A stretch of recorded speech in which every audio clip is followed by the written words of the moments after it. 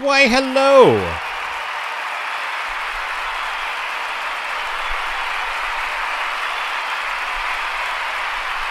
Welcome to the Captain's Cast on the Swords and Starships Channel.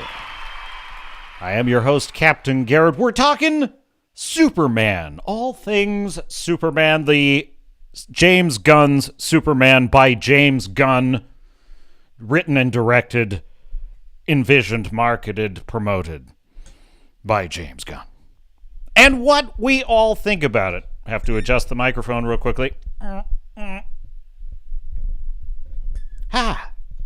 are you? Not at all a divisive topic whatsoever. I think it's pretty much settled. The science is settled on Superman's James Gunn. What do I think about it? Well, my feelings about James Gunn's Superman is typically complex. And the opinions run the gamut. And the problem is, see, there is a saying, an expression. In great dramatic storytelling, in excellent dramatic storytelling, two people are arguing, and both are right. And that is kind of what's going on in the debate with Superman's James Gunn. So we're going to talk about that. And I haven't forgotten about other things that are percolating out there. We have Cope involving Ironheart. We have Cope involving Jurassic World Afterbirth. I have to tell you, I have my faith in Gen Z and normies has been completely restored. Because a Gen Z normie associate of mine, who normally is pretty forgiving of what I would describe as Marvel slop, saw Jurassic World and basically came to the exact same conclusion about the movie I did, which is kind of amazing. It's the first time we've ever agreed. He was like, well... And he said that his girlfriend had come up with a perfect description of Jurassic World. And her description, her one-phrase review of the entire film was, and all the friends we made along the way. And I said, that's perfect! That's exactly what it is. Jurassic World, all the friends we made along the way. While we were looking at petting the pretty dinosaurs. That's what that was. So we'll talk about some of that. I've got some other curiosities in the stack of stuff we're going to discuss. I got to grab, Mr. Producer, my YouTube back office, because I forgot to load it in my well, the countdown spurred out on me, and I don't know what happened there. I probably should have restarted the old computer system. I don't have my chat. Redoubt Productions is in the chat on Discord. The link is in the description if you want to join us.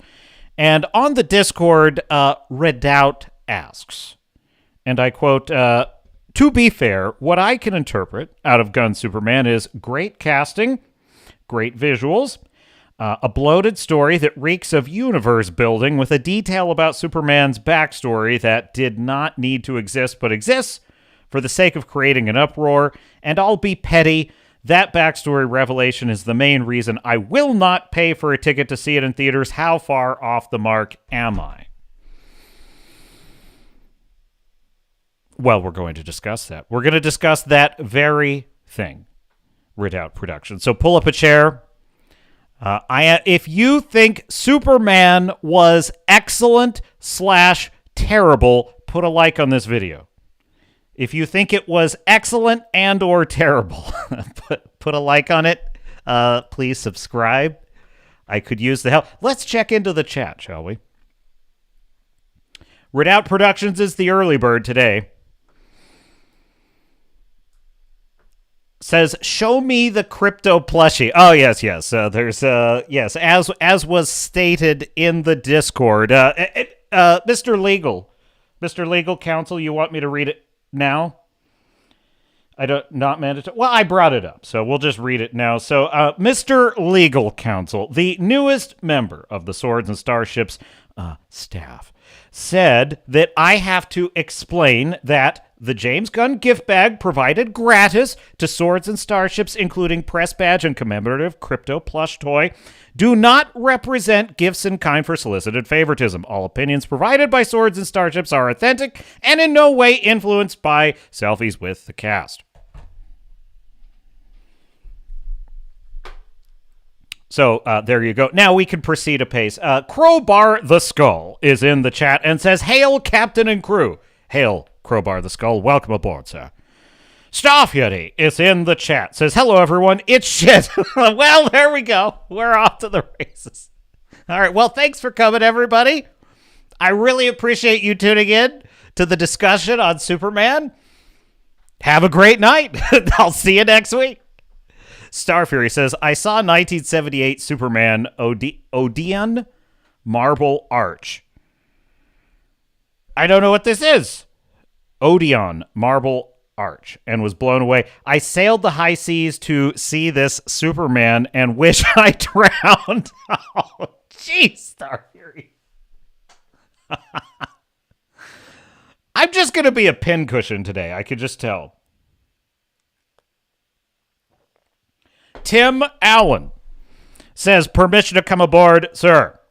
Permission to come aboard granted, sir. Assume your post. As always on the Swords and Starships Channel, permission never required and always granted. So I guess we should jump into it. What did I think of Superman? Well, you know, the interesting thing is, as I was watching it, I was enjoying the absolute hell out of it. I really was. I was having a lot of fun. And when I left the theater, my overall impression was I had a lot of fun. I really enjoyed this movie. That was pretty excellent. The problem comes in when one begins to contemplate certain things. See, one of the problems with this film, and I've noticed this about modern films a lot, that they are so wham bam whiz bang constantly. They keep throwing something at you so often that you rarely have time to actually be totally immersed in a scene and really think about it. And so what I've noticed a lot lately is when I leave a movie that I had a good impression of, and I start thinking about that last little thing they slipped in there before I even really had time to notice it, I start thinking about that thing, and I suddenly realize, oh, I really hate that. I really hate that. This film has a couple of things in here that are like that. My overall impression is I understand why people don't like it, and I understand people's objections to some of the things in it, and I share some of those objections. But I think that it's somewhat, what's the word I'm looking for? Unfair doesn't seem like the right word, but I would say, look, there are films like The Marvels. Like, there are shows like Ironheart and The Acolyte that are clearly written by very low IQ or at least very low talent individuals. Okay, that is not the case with Superman. James Gunn is a fairly good character writer. And one of the things that I loved about this film was Superman. I actually really like Superman a lot. I thought, he had that line, "What the hey, Crypto?" I loved that because he's from Kansas. He's salt of the earth. They're sending a second plush toy. Thank you. It's not important. Look, I thought Superman had his personality was awesome in the film. He was kind of joyful. So there's a subplot in the story that he is trusting. Subplot's the wrong word. There's a character trait that he has in the film, which is that he trusts people too much because he sees the good in people. I think that's the kind of Superman we've been asking for. The kind of Superman that believes in the best of people, who just wants to do the right thing, who just wants to save lives. The emotional outbursts I was concerned about because of the trailers, in the full context of the scene, turned out to be, in most cases, not as bad as I thought they would be. Like when he kind of freaks out with Lois, she's been like pressing him for quite a while before he finally just, stands up and says, people were going to die. And at that point, in the context of the scene, I actually quite liked it. This is a Superman who loves helping people. This is a Superman who's not in it for fame. He's not in it for adulation. There was a fear based upon impressions of the trailer that Superman was going to be undone by a kind of social media campaign with Lex Luthor. The idea was that Superman is embarrassed by a social media campaign Lex Luthor is launching. And Lex Luthor does have a social media campaign against him, but it's actually to discredit him in the eyes of the public. Superman himself doesn't, he doesn't really care that his reputation is ruined. He cares that he cares that he's been lied about. He cares that, but the thing is, he's in it to save lives. He's not in it to get famous or to be liked. And that may sound unusual to observe, but in recent superhero films, most superheroes, especially the female ones, are obsessed with being liked, affirmed, and worshipped. And it was refreshing to have in many ways, fairly old-fashioned superhero movie. Now, all of the characters, for the most part, Guy Gardner, Mr. Terrific, Lois Lane, I liked all the characters. I liked the actors.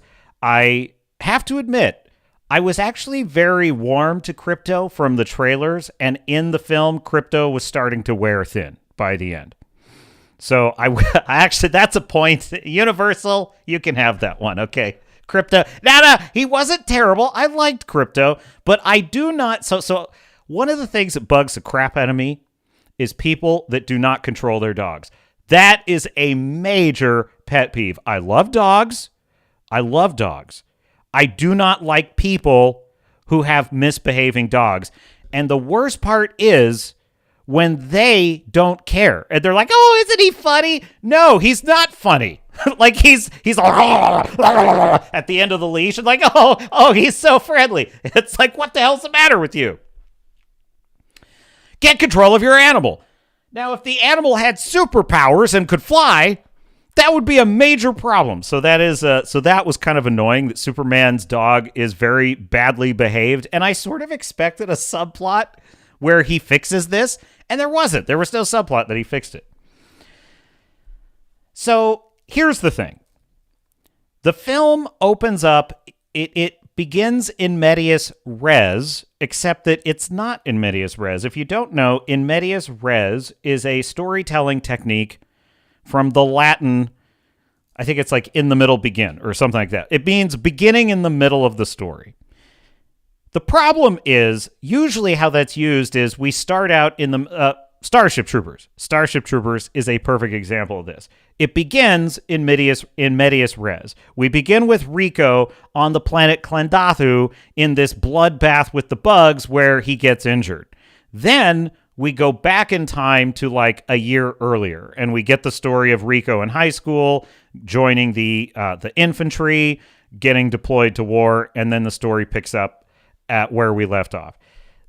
I sort of thought that's kind of what we were doing with Superman. It turns out, no, he just dropped us in the middle of Superman's story and let the tape run.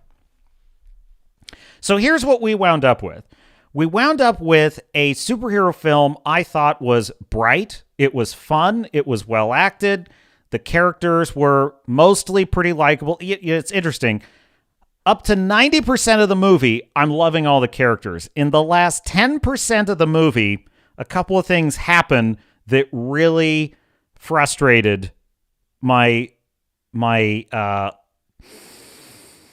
what's the word I'm looking for? Affinity for those characters. So, and I'll get into that later. I'm doing no spoilers up front here, but I'm going to dive into spoilers very soon because it's difficult for me to talk in detail about it until I get there. So no spoilers just up at the top here.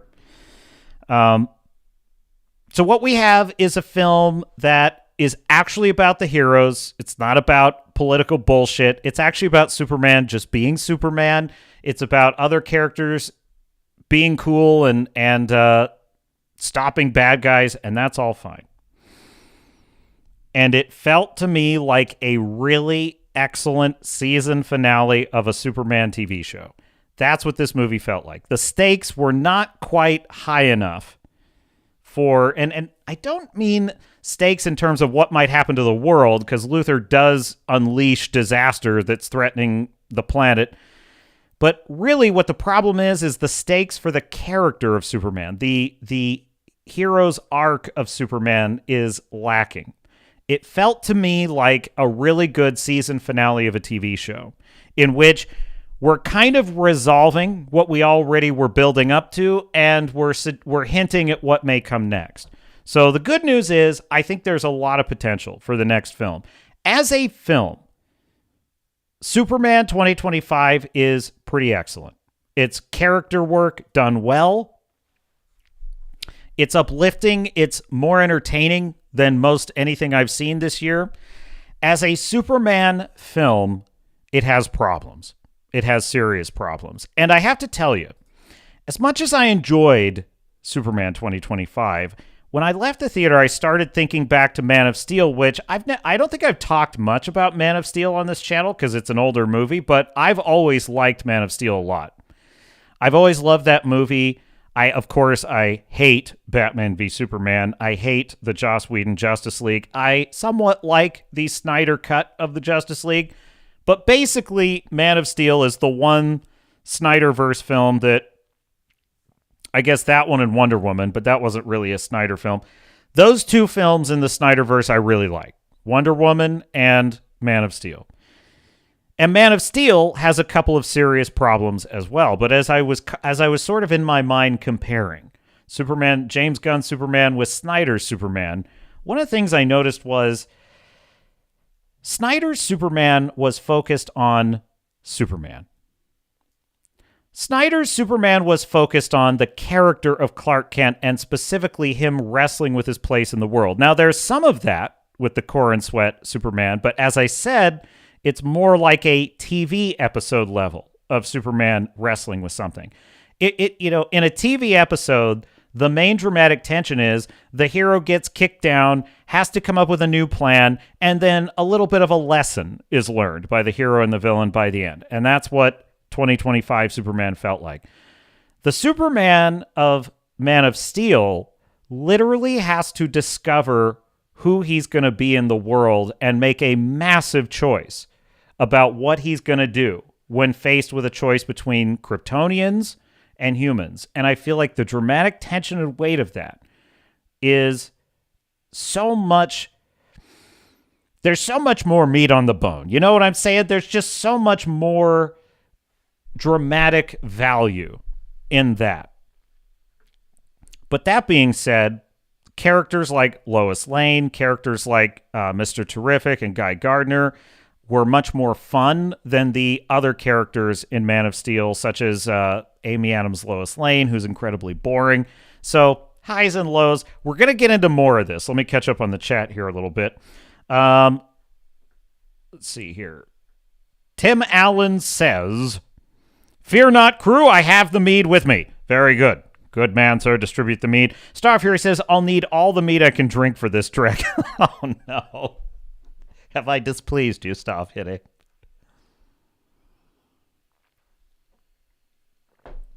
I don't know. When I got out of the Superman film, I sort of thought I was going to be racing to this camera to tell you what an excellent film it was. And the strange thing is, there's a couple of things in the ending of the film that really bother me and are somewhat unraveling it for me. And I will get into that directly. That's how Grand Moff Tarkin says directly in the Star Wars universe, and I really love that. That's how he says it. He says directly. "We will direct the full power of this battle station at Alderaan directly." Directly! I just really enjoy that. Okay, so Tim Allen says, rolls a 50-gallon cask to Star Fury to drown his memory core of the blaspheme he's seen of late. Redoubt needs to show his ID. I agree. Star Fury says, Guy Gardner is a horrid version of Green Lantern. So well, isn't he? He looked like he looked in the comics, does he not? I thought Nathan Fillion was a lot of fun in this movie. Tim Allen says, my favorite Green Lantern of all time is Kilowog. He's the perfect Green Lantern. All the reviews I've seen on YouTube is that this Superman film is mid, or as I will put it, meh. I did not feel that way. I guess I'm just not the hero the internet needs, but I am the hero it deserves. No, I'm just kidding. I'll be the guy to say I had a lot of fun in this movie. I really did. I enjoyed it a lot. Here's the thing. James Gunn is really good at doing character-driven casts, and he's really good at dialing in the character. Now, the argument is, are these the right interpretations of the character? If we just set aside whether this is lore accurate to Superman or not, these are good characters that are pretty interesting, and it's a lot of fun watching them interact. I do understand some of the objections to the portrayals of the characters. Like, I think one of the big problems in the film is Superman gets very drowned out by the other characters in the film, and that's a big problem. This struck me as a film that's goal was to entertain. It was to entertain the audience and have fun with Superman. I mean, part of the problem is there were so many cool things in this movie. Like, I really enjoyed Lex Luthor a lot, asterisk, because of the ending. But I really enjoyed Lex Luthor a lot throughout the film. I love Nicholas Hoult as the character. Here's something that kind of shocked me about the film, okay? One of the problems that we have with modern film, Jurassic World comes to mind. Jurassic World is a film in which the dinosaurs are more like misunderstood pets that are pretty to look at, and maybe you can take one home with you in your backpack. And so there's no tension, there's no horror, there's no scare factor with the dinosaurs. I chalk that up to we just can't have anything that's going to upset the audience anymore.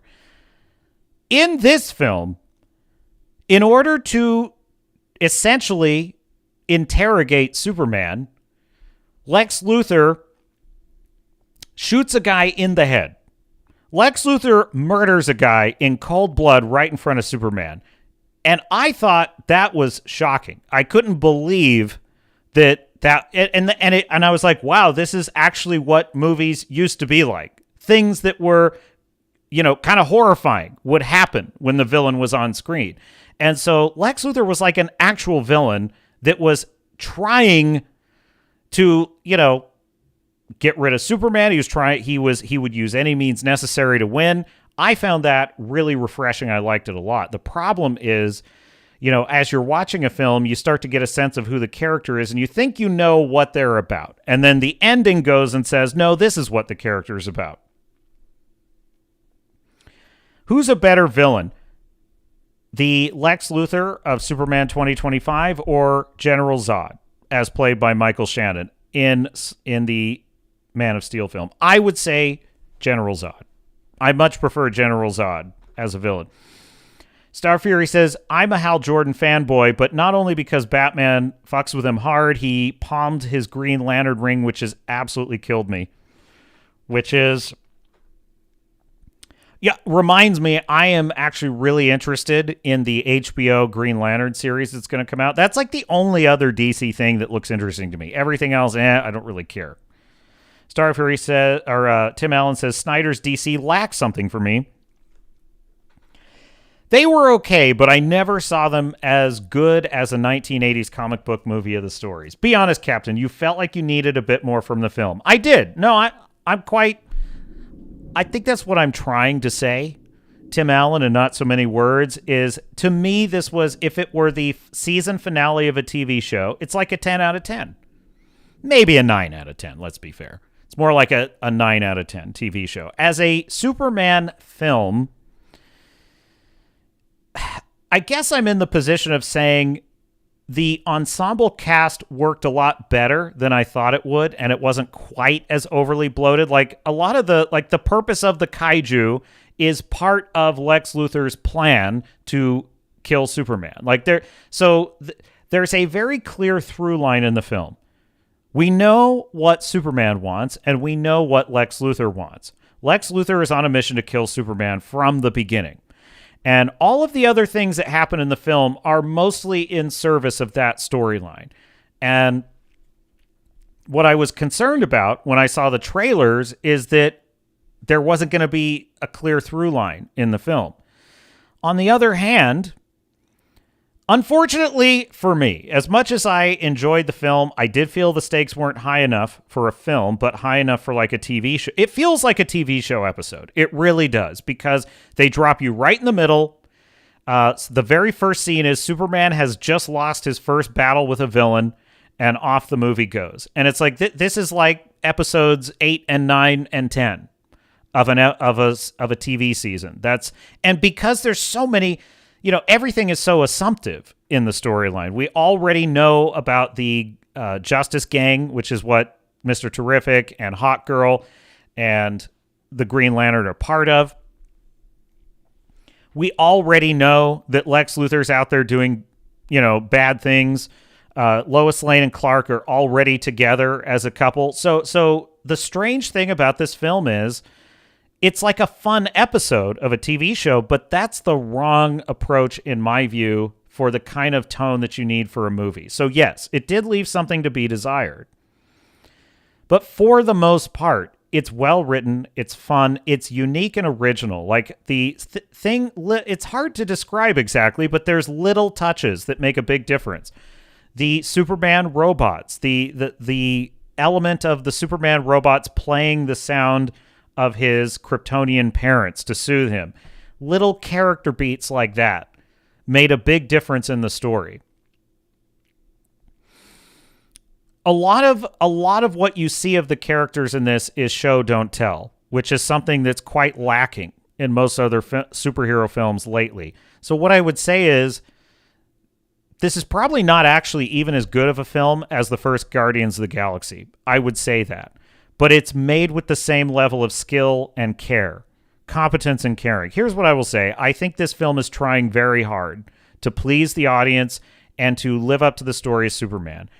If it weren't for the fact that David Corenswet, his performance and the character is so likable and so lovable, I don't think I would have had as high of an opinion of this film as I do. I think this is the most optimistic, well-meaning Boy Scout Superman we've seen in a long time. And that really was refreshing. It really was. And I enjoyed that a lot. Unfortunately, I think one of the problems we have is the motivation that Lex Luthor has at the end is a bit thin. It's a bit weak. And so that is my cue to put up the spoiler warning. So from this point forward, all spoilers are on the table. I just simply can't unpack all the opinions about this film, and we have a lot to get to. I can't unpack everything about this film without spoilers. I just can't.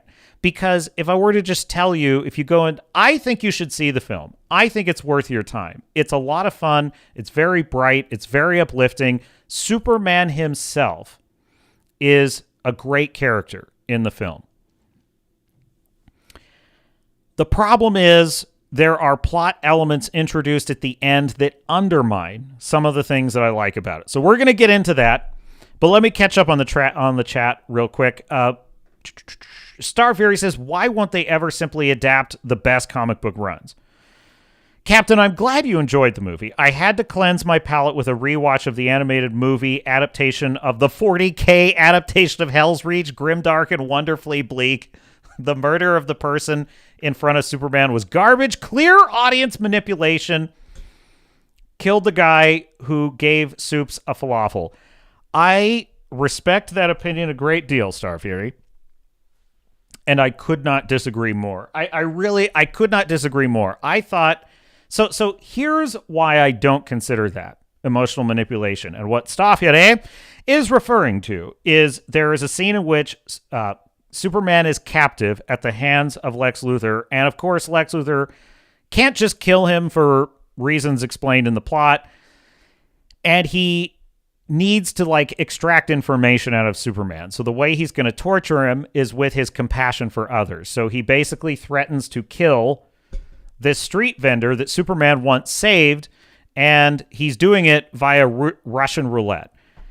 The reason why that doesn't bother me is because everything in the film up to that point established that this is who this Lex Luthor is.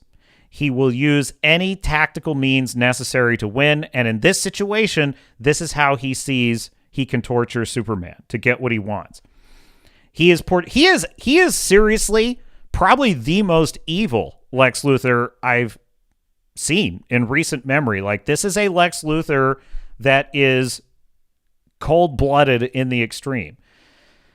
And I was hoping that at some point we were going to get a really good, deep dive on why he's like this. And the best interpretation of Lex Luthor I always have is that Lex Luthor sees Superman as tipping the balance against humanity, and there is some of that, but he sees himself as the rightful savior of humanity, the rightful I like the Lois and Clark New Adventures of Superman version of him, where a lot of what motivates him is he simply will not tolerate anyone that can rival his power. And Superman can rival his power, so he must eliminate him. So all those elements are there, but it all kind of boils down to a sort of envy at the end of the film, and that was a bit of a letdown because I feel like you could have done better. The biggest problem is there's never a time in this movie where Superman and Lex Luthor just have a conversation, a deep dive, one-on-one, mano-a-mano conversation. And a good example of what I'm talking about is when Luffy, in One Piece live action, confronts, what was the name of this character? The leader of the Fishmen? Why am I blanking on his name? Anyway, the leader of the Fishmen who's planning essentially an extermination of humans is having a philosophical discussion with Luffy at the end about how his people have been oppressed, and Luffy, hits back with, I don't really care what your reasons are. You're hurting people and you're hurting my friends, and that's not cool, and you're going down. Of course, I'm paraphrasing.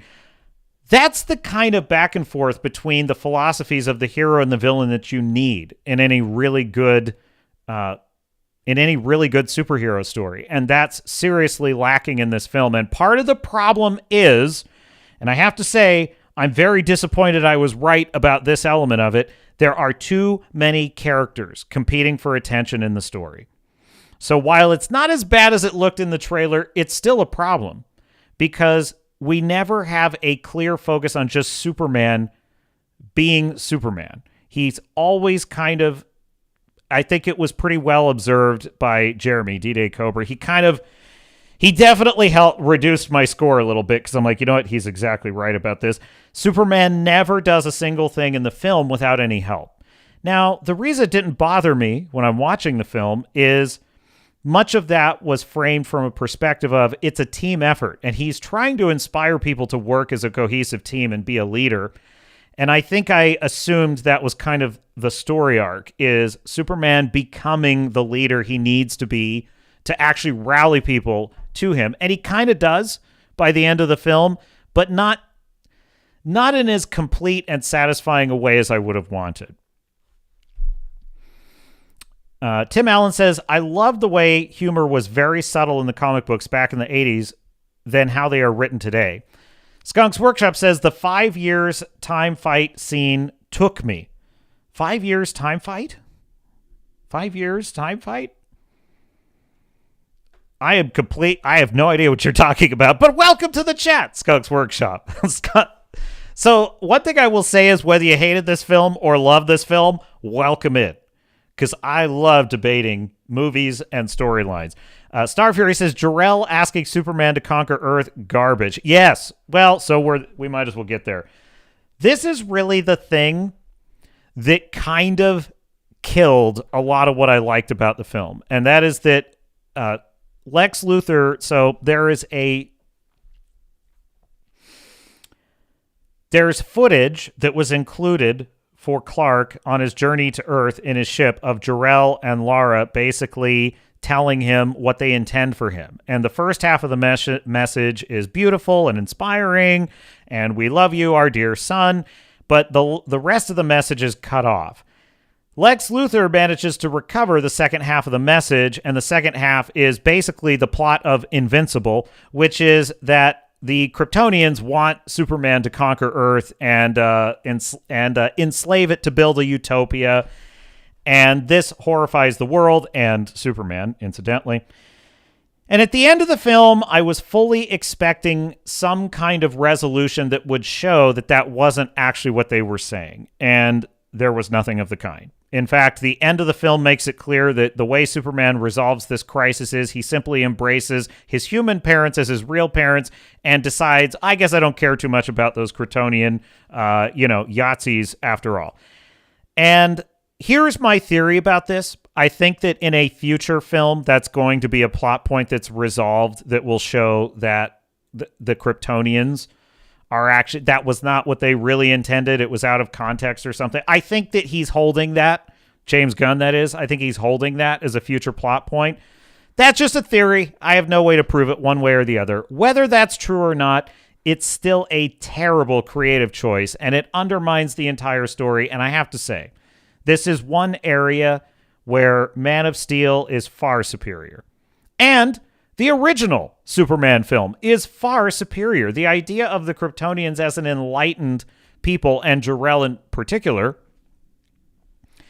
I've always seen that as very important to Superman's heroism, and I think it was a giant mistake to imply otherwise in this film. So, again, in season 2 of the TV show, that's a great hook for Superman to investigate. But for a movie that should be a complete story, that's a really bad creative choice. Tim Allen says that story arc of Superman to conquer Earth is so anti-Superman of the past and tilts me for wanting to watch this movie. Yeah, no, I understand. That is the worst part of the movie for me, is the fact that it's implied that Jor-El and Lara were seriously wanting Superman to conquer Earth. I think that, I don't know where that's, maybe there's some comic book run I don't know about. I didn't read Superman comics, so I'm making no claims to being a Superman comic lore expert. I'm not. So maybe there is a run of comics where that was the story. I don't know, and I don't particularly care. I think it's pretty well established. It's pretty well established from previous Superman films. That's not the Kryptonians we want to see. I should say more specifically, that's not the Jor-El family that we want to see. I've never seen another Superman portrayal. Not Smallville, not Superman Returns, not Superman the original, not Man of Steel. I've not seen any other Superman portrayal in which Jor-El was a Viltrumite from Invincible. I've never seen that before. And I did not like it. I didn't like it at all. Now, in the middle of the film, when Lex Luthor is using this as a way to turn humanity against Superman, that I did like. What I didn't like is the ending that revealed that that was actually what was going on. So,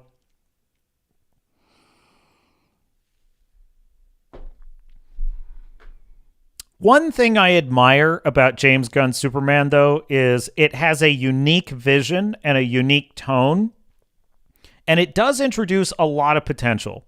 Obviously, in the second film, they could easily, and I tend to think that's where he's going with this. I think he left that open because he wanted to give Superman, which it's not a good sign in terms of like this film. It really isn't, because it shows that maybe the character development and plot development was a bit thin, and I think it was.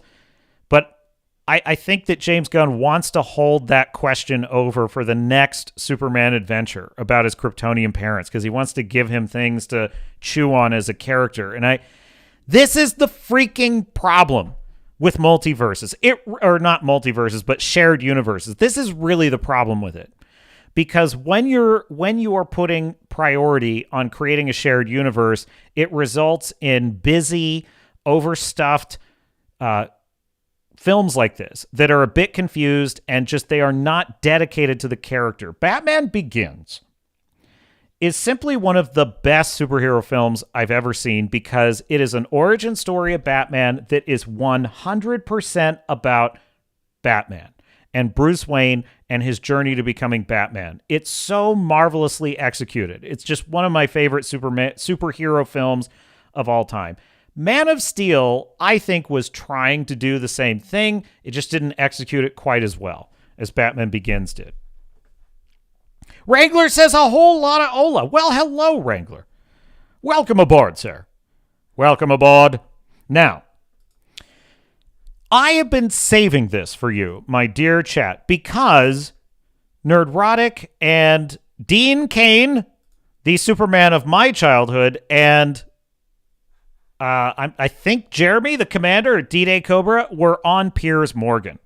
And they had a fiery debate, rumor has it, on the very subject of Superman. Now, I did not watch it for two reasons. One, I wanted to see the film before I watched this. And secondly, because I wanted to share it with you, my dear audience. So we're going to watch it together, and we're going to see what I think about it. Fu Man Blue is in the chat.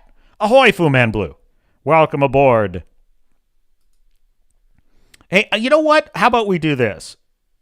We do a little poll. Rate Superman 2025.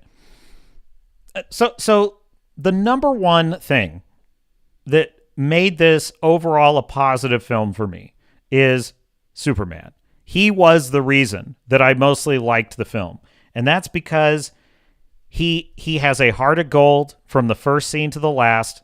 He cares about every living creature on Earth.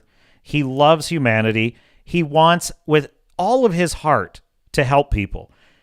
And there's such a beautiful, almost childlike quality that he has. He sees the good in people. He never lets the negativity of the world convince him to give up on that.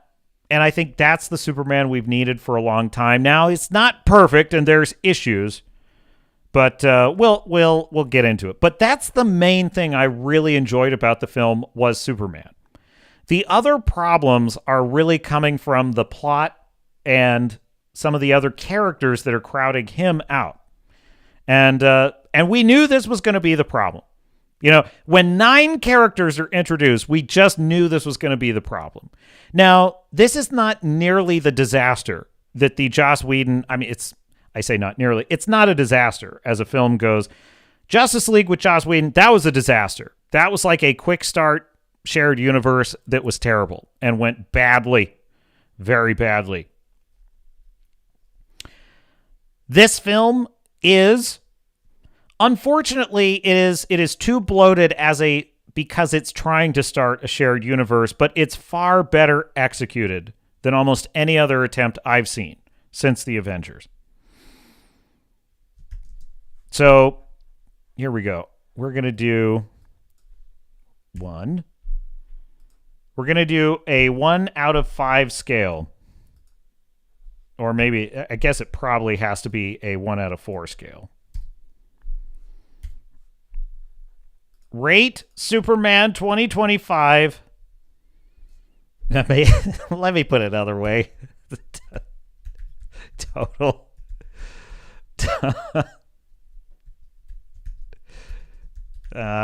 Total dog shit. Do not watch.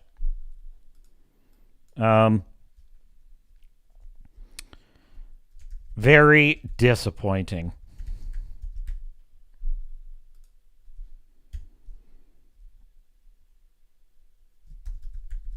Pretty good. I'll put disappointing. Pretty good. Amazing. Need to see again.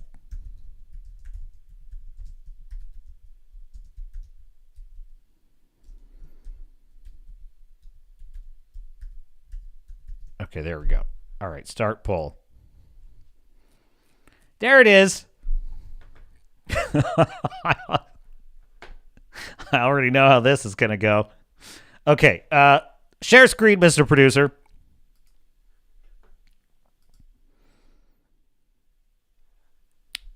And share audio. Roll tape.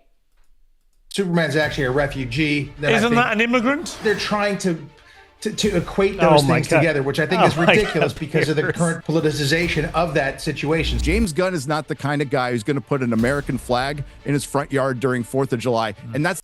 or kryptonite?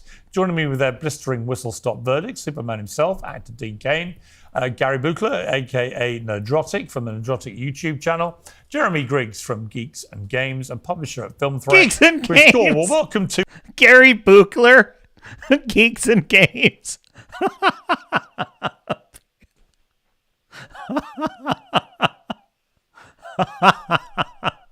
I love how he doesn't know. I really hope someday, if I'm ever on a show like this, he'll just say Gary from Swords Starship, and or he'll say something like that. Major Gary from Sword Ship. No, but yeah, that's close enough. Yeah, go ahead. all of you. Right, Dean, let's start with you as the resident Superman expert, because you played him. Your view of this new movie. Well, I'm excited for it. First of all, these guys all know more about Superman than I do. I promise you that right now. All geniuses. They've never been Superman. That's the key difference. Yeah. I think Except in their own mirrors. I'm sorry. I'm excited for this film. I was excited to see it. It looked like a lot of fun. James Gunn had a lot of humor in that original Guardians of the Galaxy. I was excited for it. I still am excited for it. But, you know, the idea they start talking politics and Superman is an immigrant. Superman's actually a refugee and was adopted and assimilated into American culture tremendously well. And so that's a little bit different than Isn't that an immigrant? No. No? It's a refugee. Well, refugees are immigrants, so aren't they, really? Well, yeah, but you got to understand, Pierce, the United States is the most immigrant-friendly country on the planet by far. 100% fact. 100% fact. No country in the world accepts more immigrants or has accepted more immigrants ever than the United States. We take more than the next 4 countries legal immigrants every year, more than the next 4 countries combined every single year. Right. So why would you mind if the narrative is that Superman's an immigrant? Why wouldn't that be a thing I don't to mind celebrate? that narrative, but That's not what he said. He didn't even say that. He just was describing the character. He is a refugee. He is a child and a refugee. It's because they're trying to equate those things together, which I think is ridiculous because Skunk's Workshop saying Mr. Terrific's fight scene was to the song 5 Years Time. Sorry. Oh, yes. Here's the thing. I loved Mr. Terrific in the film, and that's also a problem because this isn't the Mr. Terrific film. This is supposed to be the Superman film. So the fact that I get the feeling that when we get a Mr. Terrific film, which I hope we get, because I think he'd be a great character to do a film for, but when we get the Mr. Terrific film, I get the feeling he's not going to have to compete for attention with 5 other characters that are just as important as he is. I just get that feeling, and that's something that definitely bothers me. Star Fury says, don't waste the bandwidth. Fu Man Blue says, I don't mind hearing opinions, but the minute you think I should share yours, you can get fucked. I agree with you, Fu Man Blue. And also saying, I hate it when people tell me not to watch something. Yeah, exactly. Like, obviously, if someone's saying, like, it's not worth your time, don't watch it, what they're really saying is, I wouldn't watch it. But when someone's, like, literally twisting your arm like it's some kind of cause, like, no, don't watch it. Don't reward them. And it's like, that's for me to decide. That's for me to decide. And for you to decide. And it definitely, it's a weird energy, and I don't like it either. And that is certainly not what I'm here to do. I'm just here to tell you what I think, in my opinion, is worth your time. But every opinion on this film is 100% valid and welcome in my chat. And Chooch McGee is aboard the ship. Welcome aboard, Chooch McGee. Says, at least we won't hear about Superman when Fantastic Four comes out. Are you sure about that, Chooch? You never know. You're definitely going to hear about Fantastic Four, probably in comparison. Jinder is in the chat. Welcome aboard, Jinder. Clark Kent is Superman. I agree with that statement. Tim Allen says, is it Interstellar bad or Rise of Skywalker bad? Oh, come on. Come on. That's a loaded question. That's a loaded question, Tim Allen. I'm not falling for that trap. Star Fury says, to me it was a steaming pile, but you should form your own opinion. Worth a BitTorrent? Yes, Chooch McGee, I would agree. The current politicization of that situation. So that's the part that makes me go, look, don't try and make it all woke and crazy. Keep that character as, the way I like him is truth, justice, and the American way. And I was hoping that would be the case in this film, and I hope it is the case, and I'm still looking forward to it. Okay, let me bring in Nadrotic. What do you feel about this? I mean, I've read quite a few reviews spinning around online, and the general view is it's not bad, bordering on quite good, that it's not as political as people are trying to frame it. What's your view? Oh, it's not woke at all. What Variety was doing, Mark Milken particularly. And that's the one thing I can say with absolute certainty. This is just a superhero film, and aside from all the debates about who Superman should be or what, whether he should have less other characters to compete with, etc., as a character-driven story, this is a well-made film.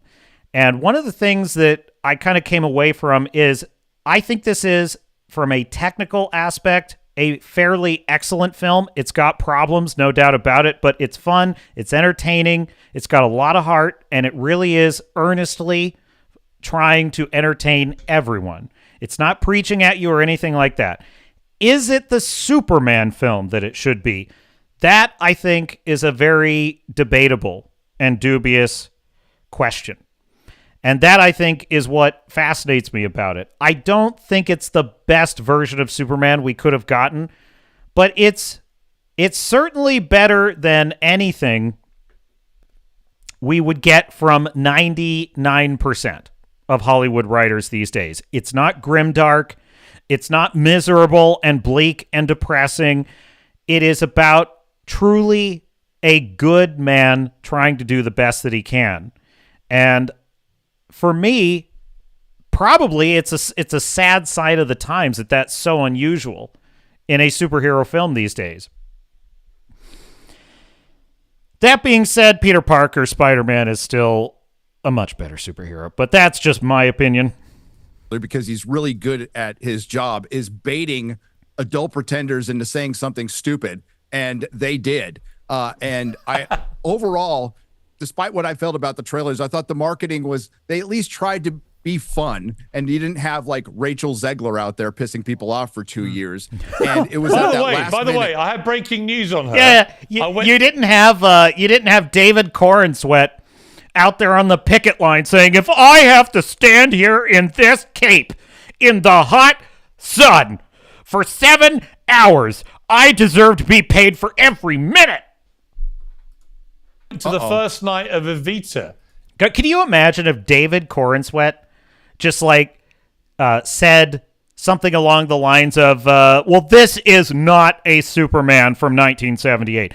The Christopher Reeve Superman was made in the 70s, and very evidently so. Imagine if he came out and said that. No, we're not doing that this time. In London's West End, she's the lead, and she was absolutely brilliant. So even though she's very irritating in her public pronouncements of a woke nature, and she basically bombed the Snow White movie because of it, she's actually an incredibly talented performer. Can you ask her to stay over and do those I was going to say that's great. Can you keep her? That will make us all happy. We're happy to hear that she was great. I tweeted her or sent it to her on X to say, look, just park the politics and the woke stuff and focus on your incredible talent. We'll all be very happy. Anyway, back to Superman. Back to Superman. Yeah. Despite all of that last minute trip where Fox News said it was woke and people were worried it's going to be political. No, that's not the problem with this movie. The problem with this movie is it's overwhelmingly whelming. It's just mid at best. I know some people are going to like it. Somebody here absolutely hates it. And we're going to get back to like a normal conversation with this, the kind I used to have in my comic shop where we'd be just fighting over plot points and story structure and adaptation of character or interpretation of character in the comic shop. That's what, and the discourse is going to be crazy.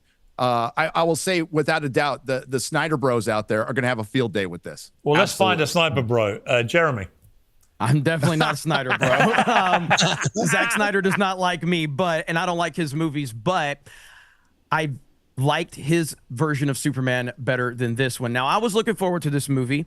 I like James Gunn stuff. I've liked all of his Guardians movies. I even liked his movie that he didn't direct it, but Brightburn. It was like an evil take on Superman, and I enjoyed that one. I did not like this movie at all. This movie drove me crazy because Superman is very weak in the movie, and he's always in a defensive state. Oh. Now, I had not seen anyone's opinions about this other than I caught like snippets on Twitter, which I tried to avoid, but I did catch like brief little snapshots of what people thought about it. But I avoided watching this or any other panel about Superman until I saw it for myself. And my first impression of the David Corenswet Superman is he's a Boy Scout. He wants to help people. He's got lots of heart. He's a really good guy. I loved all of that. And then I heard Jeremy break this down on Friday Night Tights, and this may not be his best. I might play that clip as well, because he absolutely, like a scalpel, takes apart the problem with how James Gunn handled Superman's through line in this film. It's not a proper hero's journey for Superman, this film. And that's in a TV show, in a couple of episodes for a season finale, sure. In fact, I would say, the problem is that the film ends with a beat that should actually be towards the end of the film. It begins with a beat that's supposed to be at the end. And that moment is what's known as the Dark Night of the Soul. The Dark Night of the Soul is the moment right at the end of a film, just before the big finale or the big climactic moment or battle. The Dark Night of the Soul is the moment in which the hero confronts their worst possible moment. It's usually the part where, Rocky is knocked onto the mat and, it looks like he's going to be knocked out. He's going to go down. He's not going to win against Ivan Drago. And then he sees Adrian, in the audience, and she's like, get up. That's the Dark Night of the Soul moment in the film. Now, the problem with Superman is it begins with Superman losing for the first time ever and being beaten up and maybe in danger of dying.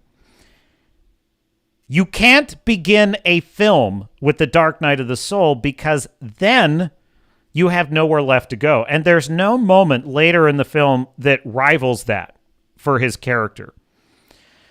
Now, if this were the season finale of a TV show, well, that would be fine, because the Dark Night of the Soul would have been he gets knocked out at the end of the previous episode, and that's the end of the episode. Superman is falling, he's landing, and cut to black. Oh, my God.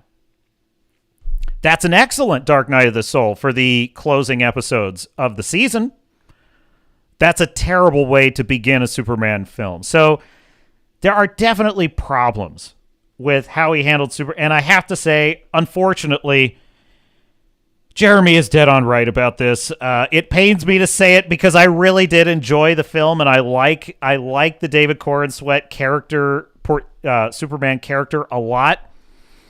He's also exactly right about this.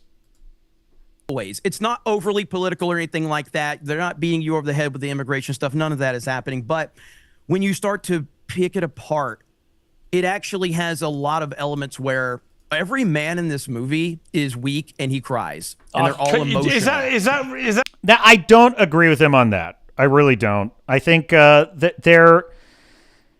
there are moments where the characters reach a low point, and the real problem is that that's the Dark Night of the Soul, right?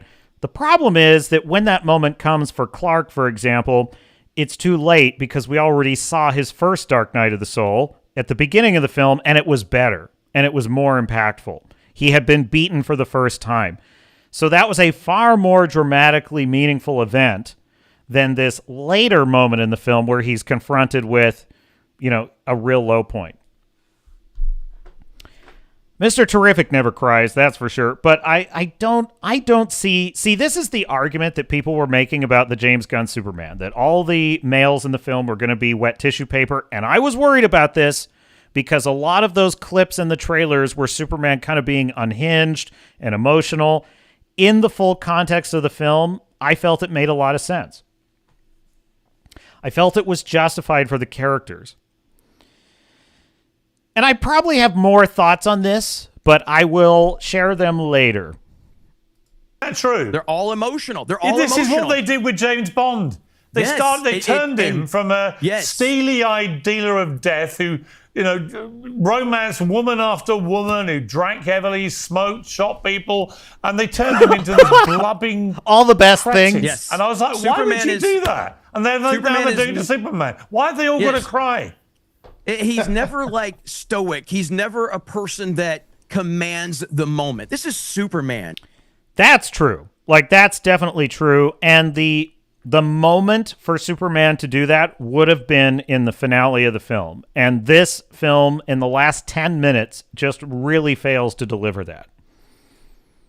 When Superman is in your presence, you should be in awe of that moment at all times. And half the time, they're treating him like he's the dumb jock in school, but we have to kind of respect him because he can throw the football far. That's kind of how they treat Superman in this, where they're kind of like, what do you do? And they second guess him. He always needs help. And I didn't like it. And again, I want to preface this.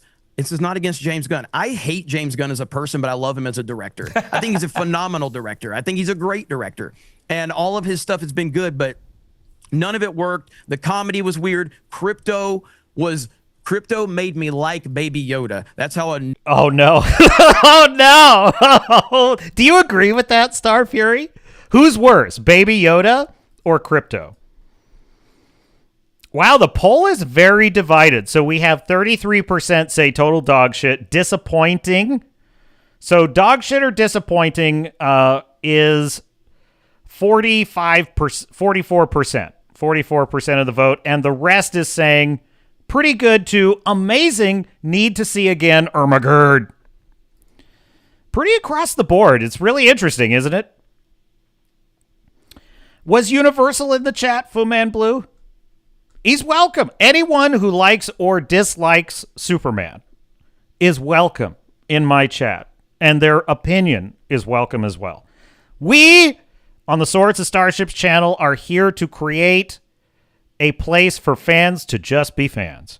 Whether they like it or don't like, whether they like the film or don't like the film, we're here to geek out about Superman, about sword fights, about starships in space, and green women. That's what we're here. And if you agree with that statement, put a like on this video. And Redoubt Production says, I'm sorry, but Crypto greater than Baby Yoda. I agree. I seriously agree. Now, my problem with Crypto is not Crypto. My problem with Crypto is not Crypto. I actually liked Crypto and his relationship with Superman mostly a lot in the film. And the audience reaction to him was interesting. I'll get to that in a second. What I did not like was how towards the second half of the film, Superman should have figured out how to train Crypto. That should have been part of the subplot. Because in the beginning, when Crypto, a super dog that could kill someone by flying into them, is running around like crazy, that's a problem.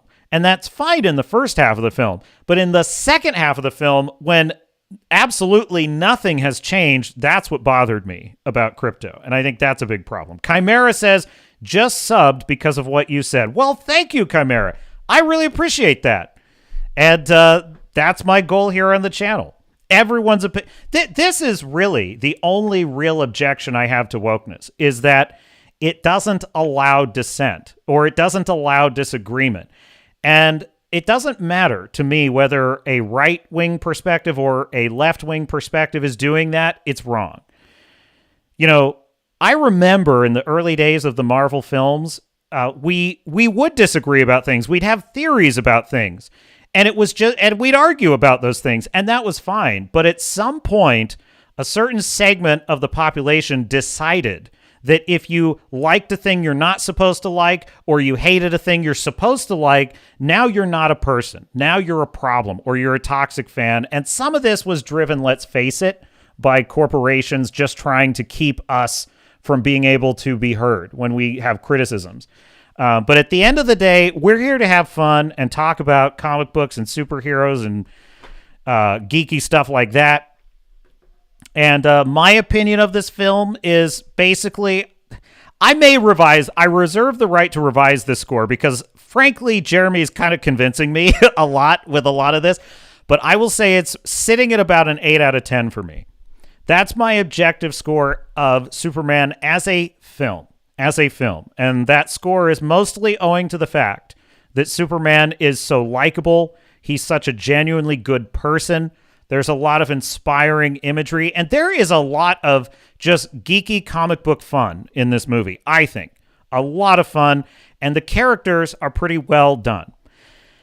Is it as a Superman film an 8 out of 10? Well, that I would probably say as a Superman film specifically, how does it live up to the legacy of, like, if a 10 out of 10 is the original Christopher Reeve Superman and a 0 out of 10 is Batman v Superman, where does this film sit? I would say it's sitting at around a 6.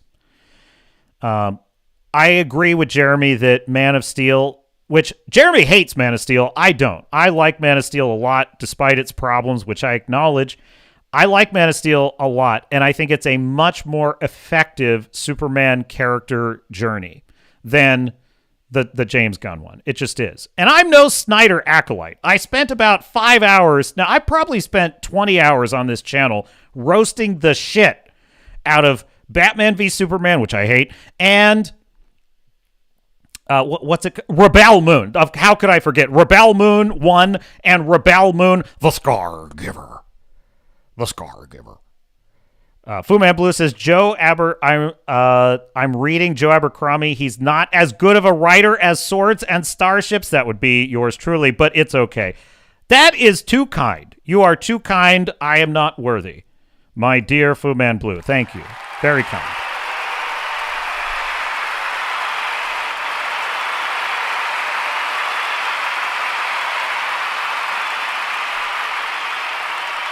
And he refers... Oh, wait. There we go. And he's referring to my own work, Blood and Oak. Yes, that would be... And, of course, the sequel, Wolves Will Eat. So check it out. And I am working on more. That was my first novel. You know, it's funny. I think if I were to go back now, there are definitely things I would change about it, but I resist the temptation because I just don't believe in that. I think that once art has been created, it is what it is. So, in any case, I don't know. Did you say that Joe Abercrombie... Honestly, I've learned a hell of a lot from reading Joe Abercrombie in terms of prose. The guy he's absolutely brilliant. He's just one of the best modern writers out there in terms of just prose, and his character building is second to none. So I don't know that that's true, Fu Man Blue. I certainly hope to make that true someday, but I appreciate the compliment nonetheless. Fu Man Blue says, if you hate BVS, you must hate Martha. Now, look, what I hate about Batman v Superman is many things, and we'll probably get into it later, but mostly it's the failure of the story to explore the really interesting things that it could have explored. For example, Superman speaking to the Senate. Instead of that, we get a cheap destruction shot of the Capitol building, and it was just a stupid plot beat. It was awful. We get a very stupid reasoning for why Batman wants to kill Superman. I watched the Dark Knight Returns adaptation animated film. The animated adaptation of the Dark Knight Returns comic book is brilliant, in which Superman fights Batman. And the reason why Batman fights Superman in that film is excellent. Excellent. And Snyder did his own version of that, and it was stupid. It was a misunderstanding, and Batman just wouldn't let Superman explain anything. So that was dumb. And Jesse Eisenberg is the worst, bar none, the fucking worst interpretation of a comic book villain I have ever seen. It's not even close. I hate that character that portrayal, it is the dumbest. I will take M. Bison, played by Raul Julia, in the Street Fighter movie. He is Shakespearean.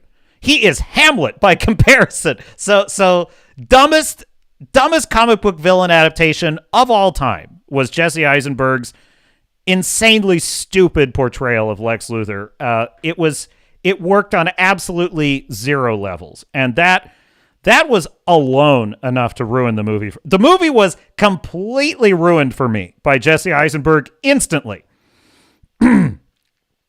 Then the destruction of the Capitol building, that just drove the nail into the coffin. And then the grim, bleak, miserable fight in which Batman is beating up a wounded Superman with a porcelain sink. Ah, jeez, this movie's crap.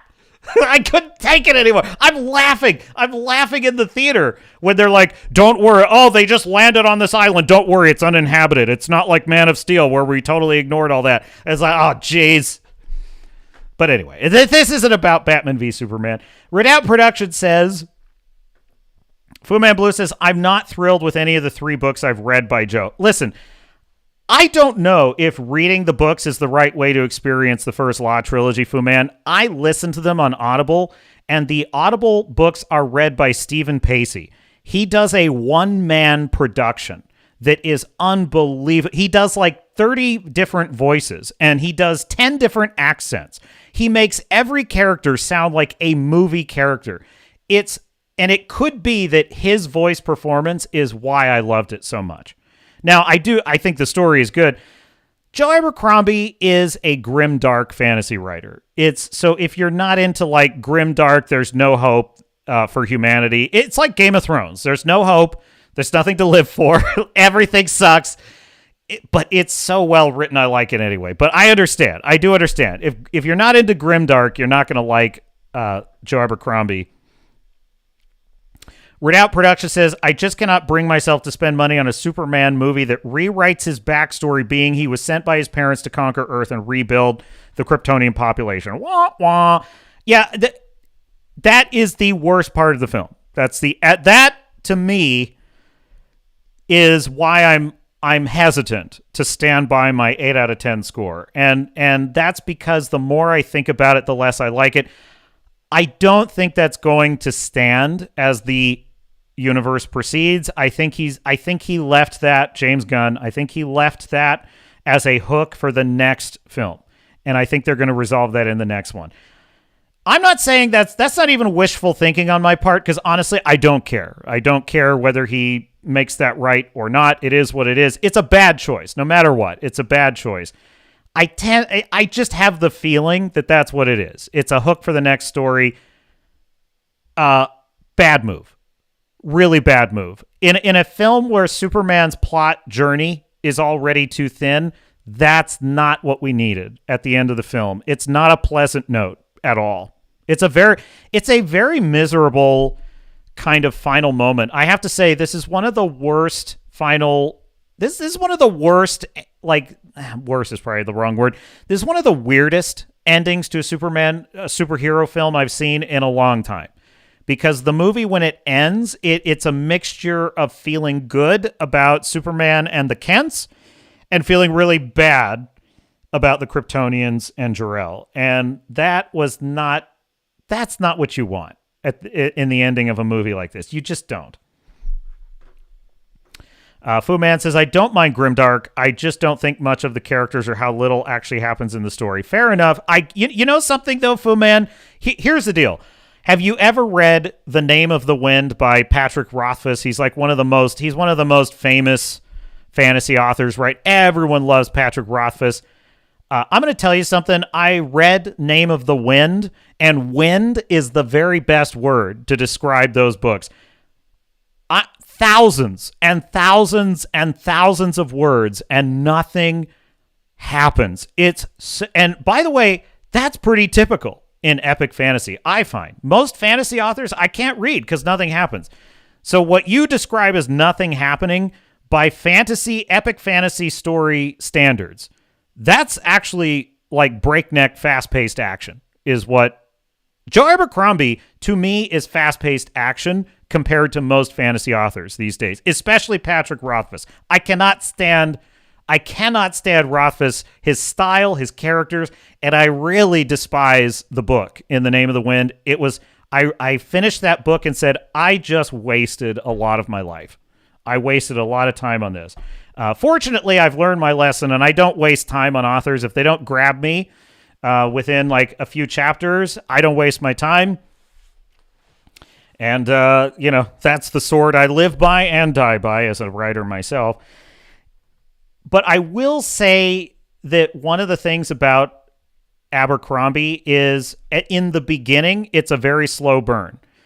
What makes his book so good is the last act of the book, all the shit hits the fan. Everything he's been setting up throughout the book, it all pays off at the end, and it goes in directions you never could have predicted. And that is what I like about it. That's what I like about how he writes. So in the Name of the Wind, it's...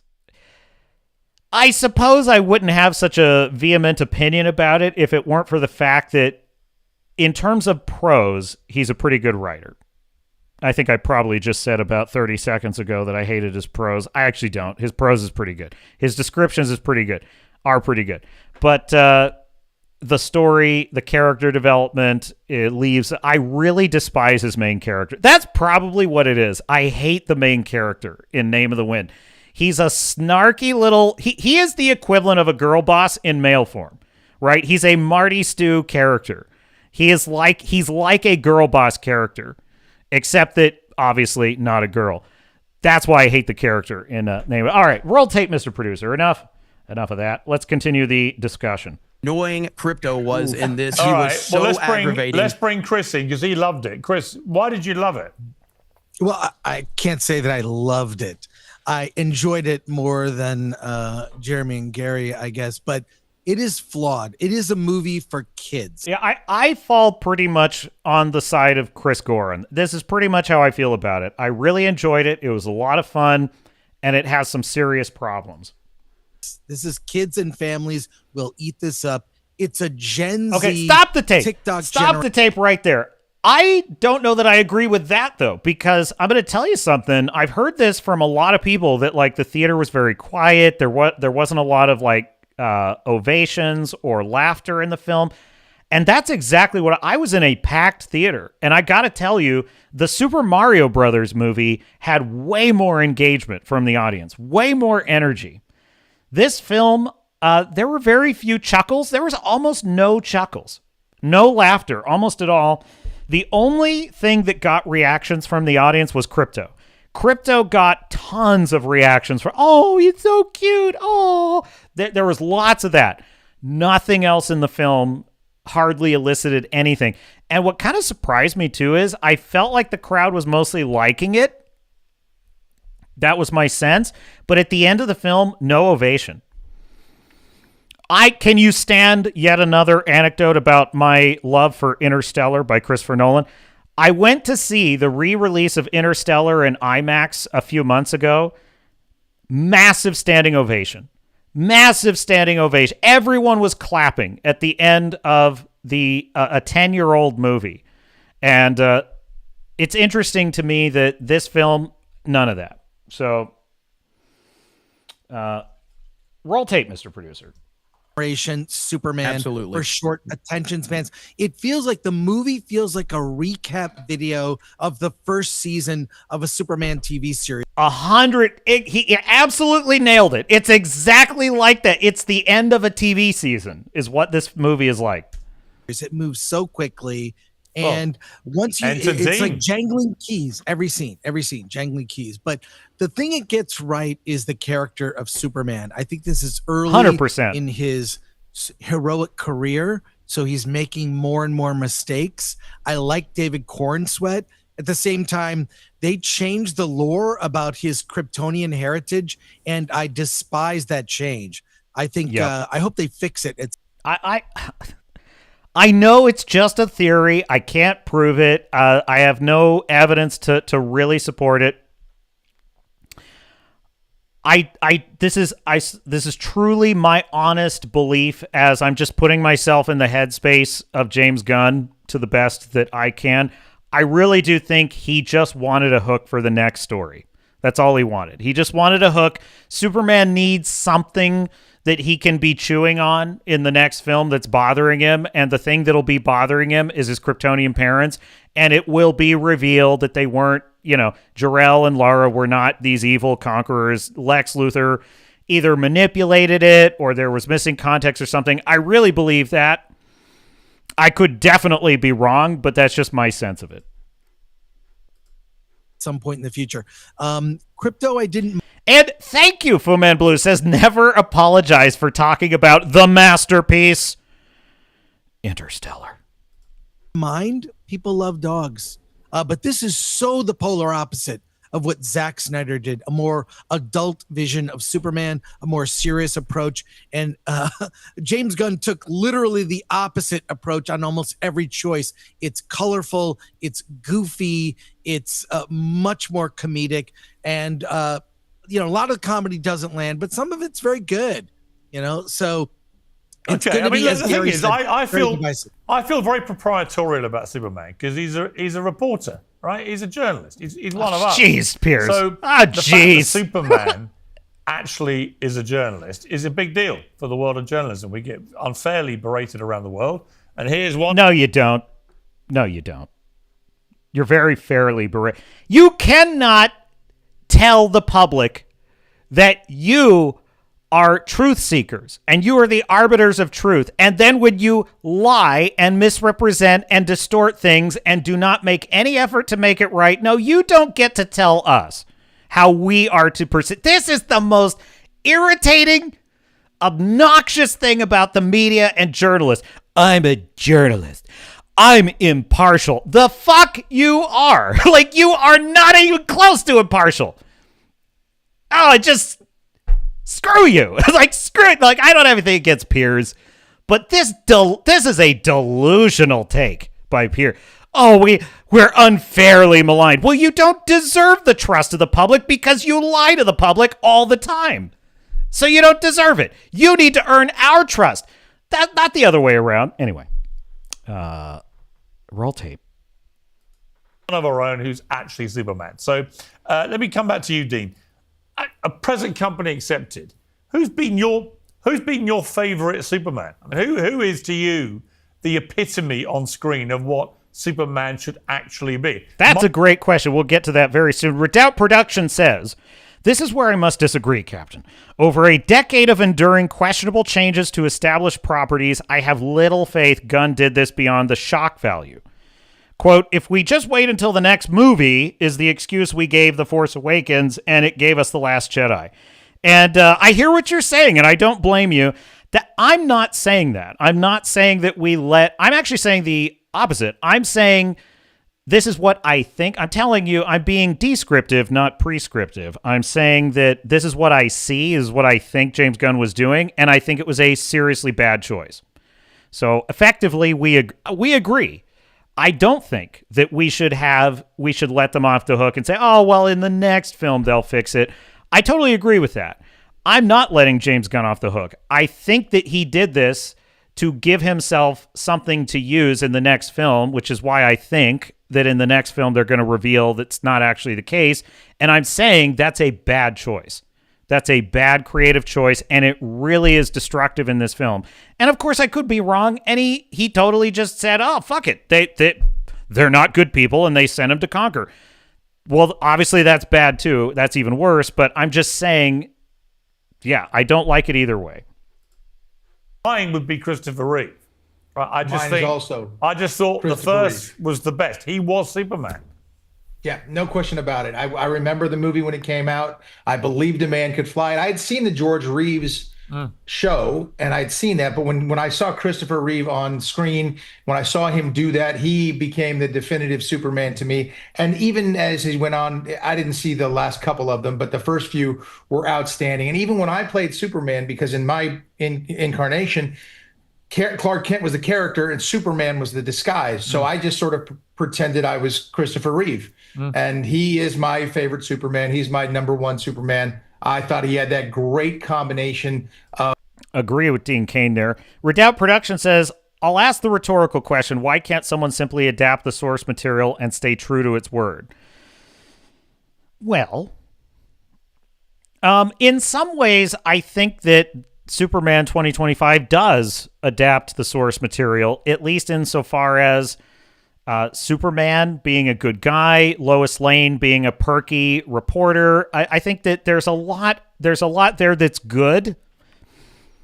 Why can't you just adapt the story, though? I mean, well, part of that, we're never truly going to get that. Like, I am a great fan of Christopher Nolan's Dark Knight trilogy, specifically Batman Begins and The Dark Knight.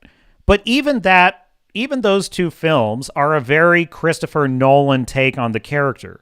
He deliberately made the city much more like a city in our world, as opposed to like Tim Burton, for example, who made Gotham a very comic book, a very fantastical looking city. It almost mirrors like the film Metropolis from the early 20th century.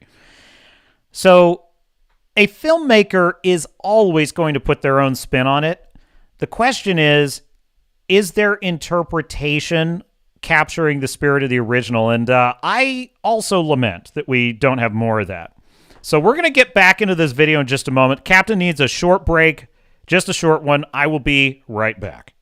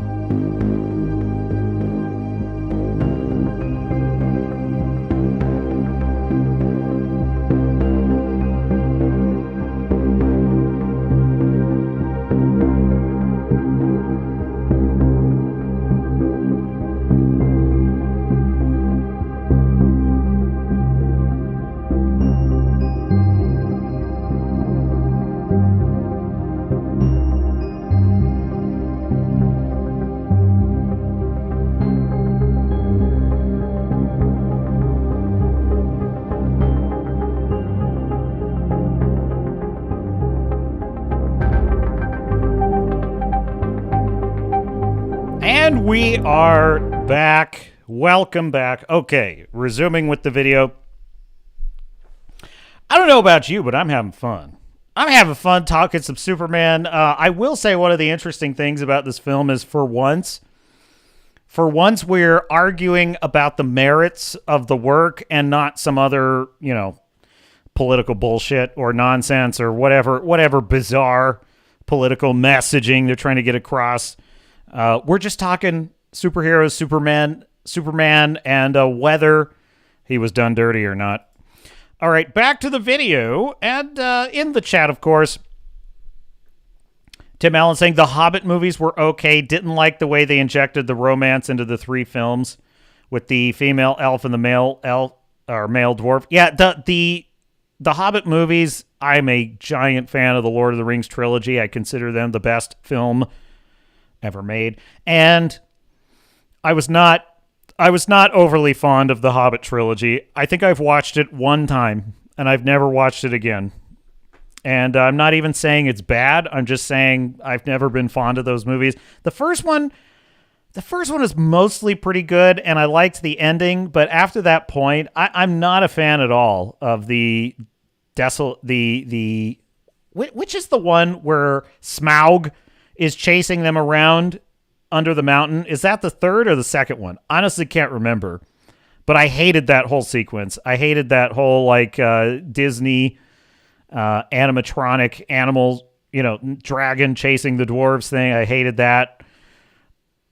Where those films soar is when they're simply adapting what was in the book. That's when they're really good. And the scene where Bard kills Smaug in the Smaug, that's how they said it in the trailer. The desolation of Smaug. When Bard kills Smaug in Lake Town, that scene in the film was incredible. Like, incredible. But then it's back to, other stuff I didn't like. Okay, back to the Piers Morgan Uncensored. Of sincerity and strength at the same time, that little wink in the eye and that little twinkle in the eye, that's Superman to me, and that to me is the number one Superman. Well, not only Superman, it's how James Bond should always have remained as well. Well, I agree with you there. No, Drotic, this issue of the political side of it, there is a fictitious militarized nation of Baravia, which has, with US backing, been planning to invade the poor and ill-equipped country of Jahanpur. Many people, a kid in Jahanpur calls out Superman. He knows that help isn't coming from other countries on Earth. He needs something divine, something super to save him. Many people are saying this is clearly Israel, Palestine. Jahanpur is Palestine, and that therefore it's an anti-Israel. Look, the entire reason that they name these fictional countries, fictional names, is to not make it a political allegory per se. Is to not inject modern topical politics. So I appreciate that. And it's just funny to me how you're still going to say, okay, well, fine, you can project onto those countries whatever you want, but the entire, I see it as a good faith gesture to avoid taking a side in any real world conflict, which is how it should be. That's how it should be. Sean Connery was the best Bond, hands down. I like that opinion, Tim Allen, and I think probably it's the correct opinion. Me personally, I think Pierce Brosnan was the best one. In the fullness of time, I've come to see Pierce Brosnan as the first one. I am biased because I was a 90s, I was a kid in the 90s, and GoldenEye was the freaking coolest movie ever. Like, James Bond, GoldenEye, that was one of the coolest films ever made. And then the N64 video game of it came out, and it was Halo, it was Call of Duty, it was all those types of games before those games were real. Like, it was the first-person shooter multiplayer game of all time at that time. And so Pierce Brosnan and Sean Bean was 006 in that movie. Alex Trevelyan. You just can't beat that. Israel movie because it portrays the invaders as the bad guys, etc. I mean, did you get that feeling from it? Not at all. I think the screenplay was done before October 7th, and I think you can put that allegory. I mean, you could also look at it as Russia versus brown Ukraine too, minus the U.S. backing. But it was all manipulated by Lex. But did he say brown Ukraine? What? I don't know what he's saying there. Someone translate that for me. Fu Man Blue says Bilbo is a real hero, not because he does brave stuff, but because he instantly throws himself at trouble as if compelled by some inner force. That's a hero. Yes, Star Fury. Sean Bean does die. Spoilers for GoldenEye. Sean Bean does die in it, and that is unfortunate because he has to. It was so. Pierce is your number 2, says Tim Allen. Well, respectable. I'd probably put Sean Connery as second only to Pierce Brosnan for me. And I would never do the dishonor of saying that Daniel Craig rates very highly. I think my third choice would be Timothy Dalton. I really like Timothy Dalton as Bond. I would say probably my least favorite is Roger Moore. I'm not a fan of Roger Moore. I never liked, he's very much a kind of Bond light for me. Comical. Which is probably sacrilege because a lot of Bond fans love Roger Moore. but he just never seemed like a particularly intimidating guy. He just didn't have that. He's very gentlemanly, and that's all fine. He just doesn't give me assassin vibes. You know what I'm saying?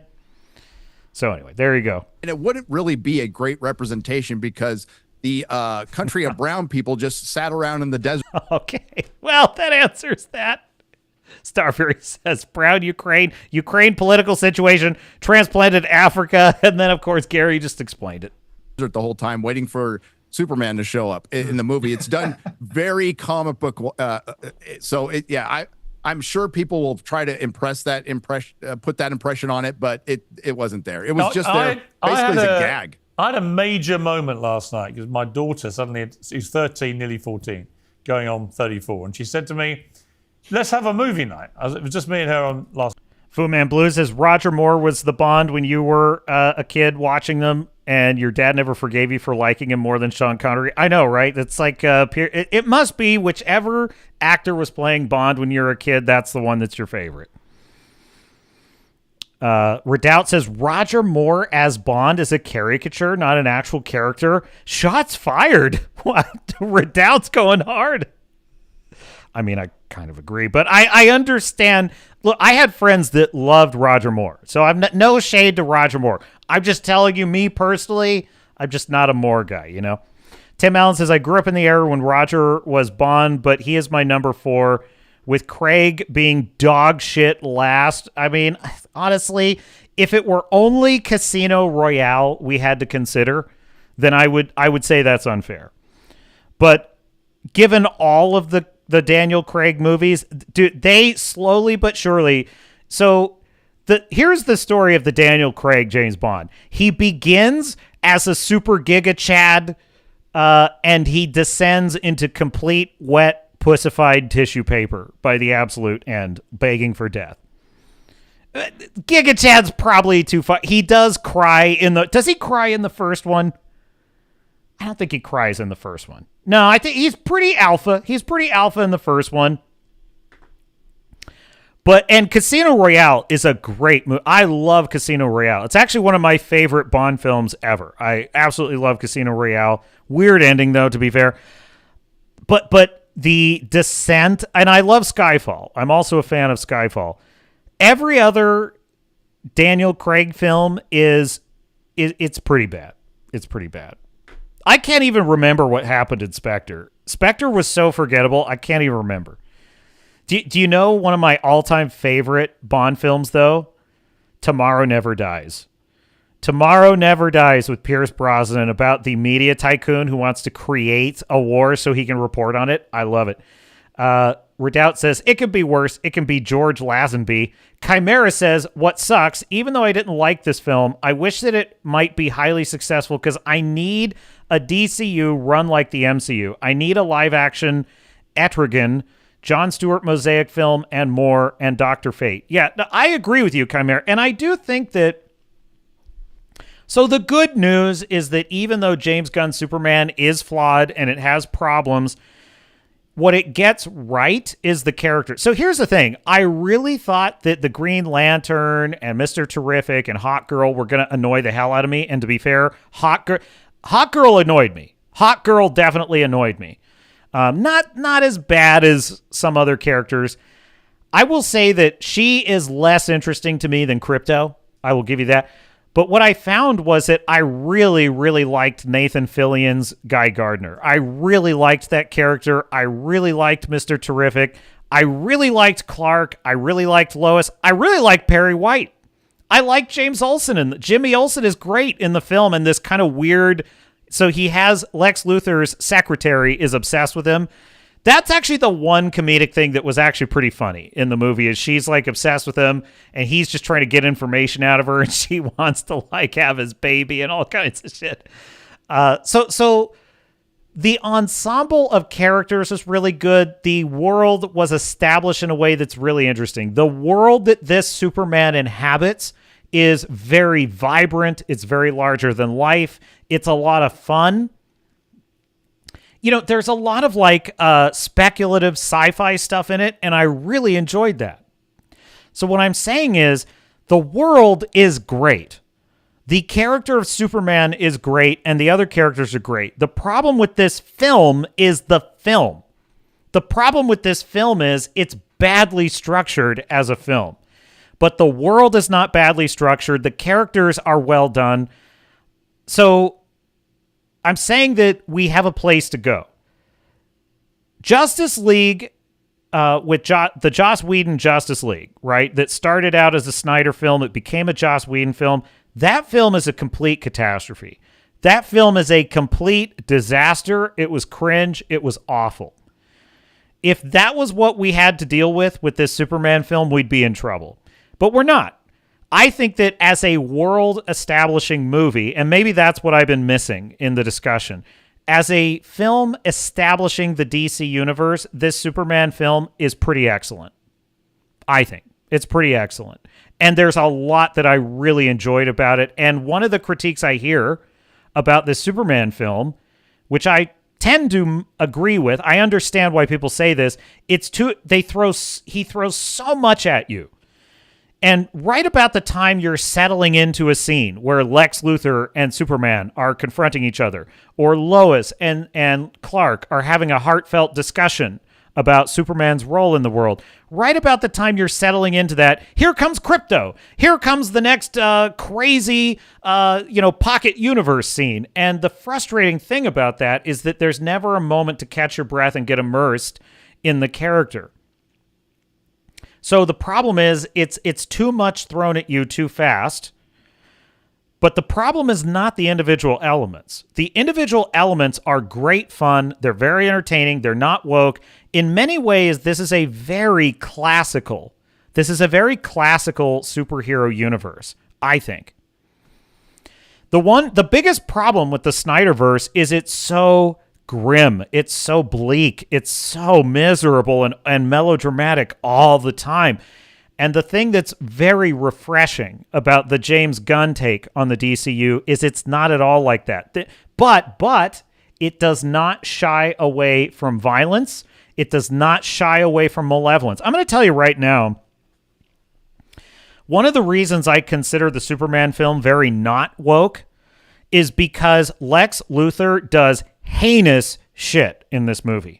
And something I've noticed about a lot of woke storytelling is for some reason, whether intentionally or not, whether it's part of an agenda or not, it seems to me that the villains are always very watered down. And they're like Jurassic World is a great example of this. The dinosaurs almost never eat people. They don't eat the main characters. They just kind of they get tired and they give up and wander off. And I'm like, what's up with that? We need to make dinosaurs great again. You know what I'm saying? And what I liked, listen, here's what I love about Lex Luthor, and I love Nicholas Hoult as Lex. He is excellent as Lex. Not as good as Michael Rosenbaum from Smallville, but he'll do. Nicholas Hoult is excellent as Lex Luthor in this, and one of the things that I really loved about it is he puts a gun to a guy's head and he pulls the trigger and thinks nothing of it. And that scene was pretty shocking to me. I couldn't believe it because I'm so used to superhero films where the bad guys aren't really bad guys. So the film is bright, it's hopeful, it's optimistic, but the bad guys are bad guys. And I really appreciate that. So what I'm saying, Chimera, is I think there's a lot of hope. Even if this film is as flawed as it is, there's a lot of hope for the DCU. More hope than I've had in a very long time. No thanks to James Gunn's marketing blitz. Tim Allen says, I so want to see DCU do an all-star Squadron Justice Society film where Green Lantern was more from magic than alien race and so need Dr. Fate standalone film.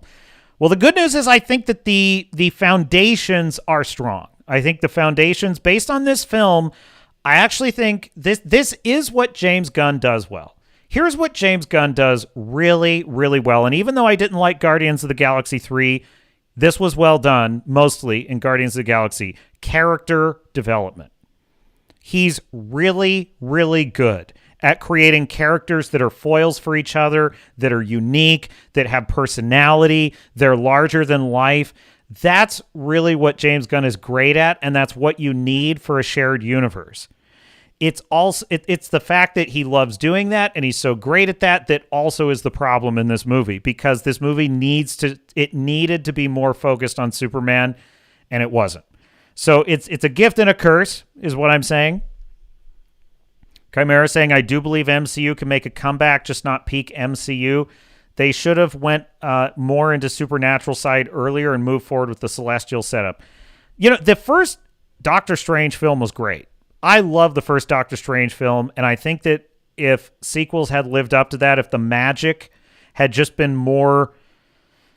I mean, I think the rules for the magic in Doctor Strange, the original film, are very good. Very, very good. And if they had just stuck with that, the MCU would be in much better shape. Skunk's Workshop says, I was surprised we all got to hear a woman admit her love to a dude and then get super kissy face on a major... I inserted that part. On a major release on the big screen. I thought that was a no-no in today's world. Yeah. One thing that was great about this Superman is Superman and Lois absolutely suck face. Like, for real. And it's not this stupid, like, head touch thing, like, oh, I love you, head bump, like forehead bump. No, we're not doing the forehead bump. We're not doing the forehead bump in this. And I appreciated that. Fu Man Blue says, I think we can't recreate it because meaning the MCU, are totally different now. Back then, they didn't know what worked, so they were winging it. Yeah, look, the problem with the MCU is not the MCU. I think the MCU is fixable. It's easily fixable. Honestly, just have James Gunn run the MCU, and that would fix most of the problems. Because James Gunn he's good at telling a story that's a story. He's good at telling a story with interesting, likable, larger-than-life characters. So just have him run it. The problem is intelligent, good creatives who exercise competence and caring, which is what I think James Gunn did in this film, this Superman film. Even if he didn't, meet the expectations we all had, I think he executed this film with as much competence and caring as he could. That's what I will say about it. And the problem is that we have Kevin Feige, who is a moron. Unfortunately, he's a moron. And he's hiring really stupid, crazy activists to write garbage like Ironheart. And it's depressing.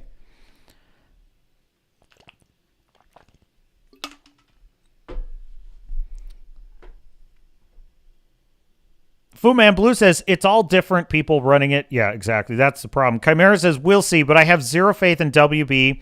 They will see the losses and online backlash and try to reboot again after Supergirl isn't a great moneymaker to follow up for Superman. WB are reactionary as fuck. They are.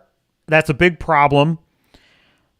I'm going to tell you something. I think before seeing Superman, I had a lot of doubts about whether this DCU relaunch was going to work.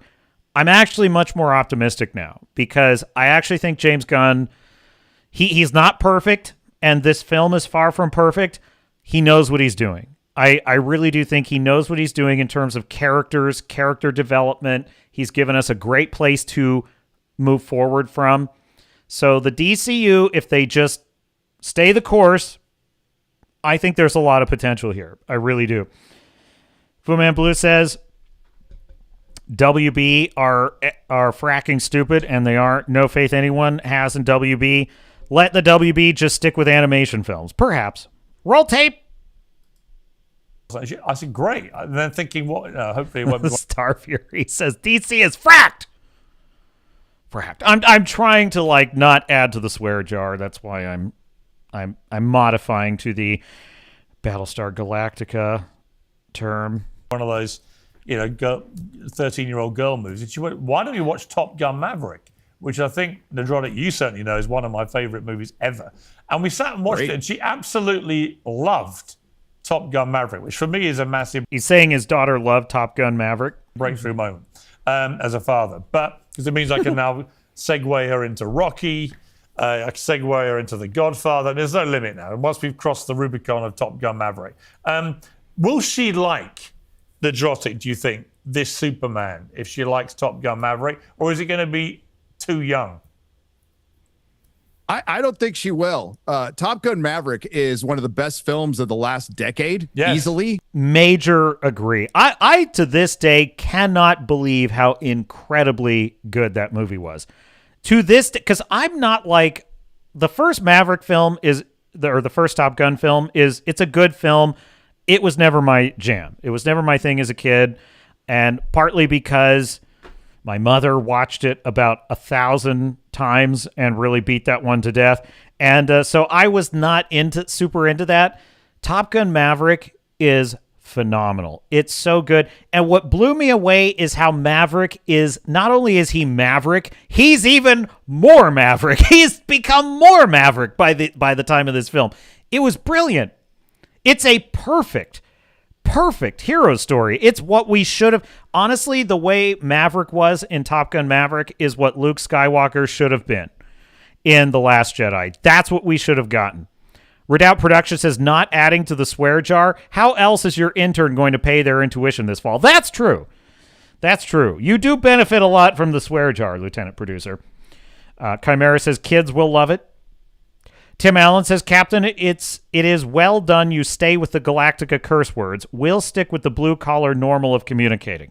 Thank you, Tim Allen. I depend upon you for such discernment and judgment.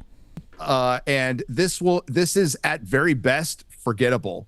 Right. It's absolutely forgettable. There's no through line. The characters are paper thin, and ultimately, James Gunn was not the right guy for the job. We all, in the nerd sphere, we all questioned if this guy who was really good at taking quirky characters, including a raccoon, and making them relatable, could he do something? Reservoir Dogs, Chimera. Oh, jeez, I don't think she's ready for that. 13 Reservoir Dogs. I don't know.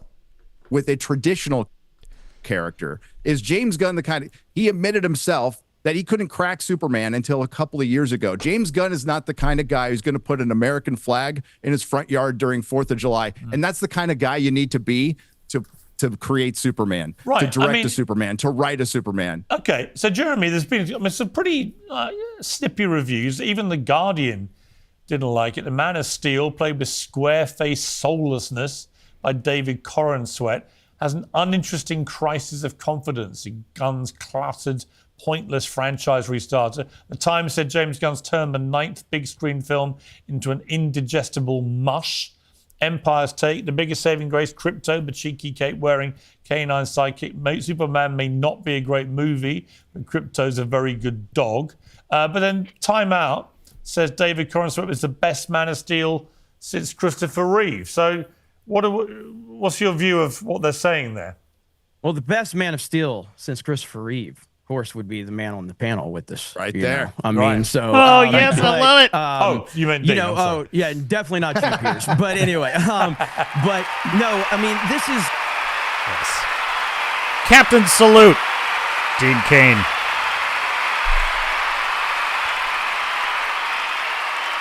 Yeah, to this day, I loved that show. When I was a kid in the 90s, Lois and Clark, I loved that show. I loved it. I had to watch it every day it aired. And it's so funny because it's one of those shows from my childhood I don't think about much until I see Dean Cain, and then I think about it. I'm just like, I really loved that show.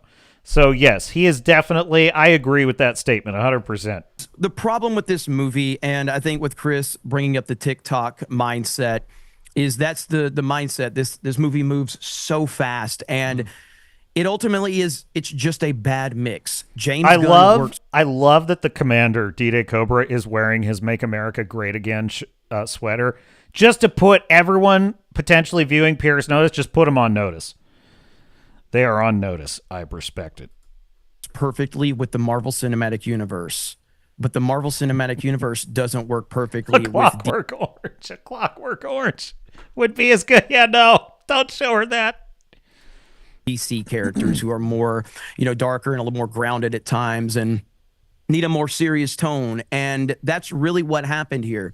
I'm not against the MCU. I recently one of the few people in my sphere that liked Thunderbolts, and most people, Gary, hated that movie. And so that's a great point. I hate Thunderbolts. I thought it was trash. So I loved Superman 2025. Jeremy hated it. Jeremy loved Thunderbolts, and I hated that. Loved is probably a strong word. So, yeah, there you go. That just goes to show you never can call it. But we agree on Interstellar, and that's what's important. Fu Man Blue says Guardians 1 was good, but the more baggage you carry from movie to movie, it drags down over time. So here's the thing. I think Guardians of the Galaxy 1 had a more meaningful, heroic story arc for Star-Lord than Superman 2025 had for Superman. And that's a huge problem. So to say that the issue is simply James Gunn, it's not simply James Gunn. I think Gary fairly nailed it. If you're not the kind of guy who's going to put an American flag out in front of your house, at least on the 4th of July, which James Gunn is most certainly not, you're not qualified to really do justice to the Man of Steel. He is an American superhero. He represents America.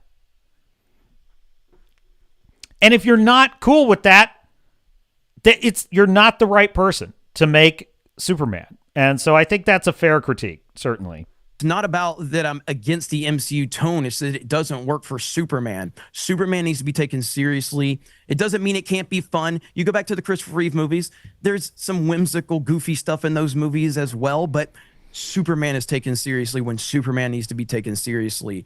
And none of those moments happen in this. He is on the defense the majority of this movie. Yeah, I don't like the sound of that. Yeah, he is always needing someone else's help. Yeah. Always. Yeah. Not only that. Nice save there, Chimera Terry. Yes, Terry Hatcher is my favorite Lois Lane ever. 100%. Terry Hatcher is the ideal Lois Lane for me. Ma and Pa Kent are stupid, dumb rednecks. And I'm from Alabama, so I get allowed to say that, okay? It's like my family is Ma and Pa Kent. They're stupid and they're dumb in this movie. And you as are a person, I thought, now listen, I still think Kevin Costner and Diane Lane as Ma and Pa, those were the best Kents ever for me. So I love that portrayal of Jonathan and Martha Kent was the best for me. But I don't agree with Jeremy here. I thought that it was a little over the top, to be fair. And I do think, strangely enough, the Kents they didn't make me think of people from Kansas. They made me think of people from farther south in terms of how they spoke and everything. So he did kind of get that wrong. But they were mostly like good, heartfelt people. And I just don't agree with Jeremy on this part. Stupid, dumb redneck, Jeremy. That is true. That is true. I'm thinking if you're going to cast some dumb rednecks, call my family. I mean, come on. What are we doing? But Ma and Pa Kent are very stupid. Tim Allen, I 100% agree with that. Smallville's Lois Lane was terrible. The worst Lois. Amy Adams is the worst Lois Lane for me. But the one on Smallville is definitely a close second. She was a nothing burger. She didn't even make me think of a reporter. She didn't make me think of Lois Lane. Honestly, she was cast because she was hot. That's it. She was purely, and frankly, that show was kind of like that. They would just cast the prettiest people they could. Skunks Workshop disagrees. With what, Skunks? Skunks is upset about something. Tim Allen says Kevin Costner had the Pa Kent look. Well, you know what I liked about Kevin Costner and Diane Lane Kents is they were like real people to me. Good people, real people. By the way, I love the Jonathan Kent on the Smallville show. I thought the Jonathan Kent on it was like 4 seasons he was on Smallville. He was great. He was really well done, and that's how I honestly see Jonathan Kent. And what I liked about Kevin Costner and Diane Lane, with the exception of the tornado, kill me to protect your secret. I hated that. We'll just accept that as read. Other than that, they seemed like real people, loving parents, and they captured the heart and soul of what the Kents are, which is salt of the earth, good people who imparted onto Clark their natural goodness, which is what's so important. And I feel that David Corenswet Superman lives up to that. He has such a natural goodness about him, and that is owing a lot to the actor's performance. The Kents that Gunn portrays are not as compelling as the Snyder Kents. And you know what's so funny is all you have to do is say one negative thing about the James Gunn Superman, and people on X will say you're a Snyder bro. or say one negative thing about the Snyder movies, and they'll say you're an anti-Snyder hater.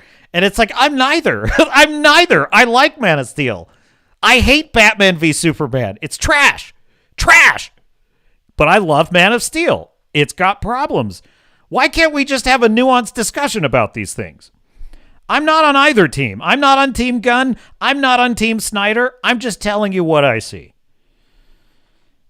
Tim Allen says that was Smallville, wanted hot-looking folks to be younger DC characters. And yes, they can't. Only smoke shows need apply for the Smallville show. And that's fine. The problem with Lana Lang was cool. I liked Lana Lang a lot. The problem is Lana Lang was a more interesting character than Lois Lane when they finally introduced her. Redoubt Production says, I by no means hate Man of Steel, but it steered way into the too far into the grim dark for my liking. There's things I like about Cavil as Superman. There's things I don't like. There's nothing I don't like about Henry Cavill as Superman. Like, he is excellent as Superman. And I would have been happier if they just did a brighter, more optimistic Superman with him. That's what I would have enjoyed. So but Corenswet is really good as Superman as well. And he is remarkably charming and salt of the earth in the Gunn film. And I do appreciate that. And it's probably the largest reason why I have a positive view of the film. It's why I enjoyed the film, is him and his portrayal of Superman really was just full of heart and very lovable, and I appreciate that. Tim Allen says, Batman v Superman missed the mark for me. DCU needs an old-fashioned brave and bold film. Yes, if there's anyone who loves Batman v Superman in the chat, your opinions are very welcome. I'm not being a hater towards you. Yes, towards the film, but not towards you. I welcome all countervailing opinions. However, look, the only reason I hate Batman v Superman so much is because it had such remarkably awesome potential. And that's really what frustrates me about it. I was very excited for that film. I was very excited for it. And one of the things that excited me the most about Batman v Superman was it was that scene in the trailer when Superman is walking into the Capitol building to face the elected representatives of the people, and that just seemed like such a powerful, interesting, amazing moment, iconic. I wanted to see that scene play out, and in the movie, he says absolutely nothing. The whole building explodes because more grimdark. And I felt so betrayed as an audience member. I felt so gaslit by that, and that's just one element. There's other elements I really despise about that film, but that to me is the microcosm of why I hate that film. So Redoubt Production says, Cavil, the actor, great for Superman. What Snyder did with the character, I really hope Cavil will finally do something to sink his teeth into that pays off. And I agree. Well, the Snyder cut of Justice League, I thought that portrayal of Superman was excellent. I really, really love the moment when Superman shows up in the Snyderverse, the Snyder Cut film.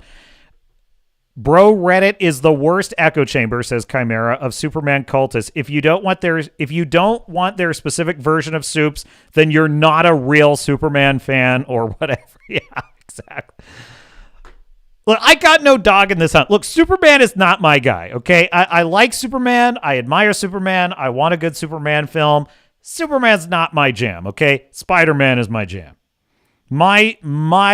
I'm probably a cultist when it comes to Spider-Man. So if you want that version of me, it's probably if it's about Spider-Man.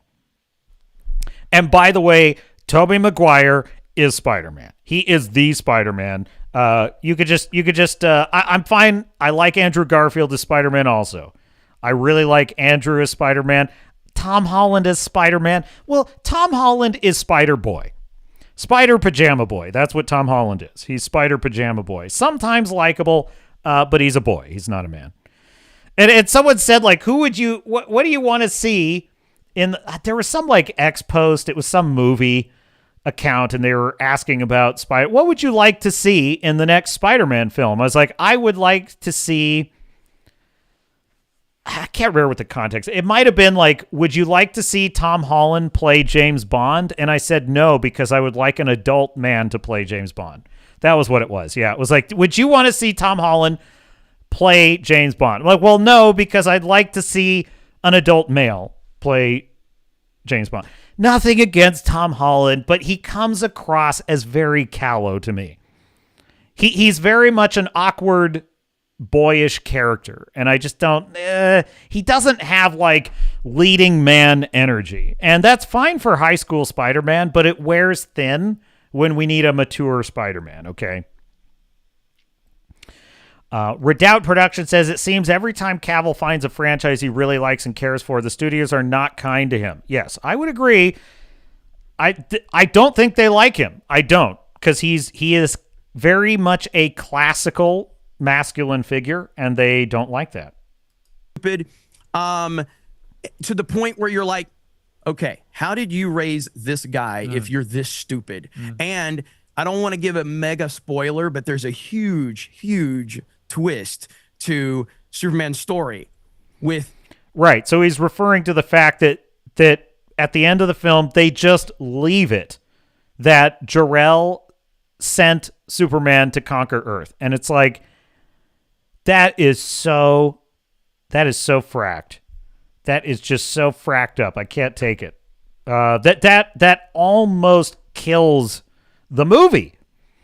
That almost kills it for me. It's such a bad place to leave it. That is truly the worst thing in the movie for me, is that reveal, and it's so dumb.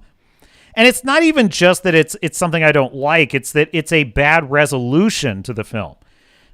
Look, the biggest thing the biggest problem I would say with this film is it is not like a film. It's like a TV show, and that's one of the major problems, is that there's not enough major character arc resolution to rise to the level of a epic film event. It's not an event film, and that's the problem with the Superman. It's a good TV episode. It needs to be an event film. That's what it needs to be, and it doesn't help when you just blow a hole in Superman's whole perception of his real birth parents, and you just leave it there. That's a terrible way to end an event film. Tim Allen says Tom Holland is wimpy looking, too wimpy looking to play Bond. Would rather have him play the Doctor before Bond.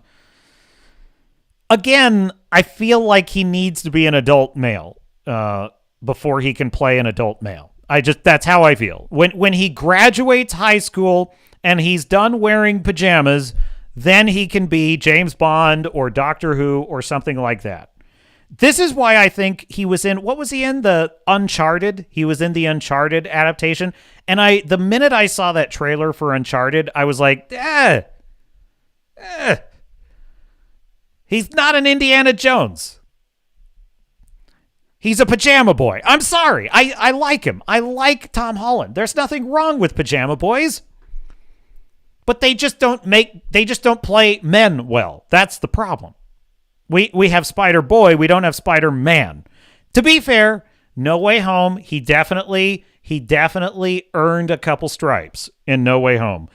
But again, a lot of that was imparted onto him from the Spider-Men. That would be Andrew Garfield and Tobey Maguire. They sort of imparted some of that gravitas onto him. And it was very cool seeing that almost mentorship element to it. So maybe he'll get there. I don't know. We'll see. But yeah, Tom Holland is my least favorite film portrayal of Spider-Man for sure.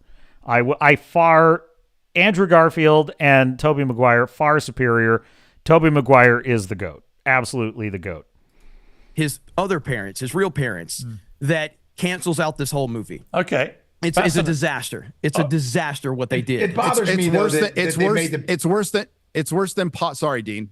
Apologies. No. It's worse than Pa Kent letting Clark get Pa Kent getting sucked up into a tornado. It's actually worse than that scene. It's worse than that. That I couldn't even get the words out. I was so pissed. It must be Which horrific. bothers me though I want to ask Chris, Because- though, because Chris, there is one silver lining here, which I think you touched on. You said it's also refreshing to see women allowed. He's got Dean Cain. He's got Dean Cain on the show. He is a rock star Superman actor, and he just cuts him off and won't let him get his one little point in. The hell's the matter with you, Piers? Let the man speak. To be sexy in a modern Hollywood movie. Heels. Honest to God, I like the people on this panel. I really hate this format of TV. This is the dinosaur legacy media way of doing things. You have 5 people on a panel. You get 10 seconds to hear what they think about something, and then you can't hear from them for another 5 minutes. It's so freaking annoying. Chimera says, I don't buy that Holland Spider-Man is intelligent. It looks too fake on his version. Well, you know what I think, Chimera? I really think that's not exactly specifically Holland's fault. I think that's the fault of MCU magical bullshit. Like the MCU started out as being very well thought out and grounded in the lore. We understood what it took to create the super serum and how dangerous it was to even attempt to create Captain America. We saw Tony Stark in his workshop, carefully crafting even like a simple element like how do you solve the icing problem? Oh, you've got to use a gold titanium alloy. That was so interesting. Then you had like Thor explaining to Jane Foster how magic and science are very much the same in his world. And then you had the Sorcerer Supreme in the Doctor Strange film explaining that they draw magic from another dimension. And this is how we can, and in the mirror dimension, nothing in the real world is affected, but we can experiment here. All of those things made sense. They laid out a logical system of lore that was interconnected and interesting, and then somewhere along the way, it turned into nanites, multiverses, sacred timelines, and suddenly nothing mattered. Everything was the same. You now have a Captain America who's got Tony Stark technology, Wakanda vibranium, shield martial arts moves, and a dash, and now you've got Ironheart who combines the power of Tony Stark technology and black magic. That devil worship. I'm gonna save the world with the power of technology and devil worship. It's unfucking believable, man. Ironheart is such trash. It's such garbage. It's such garbage. Just look, and that might contribute to why I enjoyed Superman 2025 so much. When you stack up James Gunn's Superman against, Ironheart, Echo, Loki, The Marvels, Secret Invasion, you stack it up against that garbage. It's like, wow, this is a movie. You know what I mean? Like, I'm watching Superman. I'm like, wow, the characters are fun. They're larger than life. I don't hate them.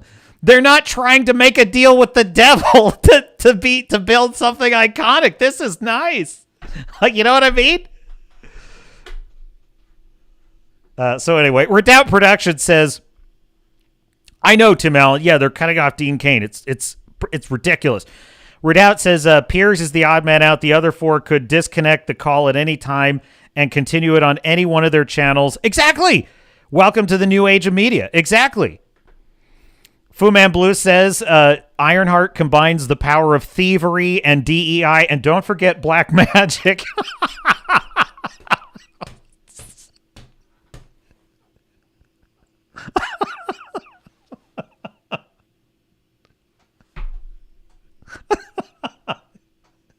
I don't know what's funnier. The fact that Ironheart goes from being a scumbag thief to making a pact with the devil or seeing Madam Web steal an ambulance from someone who's in the middle of a medical emergency, steals the ambulance to use it as like a move against the bad guy. I don't know what I think is worse or more funny, but it's one of the two. Black Girl Magic, it says Samuel L. Jackson's Nick Fury. Skirts, cleavage, and so on. Yeah, it's shocking. So you notice it when you see it. I mean, heterosexual or normal relationships are under attack in Hollywood movies, and seeing women allowed to be women, dresses, short skirts, high heels, cleavage, much cleavage. Thank you, James Gunn, for that. It's weird to see because it's absent from all the Marvel fare. All the women are desexualized. Yes. They're not allowed to truly be women. They're kind of like, they have that Florence. Yeah. And Rush Limbaugh, El Rushbo, America's anchorman, who, while he lived, was serving humanity. He used to say that feminism was created so as to allow unattractive women access to power. He said that decades ago. Decades ago. I'm just saying. Few kind of nothing body. It's like the Bond girls. You want to know why modern female characters are desexualized? You want to know why every AAA game studio is making uglified, just beaten with an ugly stick women that are androgynous? They're all head shaved and they got a freaking nose ring. Rush Limbaugh knew 30 years ago that he knew that was going to happen. That's exactly what happened. Have all basically gone non-binary. They've got to get them back. Yeah. I'm hoping so that Amazon are going to reverse this trend. They got to bring the glam back. Make Bond what he was originally and bring the glam Bond girls back. He needs his mojo back. Yes, he needs to stop crying swagger. and start, just being Bond. Shagging. Dean, I want to play you a clip. This is from you and Terry Hatcher in Superman, of course, the TV series. Let's take a look. Hey, you got a place to stay tonight, son? He can stay with me. Don't you think all the mirrors above the bed would keep him awake? Count on it. How hard can it be? Wow. Wow. That was the 90s, folks. That was the 90s, man. Gen Z has no idea what they've been denied. They have no clue what they've been denied.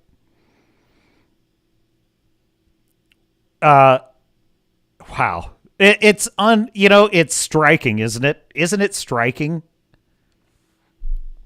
Even just watching Star Trek, which is, there's no swearing in Star Trek, original Star Trek. I'm not talking about Kurtzman garbage. The original Star Trek shows, they were pretty safe in terms of content. There was something you could show your kids, but there was still sexuality in Star Trek. 7 of 9 was hot. Nurse Chapel was hot. There was, Chimera says, honestly, I liked and was excited about stepping into the multiverse of the MCU, as was I. The first 3 phases of the MCU were awesome. Awesome. Also, Majors was a standout selection that I loved. Oh, Jonathan Majors. It's just the writing and the character development that needed work. I agree with you. I thought Jonathan Majors as Kang had a lot of potential in Ant-Man and the Wasp: Quantumania. Unfortunately, it was that Ant-Man and the Wasp: Quantumania was such a terribly written, awful film. To me, Quantumania represents the worst aspects of all of the worst aspects of modern Hollywood. CGI bloat, stupid millennial dialogue, humor, just bizarre, uninteresting ideas, just everything about it, sloppy writing, terrible plot, nothing meaningful to say, taking an interesting concept and watering it down and making it lame. Everything about Quantumania was just peak, and now it seems honestly kind of quaint because we've had so much other garbage since then. But yeah, I hear what you're saying. Yeah, the one thing in Ant-Man and the Wasp: Quantumania that I did not totally hate was Jonathan Majors as Kang. And I agree with you on that. Now, they still made significant mistakes with his character because the main problem they had with him is that every time you saw him, he was defeated. You know what's crazy is Thanos? You never saw Thanos except for little hints and whispers and rumors.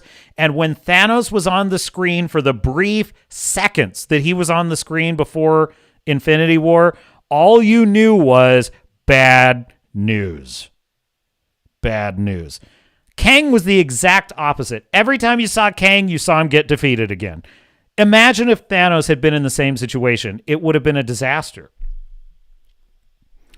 Fu Man Blue says, the minute I heard the creators didn't know anything about the comics, I knew it was doomed. I kept watching for a while just in case, but nope, they went DEI and lost all their talent. Agreed.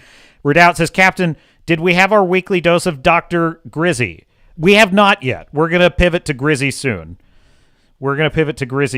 Handsome, hot Superman, hot woman on his arm, another hot woman trailing after him. That's what you want at the movies. Was Dean Cain in that scene? I didn't see him anywhere. I saw yeah, I Terry wasn't paying Hatcher. attention. I saw Terry Hatcher. I didn't see Dean Cain anywhere. I was distracted. I think a lot of women saw Dean Cain in that clip, trust me. But Dean, I mean, it seemed like happier, simpler times for Superman. Less complicated. Which I love, but here's the thing that Jeremy said that really caught my attention was that Mom and Pa Kent were really stupid, which drives me crazy because him being raised by Mom and Pa Kent are those small town American values that makes him who he is, and that just kills me because we had that in our show. We also had beautiful women, and I think Terry Hatcher was the best Lois Lane of all time. 100%. So we were Amen. very blessed, but I thought that was so important. Because in my own life, my dad is a small town farmer from South Dakota, and my most difficult times, I could go to him and he would give me great advice with great morals and great values. And that's so much of what I thought Superman was and why he was uniquely American, which is why I love truth, justice, and the American way. You know, it's interesting. I mean, it's been a massive debate about whether the Formula One Brad Pitt movie was going to be a hit because the narrative was Americans don't care about Formula One, even though Drive to Survive, the TV series, the streamer series, had done surprisingly well in America. Anyway, it's now turned out it's been a hit, certainly exceeded expectation.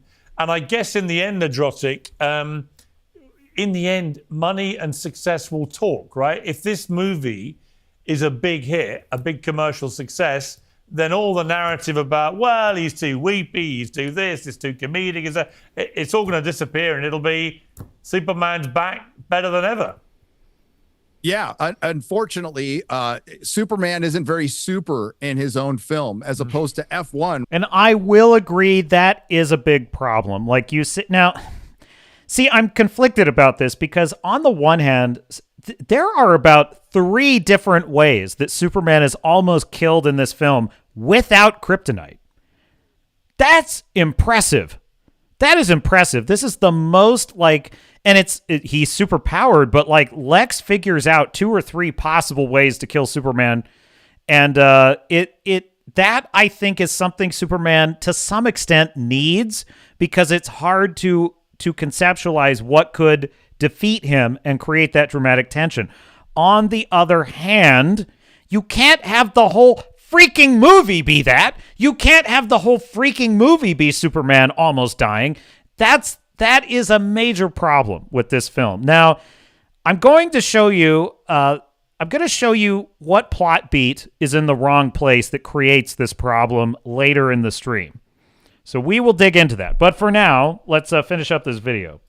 Where Brad Pitt is great. And what F1 did right was it didn't try to reinvent the wheel, for lack of a better analogy, but it made a sports movie, a racing movie. Yeah. And I don't know anything about F1, and I loved it. Right. I absolutely loved it. I heard it was like Days of Thunder, but for Formula One. Yep. Yes. In other words, I know I'm going to love it already. It's like, of course, Route One. Just give us what we want. Stop overthinking movies. 100%. Top Gun Maverick was the most brilliant sequel ever because everything was a nod to the first one. It was exciting. It was dramatic. It was the perfect length. And I think the same with this Formula One. I haven't seen it yet. But I can't wait to see it from the reviews I've read, many of which were like, it's not this, it's not that. You know what? In that case, I'm going to love it.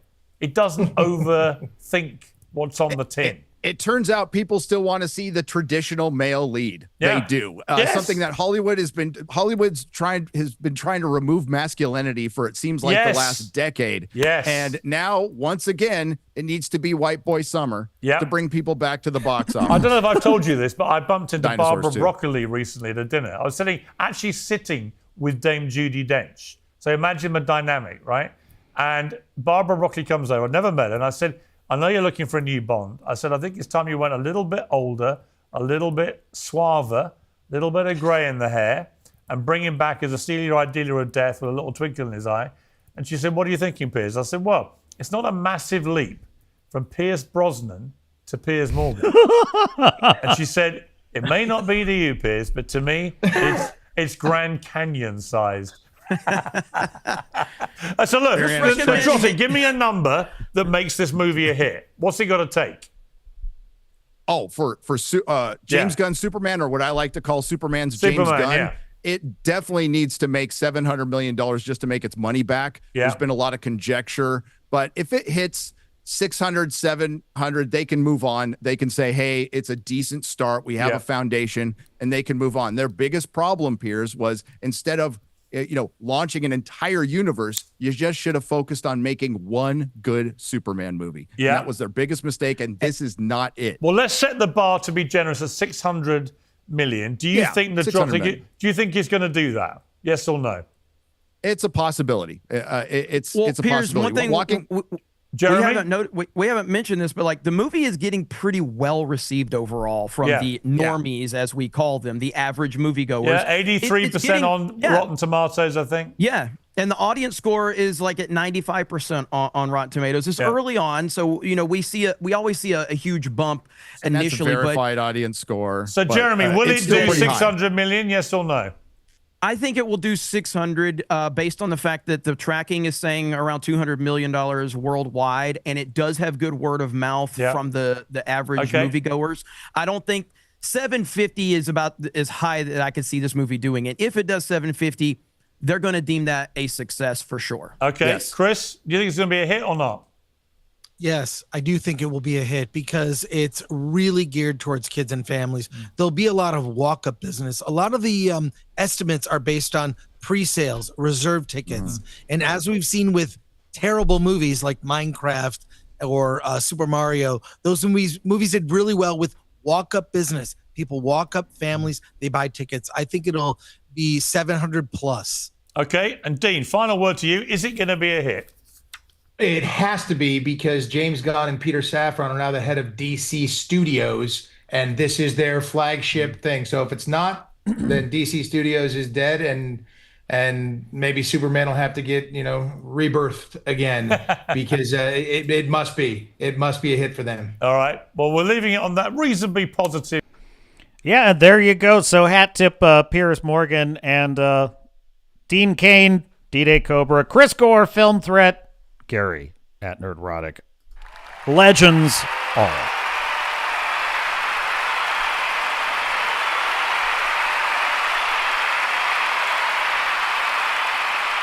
Well, the chat is very opinionated today, so that took a long time to get. I didn't expect to spend quite that much time on it, but we all have lots of opinions today. So we might take a short break from Superman, because I have more in the stack of stuff on Superman.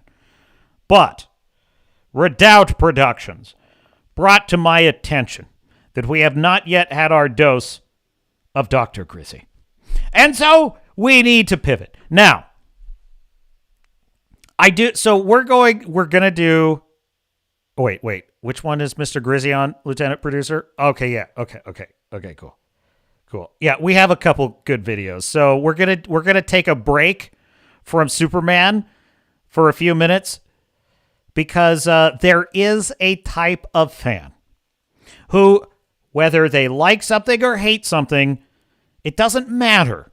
Their opinion simply must be approval towards Disney and whatever Disney does. They are what is known as a shill. They suffer from a debilitating disease. It's called shillery by proxy. It's congenital, it's incurable, and the prognosis is grim. It results in social awkwardness and opinions which can be solicited with access and gift bags. And as dismal as it may seem, there is a man who studies this disease and its sufferers. His name is Mr. Grizzy. He studies the shill. He intuits their moods, their peculiarities, their idiosyncrasies, in hopes that one day a cure may be synthesized to, if not prevent the spread of the disease, perhaps cure it entirely. But until that day, his prescription is clear. copious amounts of ridicule and laughter at the Shills' expense. And so I thought, since I had to suffer through the rather below average Jurassic World Dominion. Wait, no, not Dominion. No, that was 2 films ago. What was it? What's the name of this one? Resurgence? Regurgitation? Afterbirth? Rebirth? Afterbirth. That's the one. Jurassic World Afterbirth, which is a film about pretty dinosaurs that are mostly just misunderstood. A shill is someone who is giving you an opinion which either they do not actually believe, that's basically what it is. Giving you an opinion that's not genuine because they're just either agreeing with whatever activist position they think they have to agree with, or they are trying to curry favor with whatever corporation, whatever studio they want access to.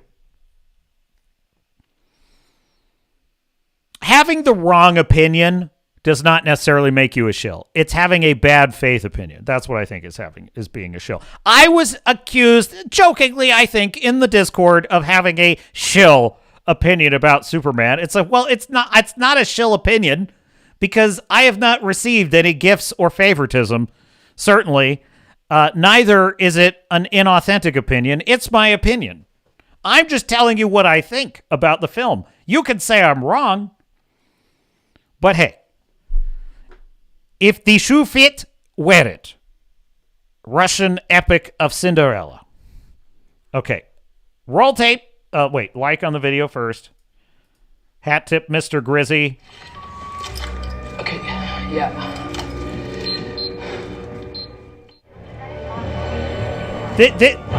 This is literally what allows the dinosaur to escape. This is what it is.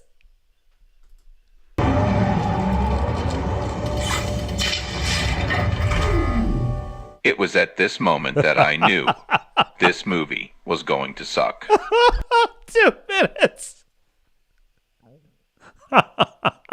2 minutes. 2 minutes.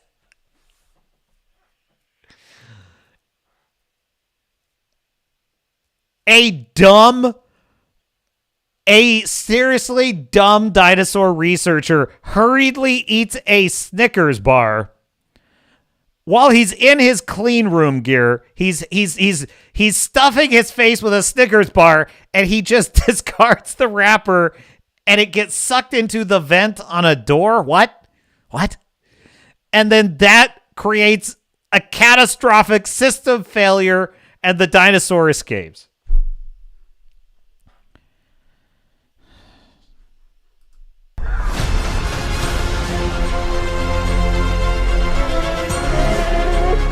It was a Snickers wrapper, Brian. A Snickers wrapper. Please open the door for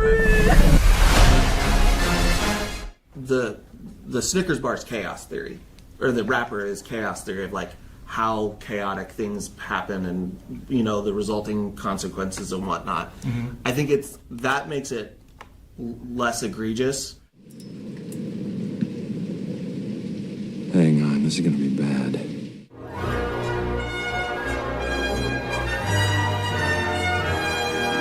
NPC praise. I'm excited for this. Redoubt says, I watched the original Jurassic Park trilogy earlier this week, and you know what I learned? Jurassic Park should not be a 7-installment film franchise, and I agree with you. But I'm happy to inform you that Jurassic World Rebirth is fantastic. Is she all there? Like, mentally? See, I'm not a grumpy old man when it comes to these dino movies. If the dinos look good and I have fun, it was worth my... The fact that we are using the term dino movie and dinos. This fact. My time. This is a little bit better than that, though. It revitalizes this franchise in a way that makes you say, wow, this is why I love watching these movies. When you're a clown, nobody takes you seriously. I was fortunate enough to go see an early screening of this last Wednesday, and oh my gosh, you guys. Yeah, and I'm sure that had nothing to do. I got an early screening. And the commemorative crypto plush toy that I may or may not have received did not solicit any favorable opinions on this channel. I'm just kidding. I don't have a big enough channel. I know that's obvious. Just, you never know. There's new viewers all the time. They might think I'm serious. I did not get a crypto plush toy. Honest to God, even if I did, it wouldn't influence my opinion. Which is probably why I'm on YouTube. Because I need a place to just say what I really think about things. With you loving this movie. It might just be the high of going to see this movie early. I got to see this movie 2 weeks early, which is great for a company. You're going to send me all the crypto plush toys now or down? Like Universal letting people see this movie 2 weeks before it comes out, that means they have confidence in this film. Except, sir, they did not lift the review embargo at that time, which tells me that they did not have confidence in this movie, and they just wanted to get early praise of the movie from idiots like you out ahead of the criticism. Jurassic World Rebirth is a very solid... Tim Allen says, don't say you're a shill, Captain. Shillery me timbers, Tim Allen. No, I'm definitely not. I would never say... I'm saying I'm not a shill. I'm saying to be a shill, you have to have an inauthentic opinion. That's the definition of a shill. That's the simplest way to put... Now, the reason for the inauthentic opinion may vary, but to me, if someone says, I just love this movie so much, I know a lot of people that are like, I enjoy the MCU. I don't care what happens. I just enjoy that it's the MCU. Well, that's an honest opinion. But these shills, at least, I don't always agree with Grizzy, by the way. Some of the people that Grizzy puts up here, I don't think are shills. For example, Robert Meyer Burnett is a good example. He uses him a lot as a shill. I think the people that are there's two kinds of shills, okay? The shill who's getting early access, or they're getting pets. They're getting pets on the head from the studio for liking the movie. They don't want to lose their access. That's one type of shill, and it's the least egregious type of shill. Then there is the left-wing psychopath tribalistic type of shill. That's the person that just believes in all the most radical, crazy, far left, woke, intersectional feminist, you name it. All the craziest edge causes of our society, and all they care about is being good people on the right side of history as they define it. Ergo, Ironheart is stunning and brave. She's the psychopathic murder thief, devil pact making hero that we need because she's stunning and brave. And that's the other type of shill. So those are the two types of shills. Access shills and political shills. And then some shills are both. They're hybrids. So I suppose you could say shilling is promoting your own work. Yeah, well, that's fine. If a shill is promoting something, that's another type of shilling. Redoubt Production says, John Sullivan, he drowned off the Barbary Coast. You get crypto now. He did not drown on the Barbary Coast. You have to finish the book, Redoubt. People getting chased by monsters in the jungle movie, and that's basically the ask for one of these, so maybe call it a lowered expectations effect, but I came away really entertained. The lower your expectations and be pleasantly surprised tactic. We see that. Which is to me the dumbest defense of any movie ever. It is a really poor defense of any movie. In fact, I was talking to a normie who said,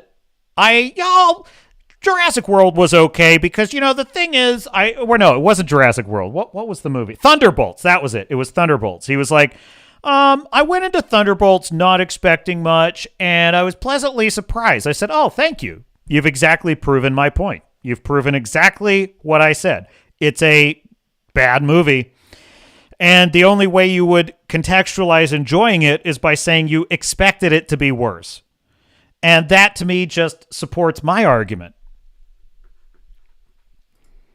A lot on this channel. And once I finally like shifted my perspective of what kind of Jurassic movie we were getting here and what kind of film in general we were getting here, I was all on board.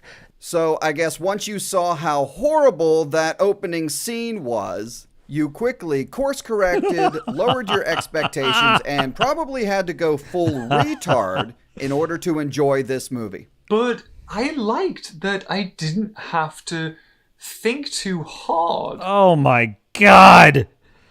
Oh my God, I can't take it.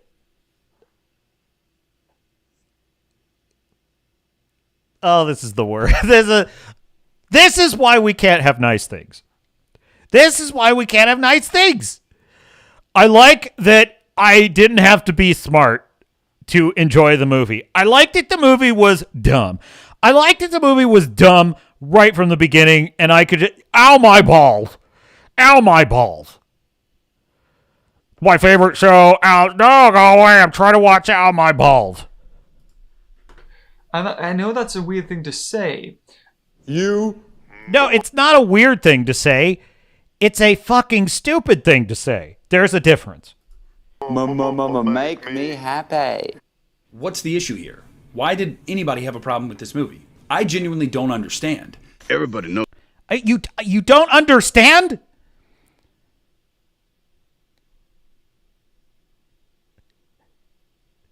There are three occasions in Jurassic World Afterbirth. 3.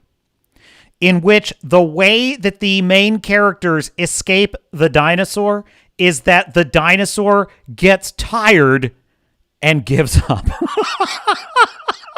3 times. They get tired and they give up. And you ask me, why don't people enjoy this? I said this last week. The crowd that created Jurassic World Afterbirth is the same crowd that thinks that wolves are just cute, cuddly, wild animals that love humans. And they're noble creatures. And they don't really hurt people. They're just misunderstood. And they are my fursona. That's the same people, the same mindset that created the dinosaurs in this film. They are just misunderstood plush toys. And they're scary sometimes, but usually they're just trying to get along in the jungle. You know what I'm saying? You never go full retard.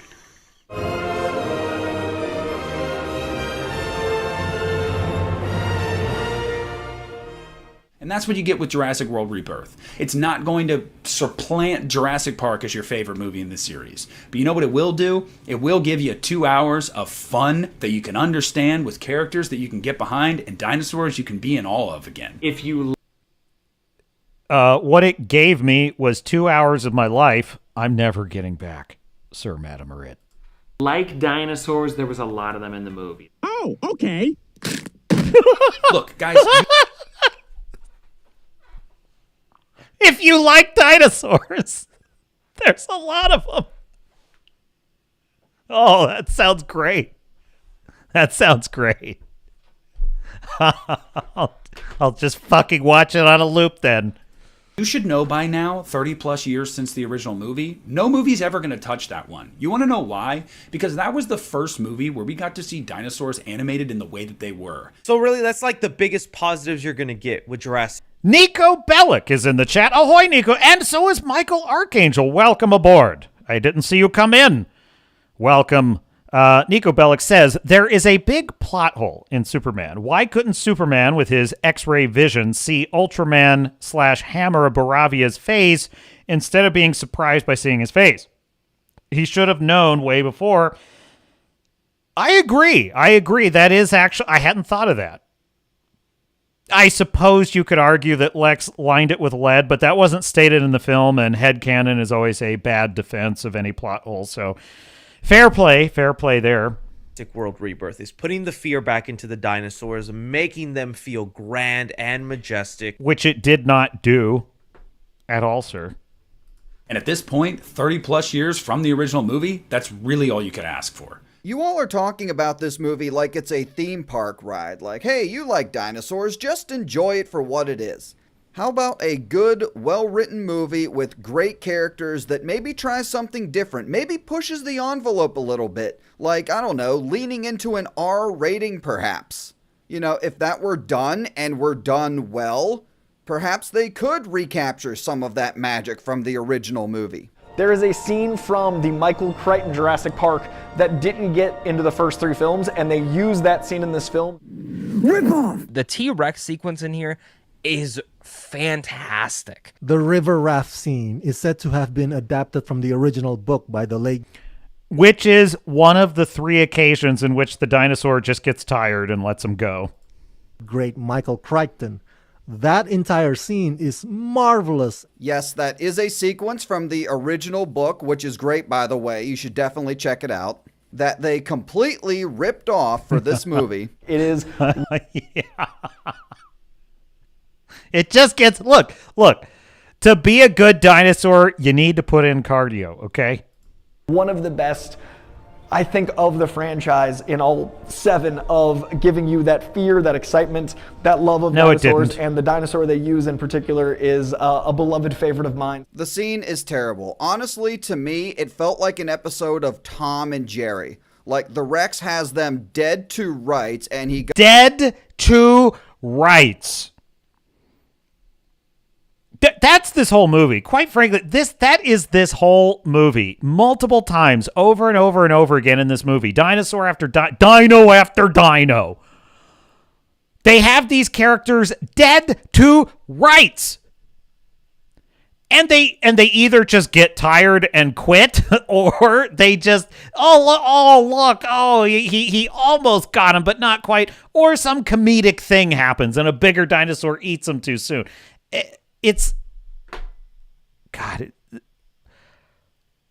Spielberg is said to have offered notes on this film to the creators behind it, and he said it needs to be scary.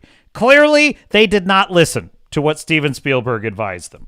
Goes down for a chomp and completely misses multiple times. You're a stupid dumbass.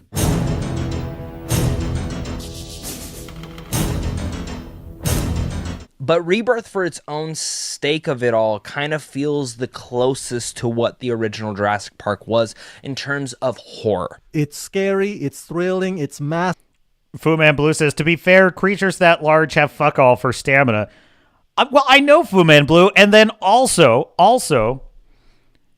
Tom Cruise running around for 2 hours on screen and fighting multiple opponents, getting resuscitated from severe, from the bends, hanging off of planes. No human being on the planet has enough stamina to do all those things. But in a Mission Impossible movie, Ethan Hunt does all those things because he's Ethan Hunt.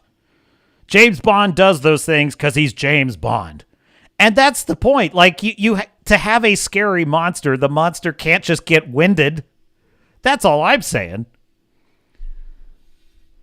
I mean, it's true, but like, there's a way to get at this that's not stupid. There's a way to get at these chase sequences. Look. It's my charming and witty way of saying there's really not any actual tension in all of these dino chases in the film. There's just that when the dinos are chasing the characters, there's just no real tension. There's nothing really on the line. I'm not afraid for any of these characters. I don't even like them all that much. I actually kind of sympathize with the dinosaur. This probably a little hungry, wants a snack. And the characters are mean because they're denying the dino, his snack. Ow, my balls. Fu Man Blue says, I said to be fair. I know. I'm not. I just, I'm just saying, okay, you could make that argument. It doesn't make it a better movie. You know what I'm saying? Tim Allen says, so they made the dinos too stupid to keep going.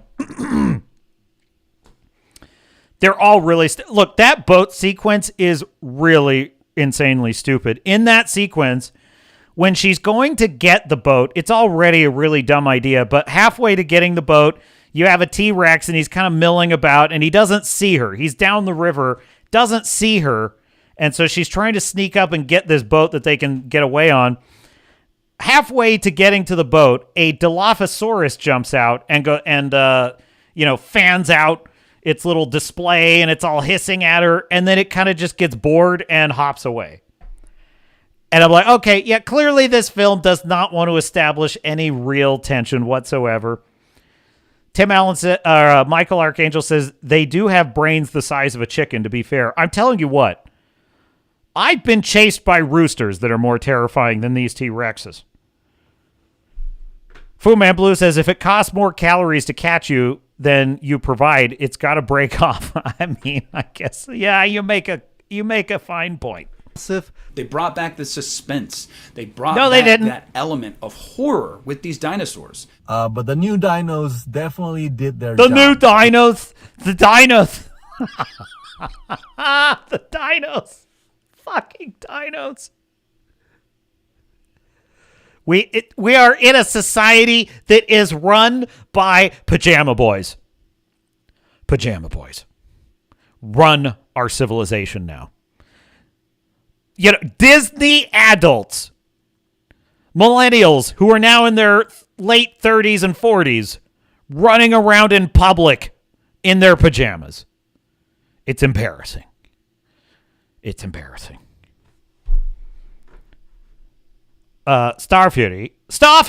I can never. Do I want to do British pronunciation or American? I'll do British. Starfury says all you would need is a Barat anti-material rifle to take out all those dinos. Oh no, you'll love this, Star Fury. So in the beginning of the movie, there is a character that has like they make a big deal out of this. It's even like a major point of a discussion. He's bringing all these tranquilizer guns that have a specific neurotoxin, which is extremely effective against dinosaurs. And the scientist even gets all butthurt about it. And he's like, "You're not going to use a neurotoxin on these beautiful animals, are you?" And he's like, "Fuck yeah, I am." And then what immediately happens in the movie is he gets eaten. All of his guns go overboard into the ocean, and it's never mentioned again. So they literally waste screen time introducing an arsenal that is going to be deadly against these dinosaurs and immediately write it out of the movie in like the first 20 minutes. Fu Man Blue says, someone in chat bitched about your accent once, Captain Garrett. So according to the rules, you have to use it in perpetuity. That's true. Stop it. They said don't imitate a British accent. I'm not imitating a British accent. I am imitating an American poorly imitating a British accent. There's a difference. Roll tape. They were really, really frightening. Absolutely terrifying. So this is a shill. This is a fucking shill.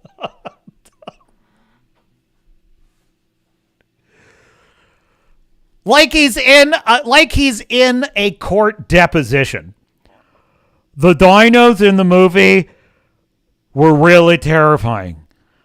The dinos were scary because they were terrifying.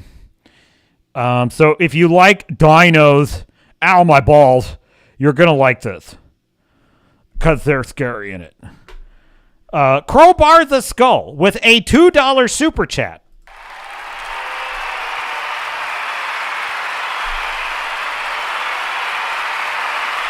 For the Shill Fund. Thank you. Thank you, Crowbar the Skull. The Shills, they are desperate. The Shills, they suffer from this disease. It's debilitating. It makes the daily activities of life almost impossible. They're practically shut-ins. They can't have normal human emotions or interactions. They probably have to have Amazon deliver all their groceries. It's bad. It's bad. They can't have an honest opinion about anything because they have a slavish devotion to liking slop. And they suffer. They suffer. So your $2 will help save the life of a shill. Thank you. Thank you. So the two new dinosaurs are the Mutodon, which is a combination of Velociraptor and Pterosaur, and the Distorted Rex, which is like a mutant gene-spliced T-Rex that doesn't even really look like a dinosaur. Oh, look at me. I'm shaking in my little space boots. And the so-called horror aspects that these people are talking about, they don't stand out in any way from any of the other movies. As I mentioned, Gareth Edwards definitely had a direction on this, and it was to create horror and make dinosaurs scary again. And he 1000% made dinosaurs scary again. Jesus, you are such a pussy! I think we need to retire the word 1000%. We need to retire this term. Chat, you have my permission to roast me if you catch me saying 1000%. You have my explicit, it is by request that you roast me if I say 1000%. Are we agreed? Very good. Carry on.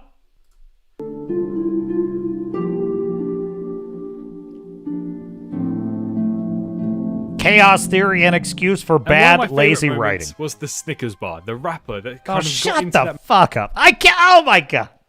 I can't take it. Gag me with a spoon. Mechanical system and caused a malfunction with the door. It kind of goes to show how chaos theory, not the show, the actual chaos theory that Ian Malcolm was talking about in the original movies gets into play here. I bothered a tiny bit by it, but it's also... This is a perfect example. What is the difference between a shill and someone who just likes something dumb? Which is, one is perfectly understandable. As I've mentioned, I'm a great fan of the James Cameron Avatar films. So, what was the other really dumb thing I admitted to liking recently? I can't remember what it was. But anyway, that's my best example at the moment. Most of the things I like are brilliant and beyond all reproach. Such as Interstellar, one of the greatest films of all time. But what defines a shill is this exact situation. You can tell how badly he wants to say it. He knows it's stupid. He knows it's dumb. He knows it's lazy writing. He knows it is pathetic, shameless corporate committee writing, but he can't say that because that's being mean. That's being toxic. Fu Man Blue says, any new term is anathema to me. I remember the stupid shit my generation used to say. It was retarded then, it's retarded now. Fair enough. The Snickers bar is chaos theory. Or the wrapper is chaos theory of like how chaotic things happen and, you know, the resulting consequences and whatnot. Okay, this is a new one. So any example of bad or lazy writing in media can simply be chalked up to chaos theory. Does somehow Palpatine Return finally make sense now because of chaos theory?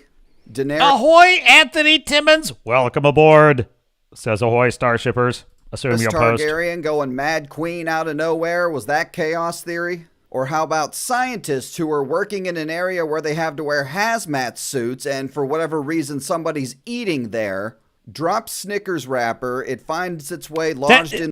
You know what? I even thought maybe in my own memory I was exaggerating how insanely stupid this part is. I was not exaggerating. Look at this. Look at this on the screen. It's this freaking stupid. He's in front of all of his coworkers in a highly advanced laboratory. Everybody is in clean room gear. Everything is geared towards containment and quarantine and clean room technology. He's stuffing his face with a Snickers bar while he's trying to get in the door and just drops it. And nobody even cares. Scientists who are working in an area where they have to wear hazmat suits and for whatever reason somebody's eating there, drops Snickers wrapper, it finds its way lodged in the electronics of a door which causes a facility-wide malfunction that unlocks all of the dinosaur pens and gets people killed. Something so little. Anthony, we are watching Grizzy Shills defending Jurassic World Afterbirth. Causes a big thing and stuff to happen in the future. That right there just sounds so cool, and when we finally got to see it on the big screen, it played out amazingly, and I really, really enjoyed that. You guys are fucking retarded, you know that? Jurassic World Rebirth. I think Jurassic World Rebirth is my number 3. I'm not gonna lie. This, I think, is the best Jurassic World movie. Honestly, it might not have been the worst of the Jurassic World movies, but I definitely do think it was the most boring. But overall, we're talking like nice B+ here. This is 3.5 to 4 stars for me. Get the fuck out of here. Well, as you guys know, I gave it a 7 out of 10. So yeah, 7 out of 10. I'm surprised as you are. So I give Jurassic World Rebirth 4 out of 5 stars. So yeah, overall I give Jurassic World Rebirth the rating of 4 out of 5. A spectacular roller coaster thrill ride, a summer blockbuster that delivers everything it promises. I would definitely rewatch this movie again and again. Boy, you really are a sad little fucker, aren't you? All right, that's it for Jurassic World Afterbirth. Oh my god, I can't believe that there are shills for this. You know, I'm never surprised that there's shills for stuff like Ironheart. But the fact that there are shills for the shills are out for Jurassic World. Really? Oh, well, whatever. All right, hat tip, Mr. Grizzy. Now, since we're on the subject, Ryan George over at Pitch Meeting does fun little videos where he breaks down in pitch meeting form the insanely stupid plots of movies like this. And to my great excitement and joy, he has dropped a new one, and it's for Jurassic World Afterbirth, which I gave a 4 out of 10. A 4 out of 10. We're going to return to the subject of Superman very soon. But before that, we're just going to finish up with Jurassic World. Okay, hat tip, Pitch Meeting. Jurassic World Afterbirth. I can't wait for this because the plot, it's so stupid. I mean, I gave it a 4 out of 10. It's not as bad as something like The Crow or The Marvels, but it's as boring and forgettable a movie. So, you have a new Jurassic movie for me? Yes, sir, I do. Oh, thank God. It's about time we give this franchise a soft reboot. It's been years since the last movie. Yeah, I mean, like 2. That's more than 1, and therefore my pluralization was warranted. It's time for some milking. And milk it we shall, sir. So get this, in this one, it turns out there was another Dino Island. Oh my God, how many islands do these Dino folks have going? As many as we want. Beautiful. So what was going on this one? Well, there was a frickin' secret lab where they were working on mutant dinosaurs. Why were they doing that? So we could have some new toys to sell. Ah, that's exactly the kind of research I love. And this one frickin' lab guy drops a Snickers wrapper which gets sucked into a door vent, and you can imagine what that does. Kind of jams that one door, destroys the entire containment system, and sets all the dinos free. That's right. What? Why would that be the mechanism's reaction to something going in a vent? It's so stupid. No. But here's the dumbest part of this, though. That's not even the dumbest part of this whole thing. It's completely irrelevant to the plot because they establish in the film that the reason for this island is that they created a bunch of like really badly, they created a lot of freaks. They created genetically spliced dinosaurs, and most of them were completely unusable. They were either they were just ugly or dumb or just not very interesting. And so they dumped them off on this island where they were just this is basically an island where they sent all their genetic trash, right? And so the point is, you don't actually require this whole Snickers bar catastrophe to set the movie in motion. It's completely irrelevant to the setup of the film. I don't even know why it's even in there. I think it's just there so we have this early action scene where some guy gets eaten. I done been at, sir. And that's it. There's no other point to it. It doesn't have anything to do with why the characters are where they are. It has nothing to do with the worst of the worst dinosaur. It's a pointless, disconnected scene. And this is even the best part. So they say like they dumped off all these genetic, freaks that they couldn't use, and they said, well, why not just put them down? Why not just kill them? Because by having them still be alive, they could write them off for taxes. Really? Okay. Ow, my balls. Ow, my balls.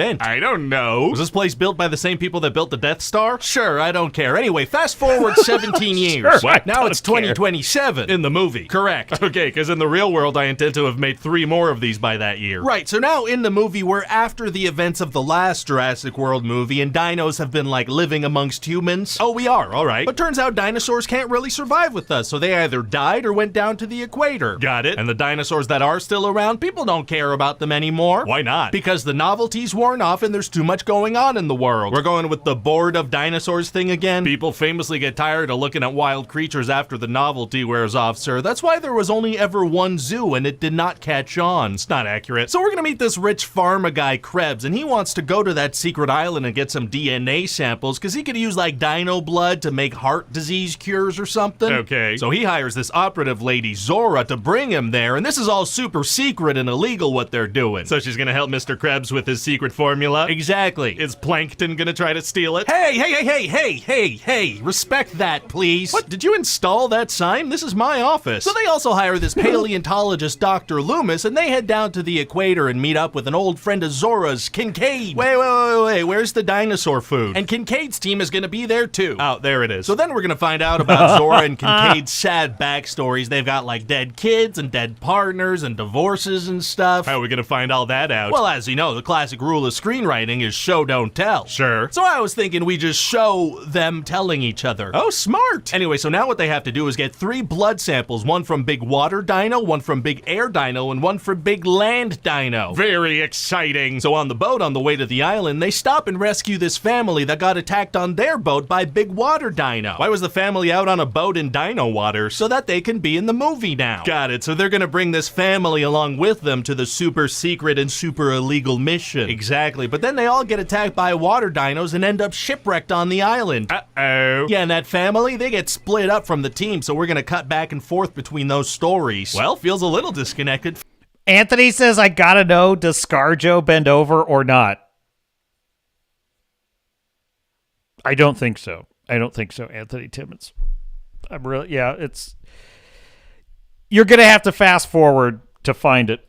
Feels like you could take out the family and it wouldn't really affect anything at all. Absolutely. But now we're giving people 2 almost completely separate movies for the price of one. Oh, that's a good deal. It is. So it turns out as a plan B, Zora hired a helicopter to circle the island in 24 hours, so they got to get to this checkpoint. Okay. And along the way, Dr. Loomis gets to touch a nice dinosaur, so obviously he's pretty emotional about that. Oh, has he not seen a real dinosaur before? No, he has, pretty much every day. Oh, but this one's standing in a field. Oh, that is slightly different. And meanwhile, in that separate family movie, the little girl's gonna become friends with a tiny dinosaur and name it Dolores. Aw, baby dino. That sounds super marketable. It is, but later they're also gonna encounter a T-Rex. That's the dinosaur from the logo. Yeah, and the older daughter of this family, she's gonna inflate a raft right in the face of the sleeping T-Rex, so they gotta outrun it. Oh, did she not know it was there when she inflated a raft in its face? No, she did. Oh, interesting decision. So they rush down the river, but then the little girl gets picked up with the raft by the T-Rex. Oh no. But she manages to get away, and they all manage to get away on the raft and paddle away. Did the T-Rex teeth not pierce the raft? Not even a little. Oh, soft tooth. He's right. It freaking chews on it. The T-Rex chews on the raft, and it doesn't break the raft. Dinos are tight. So eventually everybody ends up at the extraction point, but the frickin' lights turn on and that attracts some mutant raptors. Ooh. And some of the people are gonna hide inside this gas station, and we're gonna do kind of like that kitchen scene from the original, but much more intense. Intense how? There are gonna be so many more product placements. Oh, I like that. You've somehow improved upon a classic scene. And then the frickin' evil rich guy tries to steal the samples and get away on a helicopter, but the helicopter gets eaten, and then after he does too. Eaten by what? The big final final boss. It's called the D-Rex, and it's super scary. What does it look like? Like if a T-Rex sprouted some useful arms and got bonked on the head real hard. Very scary. And this thing's attracted to light, but the boat they're trying to get away on now, it's generating light. Oh man, gonna be tough to get out of that situation. Actually, it's gonna be super easy. Barely an inconvenience. Oh really? Yeah, see, Kincaid grabs a flare and lures it away into the jungle. Flare distractions do happen in these movies. Nothing like a good flare distraction. Yeah, so he freaking sacrifices himself. Oh, he dies. Well, actually, no, we're gonna think that he dies, but he somehow survives, so they turn around and pick him up with the boat. How do they know he survived? He lights a flare to get their attention, and that suddenly no longer attracts the D-Rex. No, because the movie's pretty much done now. Well, fantastic. That's exactly. That is exactly how it is. It's so stupid. That's it. The dinosaur got tired and just wandered off. It was like, oh, I've been chasing these guys forever. I'm just going to eat something else. That little girl, turns out she brought Dolores with her, so that's very cute. I thought you said the dinosaurs couldn't really survive alongside humans. Oh, yeah, well, okay, I guess Dolores is gonna die, but we're not gonna show that. Yeah, let's not show that. So the good guys ride off on this boat, and they intend to share the samples with the whole world. Aren't they still in the dino-infested waters they had to abandon ship for earlier? Hey, shut up, so that's about it. What do you think? Well, we've got dinosaurs, we've got the Jurassic brand. Let's slap a new Marvel actor on this thing and call it a soft reboot. Money! Money, money, easy money! Hat tip, pitch meeting, as always. I enjoy those. I really do. They're really good breakdowns.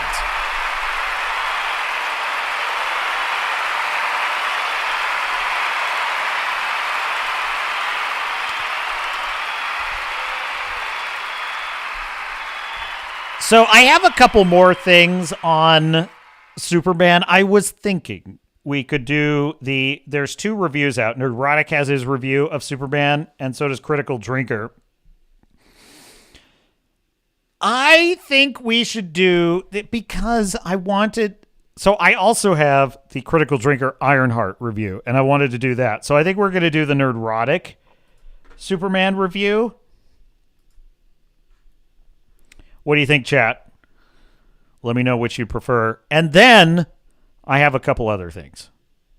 For you. We're also, the Red Sonja trailer has dropped. Apparently it's cringe. I don't know. I have not seen it yet, so we're going to check that one out. Do the drinker for both, says Tim Allen. Double dipping? I don't know. As a fellow creator, I feel somewhat ambivalent about the double dip. Fuck it, I'll just do it. All right, just one time only. He's got like 1 million subscribers already. It's no big deal. You know what? If anyone ever double dips on a Swords and Starships video, I would not. As long as they're reacting to the content, hell, I don't even care. Just steal it. I don't care. Just do it. Like, actually, that's true. If Asmongold did a reaction to 2 of my videos back to back, it would be Christmas. It would be Christmas. It would be the best thing ever. I would be like, I won the lottery. Did he do 3? Oh, there's a 3rd one. It would be the best thing ever. So I now feel morally and ethically vindicated and will now proceed as planned. Thank you, Tim Allen. I appreciate your input. Let's see here. I need to share screen first, Mr. Producer. Okay, we're gonna return to Superman briefly. Here we go. I have not seen any of these. I have avoided all reviews. I've avoided all memeing and to the extent possible up until I saw the movie. So I haven't seen this one yet. So we'll check out the Critical Drinker, the best reviewer on the internet. It needs be said. Honestly, I go away on holiday for a few days and what feels like the biggest controversy in pop culture blows up across the internet. Out of all the movies I expected to be a lightning rod for conspiracy theories, political tug-of-wars, and the kind of explosive fan warfare that makes the Snyderverse look like a polite disagreement over afternoon tea, the last one I predicted was James Gunn's Superman by James Gunn. But not to worry, dear viewer, because the drinker is back to bring order out of chaos, restore balance to a world gone mad, and pronounce the final verdict on James Gunn's Superman by James Gunn. And damn, man, what a delightfully optimistic, frustratingly flawed, and thoroughly weird movie this turned out to be. On the plus side, the casting is excellent. David Corenswet turned out to be a perfect choice for the Man of Steel. The script doesn't try to diminish or deconstruct him just to massage some smug filmmaker's nihilistic ego, but instead presents him as a flawed but good-hearted man doing his best to navigate a complex world. There's a strong theme of... That's an excellent characterization. I completely agree. He's a decent, good man. And he, you know, one of the things I find really lovable about this interpretation of Superman is that he's kind of naive, you know, because he's from a small town. He's got small town values. He truly looks for the best in everybody.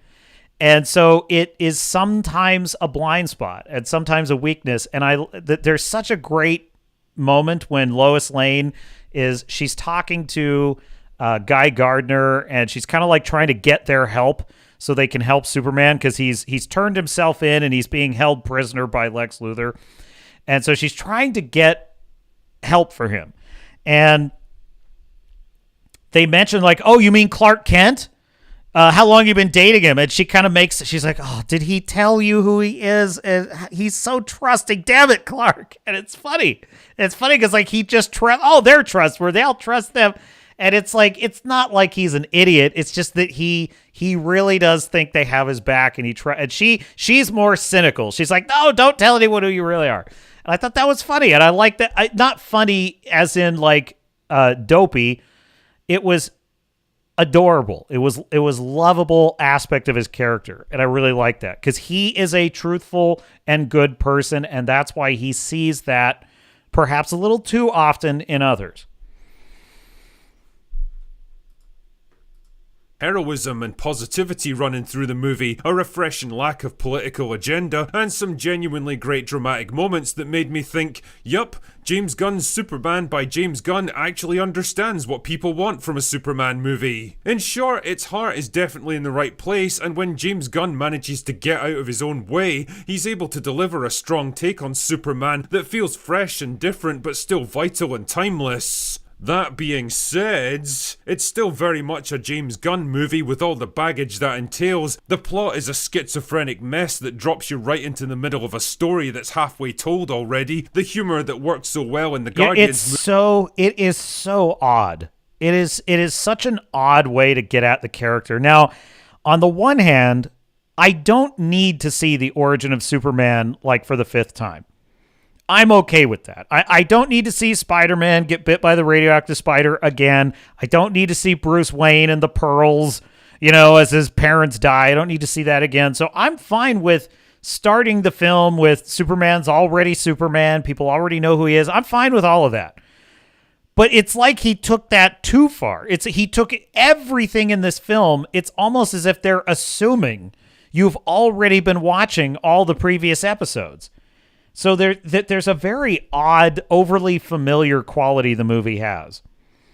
Movies now feels forced, dated, out of place, and gratingly annoying. There's way too many characters for the script to sustain them all, and the story hinges on a big lore-changing revelation that I'm pretty sure is going to piss off comic book fans. And it Basically, James Gunn's Superman by James Gunn is a bit of a mess. A creative and well-meaning mess, but a mess all the same. Neither great nor terrible, but a flawed creation based on flawed ideas, and a perfect example of why just throwing a bunch of talented people together with no thought for their creative sensibilities doesn't always guarantee a great end product. Anyway, I'll give you a brief idea of the story so you know what you're dealing with here. The film ditches the usual origin story and instead picks up a few years into Superman's career, where he's recently intervened to prevent a war in Eastern Europe. For now at least, and is busy fighting a losing battle to Ultraman. But it turns out this was all just a distraction by Lex Luthor so he could find the Fortress of Solitude and steal information that would allow him to defeat Superman. I mean, considering what Ultraman is eventually revealed to be, he already has everything he needs to take Superman down, but whatever, let's just go with it. Anyway, Luthor eventually finds and decodes a message from Jor-El telling Superman to conquer and subjugate the peoples of Earth, which naturally doesn't go down too well when it gets released to the public. Superman's forced to turn himself into the US government so he can try to clear his name, but instead he gets handed over to Luthor, who sends him to a pocket universe that he created to hold superpowered prisoners, because apparently that's a thing you can just do now. You sure about that? You sure about that? Oh yeah, and if you were following the leaks, this is also where he keeps his army of mutated monkeys chained to computers who work night and day to stoke anti-Superman resentment on social media. Yes, this is real, this is a thing which is in the movie. Right.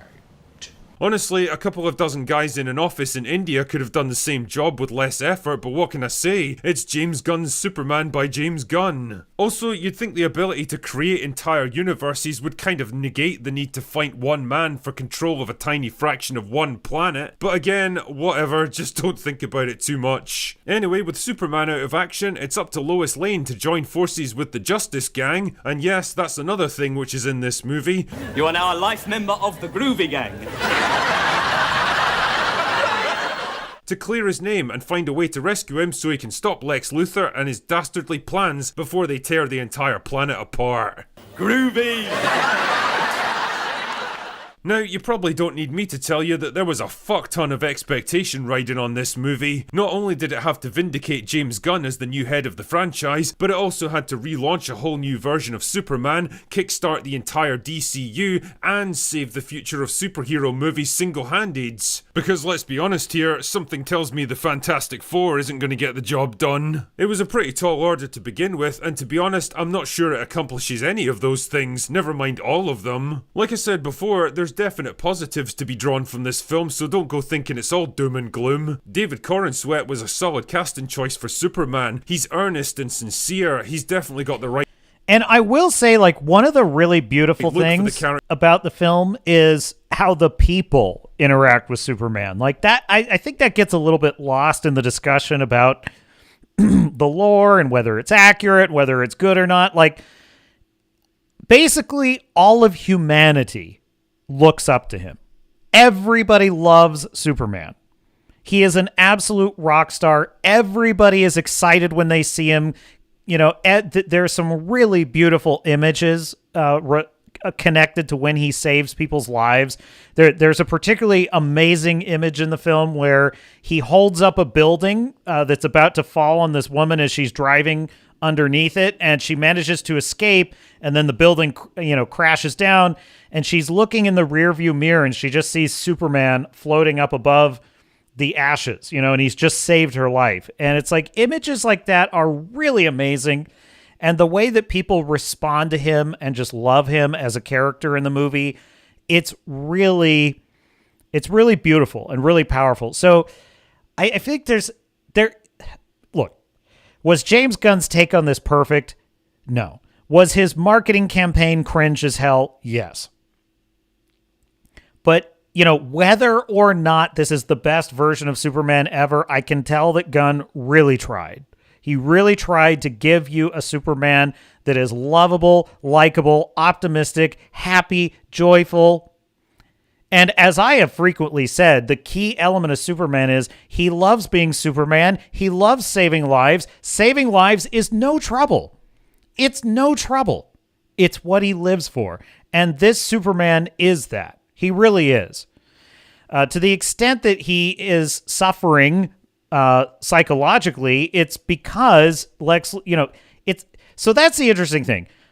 In the trailers, when Superman is getting sort of unhinged and defensive, it comes across as he's just upset that people don't like him or are upset with him because of Lex Luthor's lies, when in the context of the film, it's actually because his whole world has been turned upside down by, again, spoilers, we're doing spoilers, it's revealed that Jor-El sent him here as a conqueror, and he didn't know that.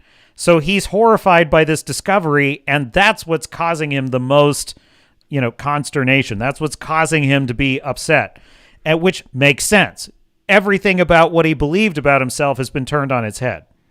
So the film really does have its heart in the right place now, but I understand the reasons why people don't necessarily like this portrayal. and he plays well off Rachel Brosnahan as Lois Lane. In the hands of a different creative, a modern-day Lois could have come across as a smug, abrasive girl boss, but she never does. 100%. She challenges him on his beliefs at times, but it feels like it comes from a well-intentioned place, and not some insecure need to assert moral superiority over him. Crypto the Superdog was another divisive aspect of the trailers. Some people loved him, others hated him, but really, he's not a big deal in the movie at all. He shows up from time to time when the script needs him, and then conveniently vanishes when it doesn't. The Justice Gang are a bit of an odd choice though. Apart from Mr. Terrific, they don't have much to do except fight the odd monster in the background, and that really pisses me off because Nathan Fillion deserves better, god damn it. There was also a pretty huge fucking debate raging around whether this film had some political axe to grind, mostly due to a misquoted Variety interview with James Gunn that was then amplified by absolute retards like Mark Melkin. But Agatha is the gayest, gayer and gayer as each episode goes. I hate so much about the things that you choose to be. You can almost feel how desperate he is to lead the cast into saying something, anything controversial for clicks and retweets. Superman is an immigrant story, that it is political. MAGA today was getting a little upset that he called Superman an immigrant. I wanted to get your reaction. Your brother talked about Superman being an immigrant, and now MAGA is already upset that he's called Superman an immigrant. I wanted to get your reaction. You said it's an immigrant story. God, it's the levels, the layers of lies embedded in that bad faith question is so unbelievable. MAGA is upset because immigrant was said. Oh my God. You don't hate the media enough. It's a political movie. MAGA today is going nuts. What do you have to say to MAGA? Seriously, guys, in case you haven't figured it out by now, entertainment journalists are not your friends and never have been. You know what's really... So I was having a conversation with a guy about... interestingly enough, we were talking about the whole pronouns debate, like people that use they, them pronouns, right? And he was saying, I was thinking about why they actually would want that and what that actually means. And he was telling me about a theory he had about where this comes from and why you'd want to be referred to as they, them, or whatever. And he's kind of explaining his theory on this. And I'm just quietly sitting there.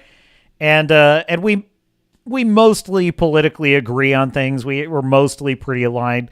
And he said, yeah, it's just, I've just kind of wondered, this is my theory about why they think this way. And I said, well, I know exactly why they say that. And he said, you do? I said, yes. I make a great effort to understand the positions of people that disagree with me. I'm a curious person. It's not just out of a desire to win an argument or a debate. It's genuine curiosity. I think it's such an important, it's just my nature. Whenever someone believes basically anything, I want to know why. I want to know why they think that way. I mean, within reason, let's face it, obviously. Even the Shills. Why do the Shills think this way? I want to know why they think this way. They suffer from a disease. So anyway, he said, you do? You know exactly why? I said, yes, I know exactly why. According to them, gender is a fluid concept. There are different kinds of gender, such as non-binary. Non-binary means you believe that you embody elements of either gender at different times, depending on how you feel that day. So you might, at one point in the day, feel that you're expressing as a man, and the next part of the day you're expressing as a woman, and they, them allows you to not be pigeonholed, right? And so I just started explaining it, and I said that's exactly this is the exact theory that they lay out. Oh, I didn't think you knew that. Of course I know that. Of course I do, because I make an effort to understand the position of someone who disagrees with me, even if it's something as crazy as that. So what amazes me about these media people is they have absolutely no understanding whatsoever of what MAGA actually thinks about anything.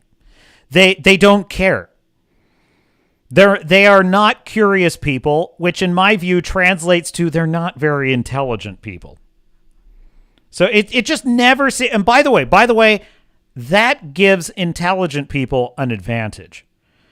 See the fact that I understand why someone would insist on using they them pronouns while thinking simultaneously that is insane.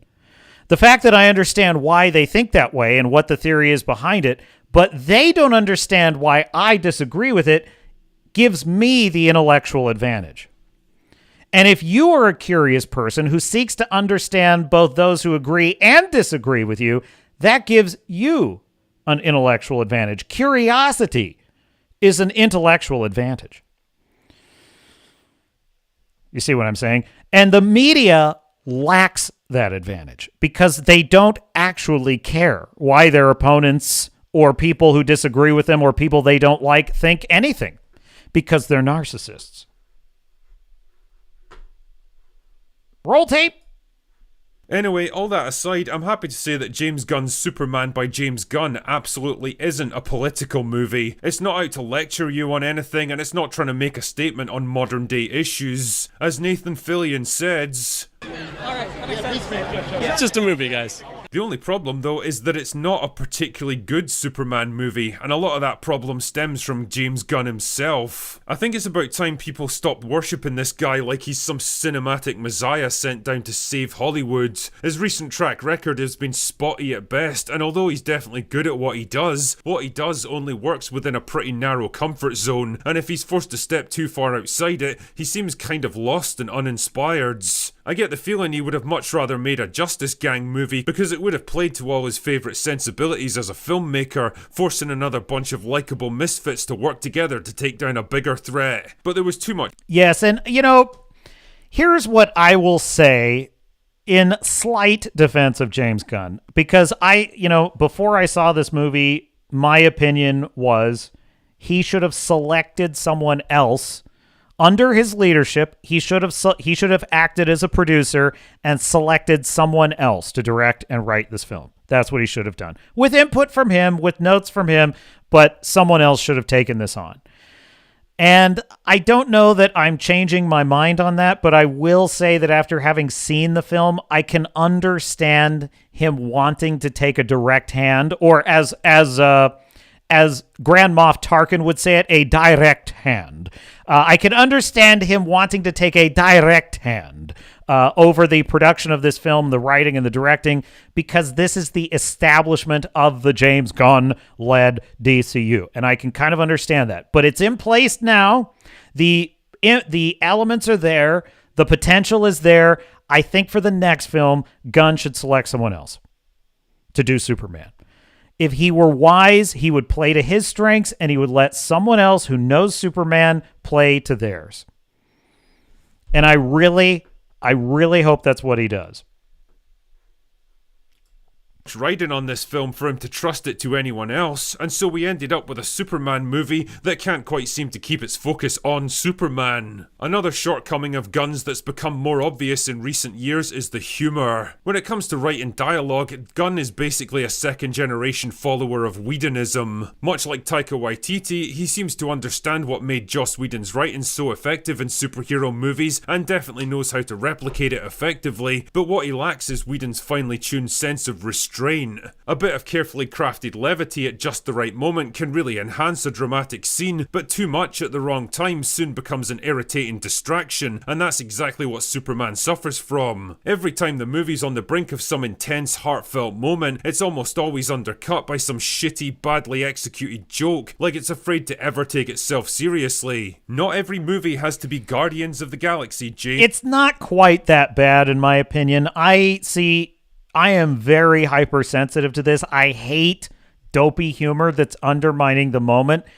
Yes, there's some of that in this film. It's not nearly as bad as a lot of the latest MCU. I don't think it's as bad as Thunderbolts, for example. I think Thunderbolts, it was way worse, constantly undermining the tension. I think it's more accurate to say that the problem is that the scene itself is not allowed enough time, and we immediately have to like hop over to the next character and see what the next character is doing. And then we have to hop back over to Lex Luthor and see what he's doing. So I think the problem is there's too much. We're focusing on too many things, and that's what's contributing to this tension being, or not tension specifically, but just, I want to know. I want to know what Superman and Lex Luthor think of each other. I want to see them interact and have a conversation, just the two of them, not Lex Luthor's stupid dopey secretary, not the Justice Gang interfering. I just want to see what Superman and Lex have to say to each other when they're in a room together. And this film doesn't want to allow the time for that to happen. And that is really what I think is driving that problem in the movie. You're allowed to move on in life. There's just so much shit thrown at you in this film, so many characters that don't get the time and space they need to breathe and develop, so much world-changing technology and truncated subplots that it becomes kind of overwhelming after a while. By the time the credits rolled, I actually felt tired of it all. It's a film that never quite finds its narrative focal point, that's in such a rush to introduce so much new stuff that it ends up getting in its own way. And it doesn't help that it feels like we're dropped into a story halfway through the telling, like there should have been another movie before this one to properly introduce Superman, Lex Luthor, and the Justice Gang. Instead, they're all just thrown into the mix without any explanation, like we're just expected to know who and what everyone is. And yeah, I know most people know who Superman and Lex Luthor are by this point, but this isn't just a new version of these characters we're seeing here, it's a complete relaunch of the world that they're part of. It should be epic and significant, but instead it just feels like the middle entry of a trilogy, or a by-the-numbers mid-phase Marvel movie. Just business as usual, just another forgettably mid-superhero flick that happens to have Superman in it. Add all these problems together. That's all pretty accurate, I would say, and which is why I'm saying it's like a really good season finale of a TV show is what the movie was like, which is not a great choice on James Gunn's part. But one thing that it's kind of a double-edged sword, because on the one hand, I sort of like that we're just running with it. This is the world, and it's a well-constructed world. I like the world that he's presenting here, and we're just assuming that the world already knows who Superman is. He's already been having battles. He's already been saving lives. I don't think that's necessarily a bad thing. It just wasn't as well executed as it should have been.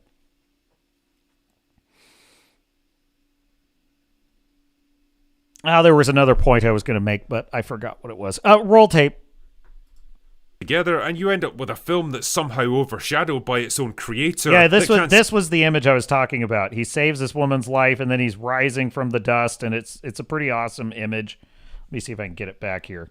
Problems together, and you end up with a film that's somehow overshadowed by its own. Yeah, there it is. He's like rising from the dust after he's just saved this woman's life, and she's seeing behind it. I see stuff like this was really cool. Really made the film a joy to watch. I mean, the one thing that this film nails, in my view, is Superman is about hope, optimism, and doing good. And that really is the heart and soul of his character in the film. And for that, James Gunn deserves credit. He really does. The other problems, in my view, are really just problems of execution, problems of wanting too much too soon, assuming too much of the audience, not having... And look, say one thing for Man of Steel. Man of Steel treats Superman's arrival as something epic, powerful. There's that great line when Kevin Costner's excellent portrayal of Jonathan Kent says, you're the answer to that question, son, of are we alone in the universe? It's like, what a brilliant line that is, because it adds the correct amount of gravity and weight to what Superman truly represents to humanity. There is some of that in the James Gunn film. It's just not as polished as it was in Man of Steel, in my view. But Lex Luthor has that. I really like Lex Luthor's line where he says he's not a man, he's an it. Because Lex Luthor is he's the opposite of Superman. He's cynical in all things. He only views things as what he can use, what he can control, and I like that. Creator that can't seem to get out of its own way and that fails to live up to the impossible expectations placed on it. Superhero movies really have reached a fork in the road of destiny this year and desperately needed something to get them on the right path again. The Marvel juggernaut has fallen to pieces, Sony have abandoned whatever the fuck they were hoping to accomplish with the leftovers, and DC have been unsuccessfully relaunched and reinvented more times than Katy Perry at this point. None of it seems to be working, and as much as this movie makes a valiant effort, I don't think James Gunn's Superman by James Gunn is going to turn it around. Anyway, that's all I've got for today. Go away now. All right, hat tip critical drinker. There you have it. I think that wraps up pretty much our discussion of Superman. I think on tap, we're going to have a little fun at the Ironheart Shills expense. So we're going to do that. And I've got the Red Sonja trailer to react to. And even a couple other little surprises. So don't go away. Quick break, and I will be right back.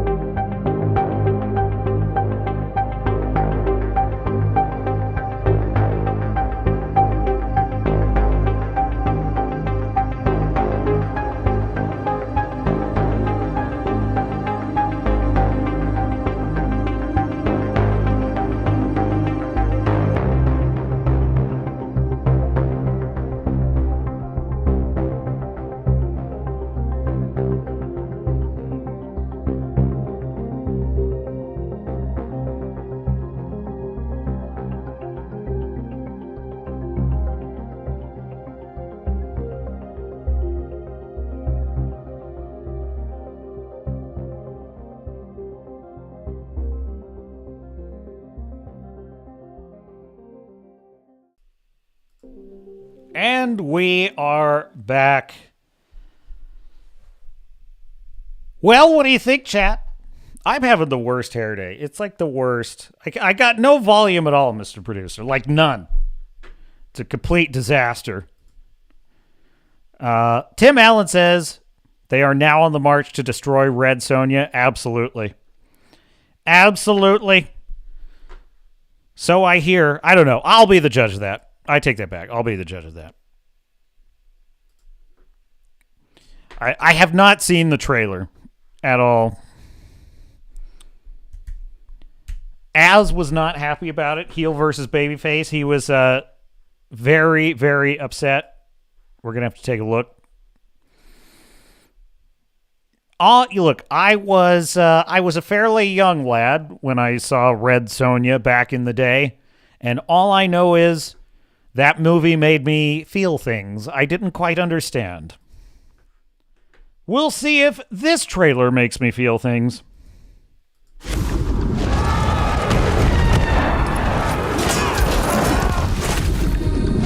Sonja. The Earth. Oh my God. No, it's already bad. Oh, jeez.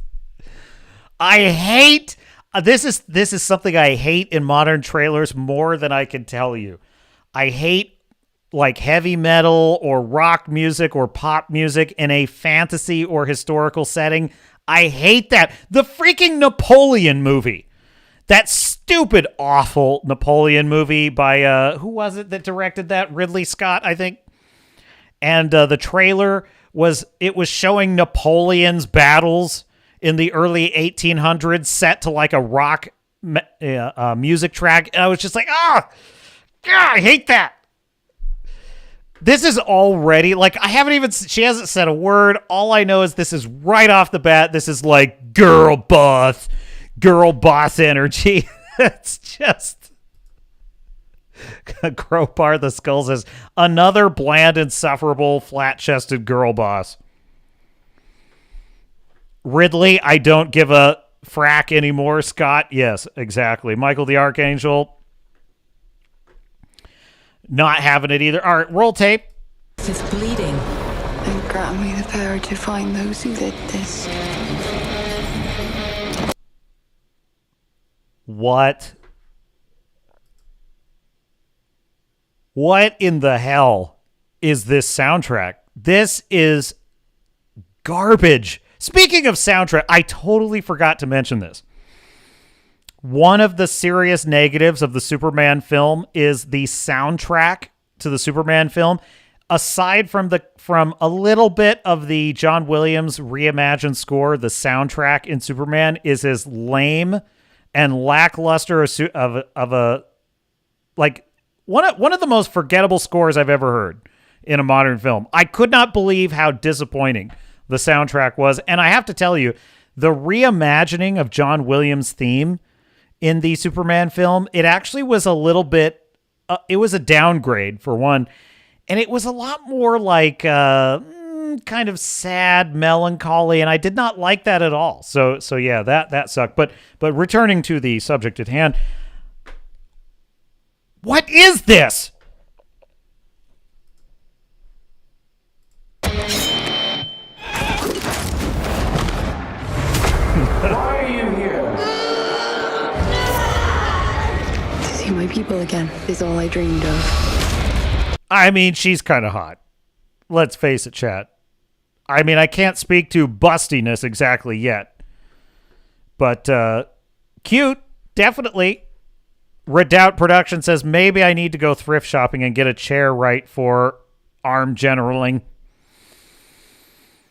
Tim Allen says, should have gotten Rhea Ripley to play Red Sonja.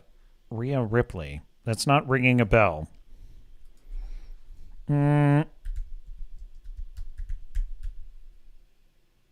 Okay. I don't know about that. What am I seeing here? I'm seeing, it's a mixed bag. I'm seeing a mixed bag here. Okay, I kind of get it. I kind of get what you're saying. Because she's pretty buff, so it would be more believable. Some of these pictures, man, though, not, like, some are like, and some are like, ugh. I don't know. That one's on the line. I like this one. Very, very feisty. Oh, my God. Did I really just hear the I like this one line? He wants us to fight, or we both die.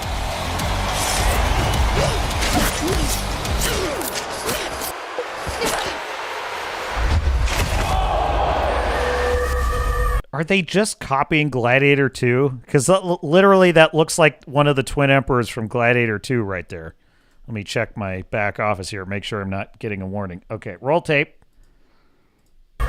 Someone has to make a stand. Nothing but death awaits us. This is like a music video. This has all the plausibility, grittiness, believability of a music video. This is what you would film for a model who's going to be on the cover of an album release. This is in no way does this have any connection whatsoever with a believable protagonist. I don't believe for a second that this is a warrior woman. And believe me, I'm fine with a hot chick badass. I'm totally fine with a hot chick in a fantasy setting kicking some ass. This is not that. I will do what damage I can. Oh, no. Oh, jeez. Oh, jeez. This is as bad as... This is Emilia Clarke levels of bad acting. I'm sorry. I like Daenerys, but Emilia Clarke is a one-trick pony, okay? It is what it is. That is one of the most wooden, bad line deliveries I've ever heard. I will do what damage I can. You know what, Red? You are quite the woman. Oh, my God.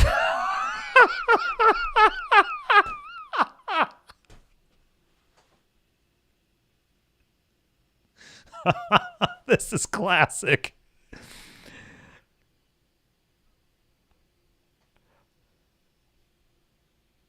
You know what, Red? You're quite the woman. I like this one.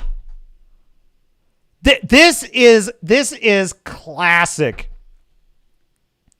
I don't know if it's exactly woke storytelling, we'll see, but this is classic girl boss storytelling. It's tell, don't show. She's not at all believable. Nobody believes that this woman could defeat a man in combat.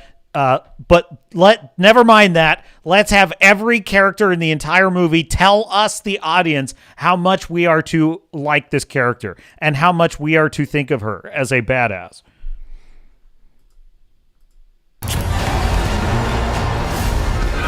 You think that your gods can stop me from conquering the world beyond? It won't just be the Achaeans who suffer. It will be every tribe, every people who defy him.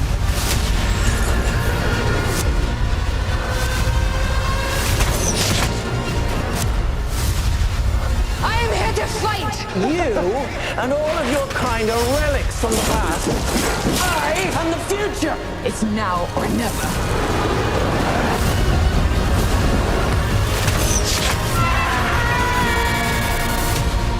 Do you choose death? Never.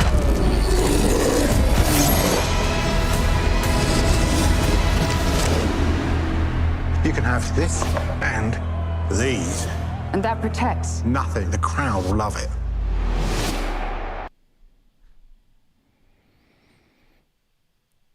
Ugh.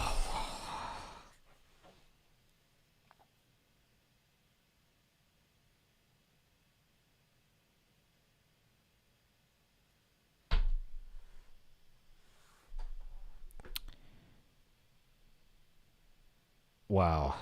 We have... The inmates are running the asylum, folks.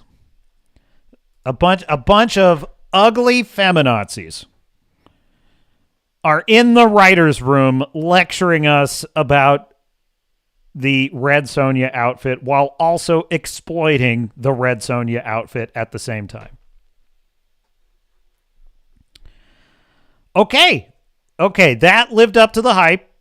That was bad. That was seriously bad.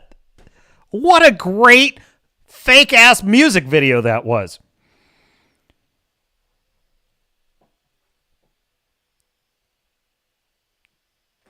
Why do they keep...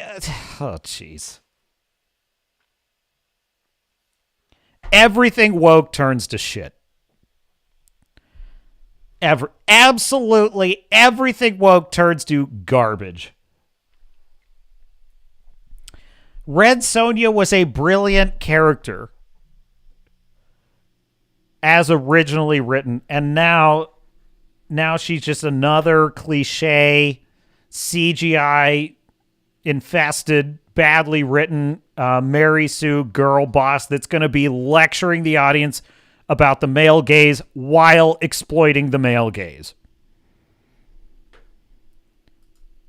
What an exercise in just slop. Absolute slop. Just CGI, just cliche chat GPT written dialogue.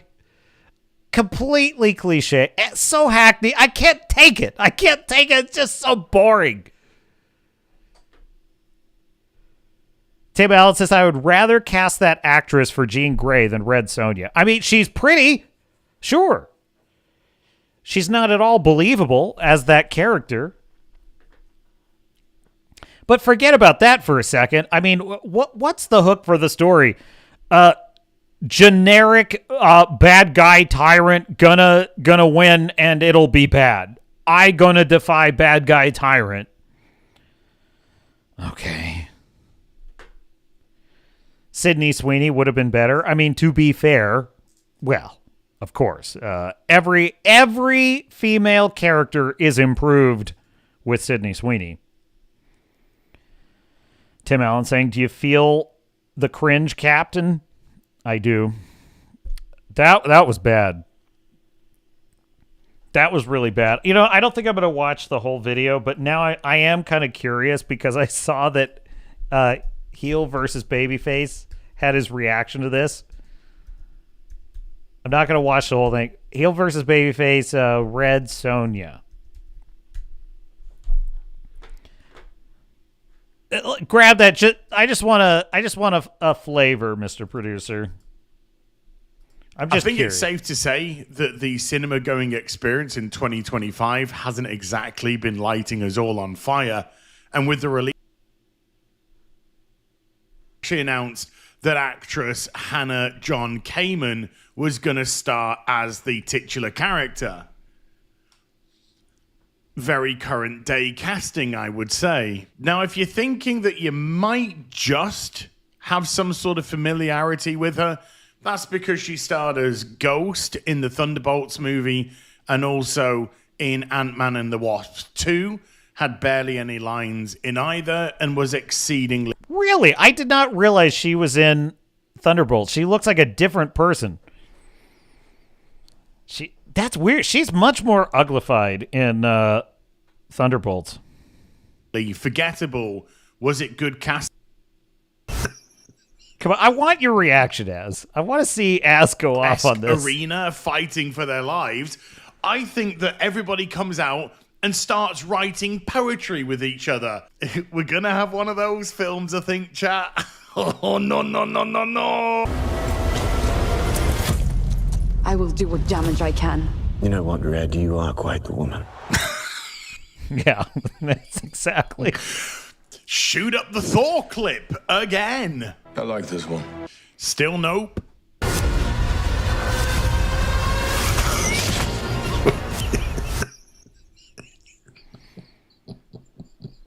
It's really made for TV. This is like a dopey made for TV movie. It's so dumb. It's like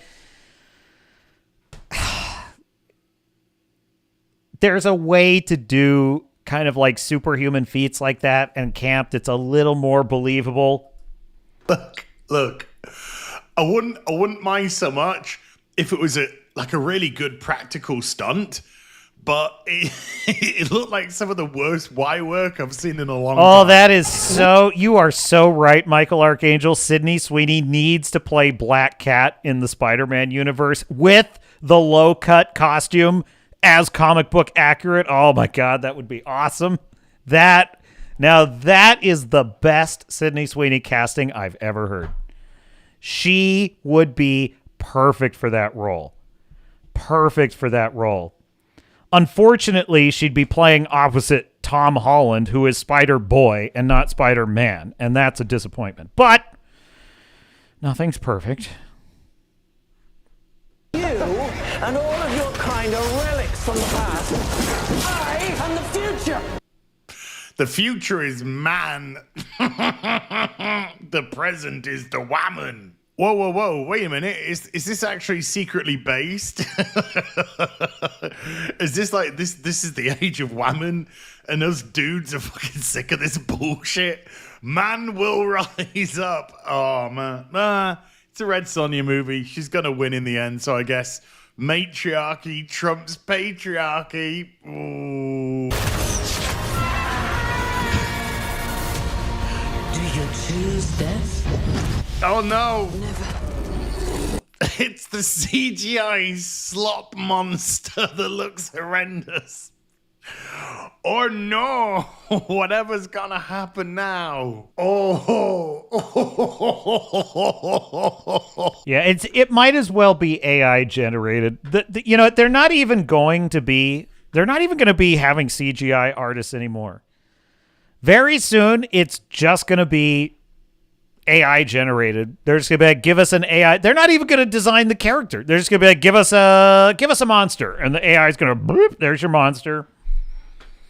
It's going to get worse and worse and worse. Low talent individuals. Oh, God. That's depressing. All right. What's next in the stack of stuff, Mr. Producer? We had, what's that, Crowbar? Now that I see that outfit, it's actually not bad. Well, no, look, there is a sexy factor. But it's so dumb. It's just so dumb. That's the problem. Like, why can't you just make it a little believable? Look, the original Red Sonja movie, she was hot, and there was like a believability. There was an immersion factor. That's a good point, Fu Man Blue. The amount of cuts in modern action sequences is perfect for AI. Yeah, like there's no art form. It just seems it's so cliche and by the numbers anymore. Okay, so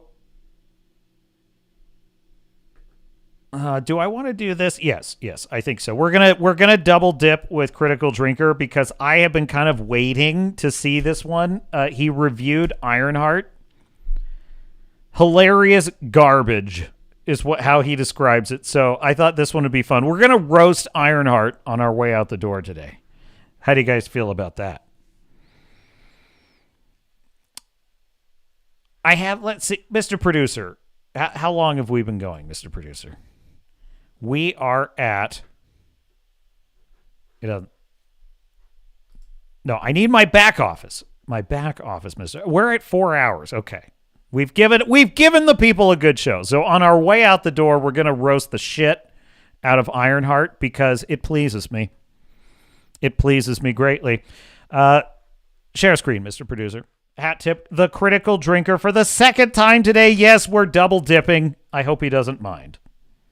Something tells me I told you so's don't get much bigger than this. Ironheart has finally been inflicted on the world after gathering dust in the Marvel vault for the better part of 3 years. And by golly, I can see why they tried so hard to bury this thing. Having suffered through the first 3 episodes now, I can confidently say that this is by far the worst thing Marvel have ever produced in nearly 20 years of MCU history. And I gotta think about that. Is this the worst thing? Because this is up against Secret Invasion, The Marvels, Echo. I tend to think of Secret Invasion. Before I saw this, I definitely considered Secret Invasion the worst thing. This is probably worse than Secret Invasion. I'd have to maybe rewatch Secret Invasion to be sure.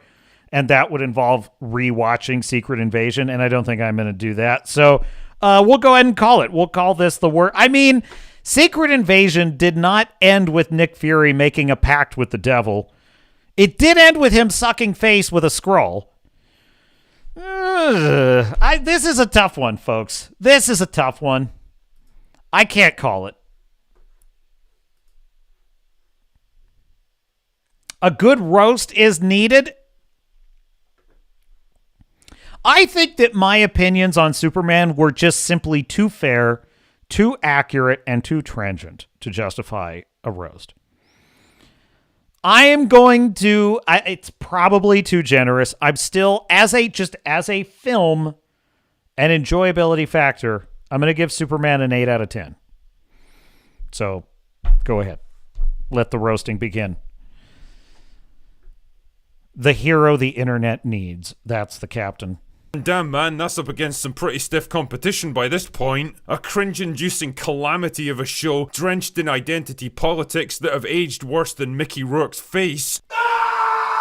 Oh, God. Weighed down by hammy acting and nonsensical dialogue, a protagonist who's willing to lie, cheat and steal just to repeat something that's already been done decades ago, a moral compass that changes depending on who it's applied to, and characters so obnoxiously cliched and stereotypical that they feel like a parody of corporate social justice programs. In short, Ironheart is a creative, logical, and probably financial disaster, and the worst possible thing that could happen to Marvel in a year when it's already staring down the barrel of 3 high-profile flops. Let's get this over with quick, because I don't want to waste any more time on this trash than I absolutely have to. So and I will say this, at this point, the MCU has become so ridiculous. There's so many secret organizations. There's so many infinite timelines. There's so many Infinity Stones. There's so many super duper nanotechnologies and magical forces and underground tunnels. It's like, oh my God, it's so bloated. And it used to be sort of handcrafted and careful and things fit together neatly. And I really miss that era of the Marvel Universe. Show picks up with nobody's favourite character, Riri Williams, a grad student at MIT who's been busted helping other students cheat on their exams for money. Riri's angry because she I missed that detail. She helps other students cheat. Jeez.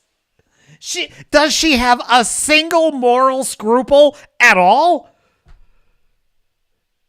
I mean it when I say it, folks. This character is a scumbag.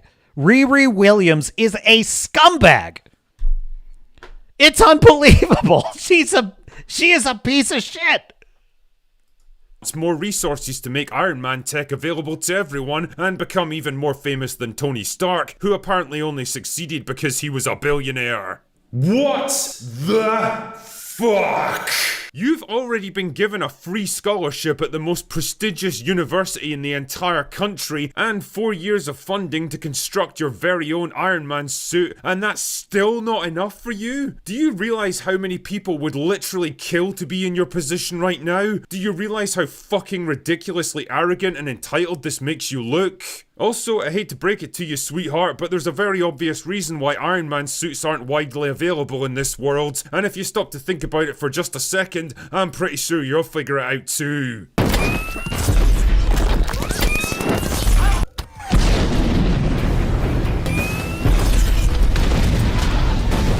Anyway, when Riri rightfully gets yeah, it's like back in the early days of the MCU, and the existence of one Iron Man suit was a major deal for the entire world. Throw into the mix, you've got War Machine out there, and that was a huge deal. This show treats it like, well, everybody gets an Iron Man suit that wants one. Expelled for causing massive property damage and subverting the school exam system, she does the logical thing and steals the Iron Man suit that she already built with university funding and takes it for herself. Son of a bitch! You know, for a show that's all about challenging racial stereotypes, you're really not sending out the message you think you are with this one. Anyway, back home in Chicago, she clones her own brain to make an AI for the suit, which I guess is something you can just do now, and it somehow morphs into her dead friend Natalie, who got killed in a drive-by shooting years earlier. And how exactly can I describe Natalie? Well, imagine Jarvis, but now he's an insufferable twat with the personality of an abrasive teenage girl from the hood who constantly fucks things up for the main character. I just can't, man. Fuck. Anyway, Riri's trying to scrape together enough money to repair her suit. Life is... Not to mention, every single time these two characters have a conversation, it's like hens clucking. Just... Shut up! I can't take it anymore. Hard when you actually have to work and pay for stuff, isn't it? When she's approached by a guy named Parker, who offers the chance to join his ethnically and sexually diverse criminal gang, including this, thing. Unique individual.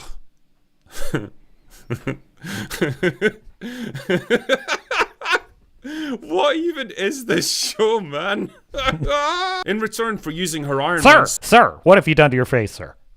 suit to help them steal from people, she'll get all the money and resources she needs. And because stealing and breaking the law is only bad if other people do it, Riri immediately accepts his offer. Like, you realize you could just take this kind of technology to any major tech firm in the country and they'd give you so much cash you could swim in it, right? Or how about Wakanda? They seem like they'd be more than happy to have someone of your talents on boards. But nah, it's better to throw your hand in with a bunch of retarded criminals you've never even met before, led by a man so obviously shady he's literally wearing a villain's pantomime cape, on the vague promise of financial rewards later.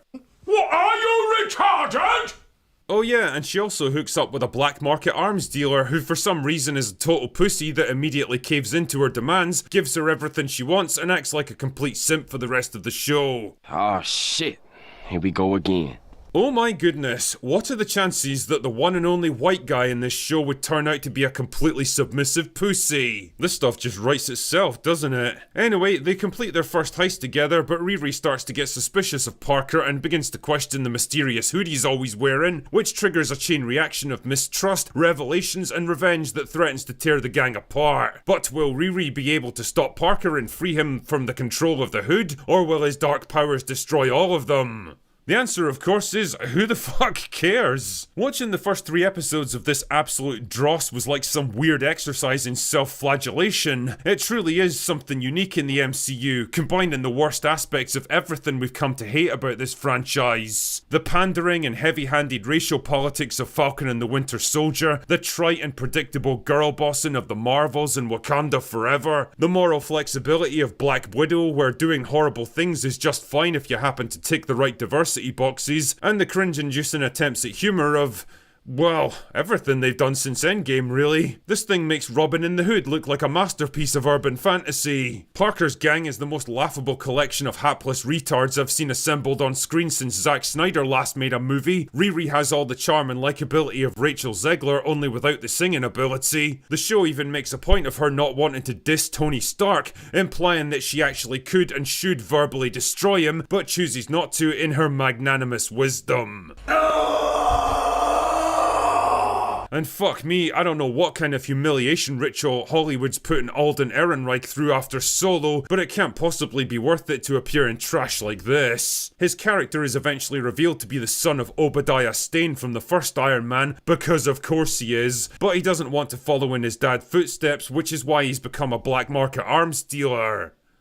Wait, what? Also, you can absolutely tell this show was commissioned during a very different time in American culture, from the murals of dead community members, to the Black Lives Matter posters, to the constant reminders that things are just so much harder for people like Riri because of how she was born. It's actually kinda crazy now to think that stuff like this was once shockingly close to becoming the norm in cinema. But that was then, and this is now, and the cultural zeitgeist has well and truly moved on, leaving behind shows like Ironheart as dated relics of a time most people would rather forget. If there's anyone from Marvel who happens to be watching this video and you're wondering why all your new projects are failing and your franchise is falling apart, well, the answer is right here in front of you. It's because of shit like Ironheart. Preachy, unimaginative, derivative, low-effort crap, recycling ideas that have already been done far better, only with a DEI paint job slathered all over it. It's the very worst of everything audiences dislike about your brand now, and it's the reason you're probably gonna have 3 failed movies in a row this year. I don't know what it would have cost to shit-can Ironheart forever, but trust me, it absolutely would have been worth it.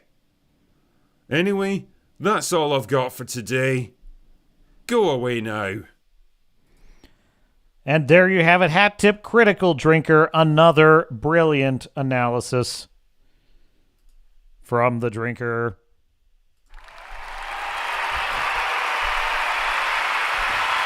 That show, it's impressively bad. Perhaps we should take a moment to be grateful, my dear chat. Grateful that we have moved on from, I mean, what he said is so true. It's like that was almost the norm. Like that was 2022 peak. Anything that the woke mind virus wanted, that was what was going into everything Marvel was making, Star Wars was making, and my, how times have changed. So that I am grateful for.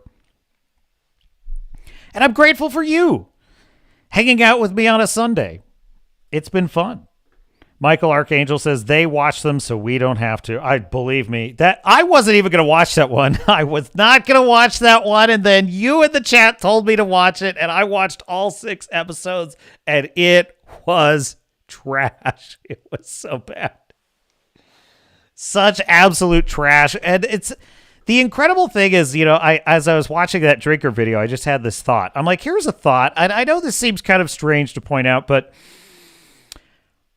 what if they had made Ironheart in which Riri Williams was just a good person trying to do the right thing? How different might things have been? But you see, the definition of what good is highly distorted by the sick worldview that show represented. A truly sick worldview. Redoubt Production says, all I can say is it's going to be a strange day when the Trump Presidential Library Museum opens up and all of this will be part of the exhibits. Indeed it will. And, I think that much will be said about this era. I think that our rejection of these ideas is exactly what is necessary for the world to heal. It took many, many flops. It took, really at this point, dozens of failed TV shows, movies, video games, remakes for the tide to finally start turning. We had to inflict massive damage as customers by simply saying what you in the chat are saying. A couple of you said, I'm not going to see Superman because X. I respect that. I truly do. If you feel that something in the marketing, something in the movie, whatever your reasons for not wanting to watch it or wanting to watch it, it is your right as a fan, as an audience member, to have that opinion. And we need to return to what is normal. What is normal in our society, which is everyone gets to have their opinion. There's a great line in Ghostbusters 2, I believe, which I'm a great fan of, when the Ghostbusters discover that the psychoreactive pink slime is being generated by the negative emotions of New Yorkers, which is kind of funny when you think about it. And so they're pleading with the mayor in Ghostbusters 2 to tell people to be nicer to each other in New York or something. And he says, it's every New Yorker's God-given right to be an asshole. You can't take that away from them. That's so funny. And that's just, when I was a kid, I did not understand that line. You can't take away people's rights to be assholes. And I thought, and I'm a kid, right? And I'm just thinking, well, that doesn't sound nice. And I thought, that doesn't make any sense. And now I get it. Now I truly get it. And it's like, you can't. So we just need to get back to a point, and we are getting back to that point, where whether you love Superman, hate Superman, or find that is 2025, the James Gunn film, or you love the Snyderverse or you hate the Snyderverse, you can come to the Swords and Starships channel. And your opinion is welcome here, my dear friends. And we will debate. We will disagree. That's the thing. I'm curious. I'm curious about when I hear someone thinks differently than I do. I'm curious why they think that way. And the only way to find out is to hear from them. The funny thing is, the most fun I have on this channel is when there's disagreement, is when there's disagreement on something, such as our great legendary battles over Interstellar, one of the greatest films of all time. It's undisputable and undeniable. And that is one of my funnest times, is when we're arguing about stuff like that. So there you go. Well, we've had a good time tonight, I think. Have we had a good time, Mr. Producer? I think we have. Mr. Legal Counsel, have I dotted all the I's, crossed all the T's? Yeah, yes. Yes. He wants me to remind the chat that any crypto plush toys I may or may not have received do not represent gifts in kind for solicited favoritism. So you have been advised. It's just a fact. Just the facts, ma'am. No shillery by proxy detected on this channel. And thank God for that. My opinions, whether good or bad, I come by them honestly. That I can promise you. Michael Archangel says, I'll take The Martian over Interstellar. Oh, come on. Come on. You can't mean that, Michael Archangel. I watched The Martian, and let me tell you the whole plot of The Martian. Are you ready for the plot of The Martian? Oh no! If I don't solve this immediate crisis in 5 minutes, I'm going to die.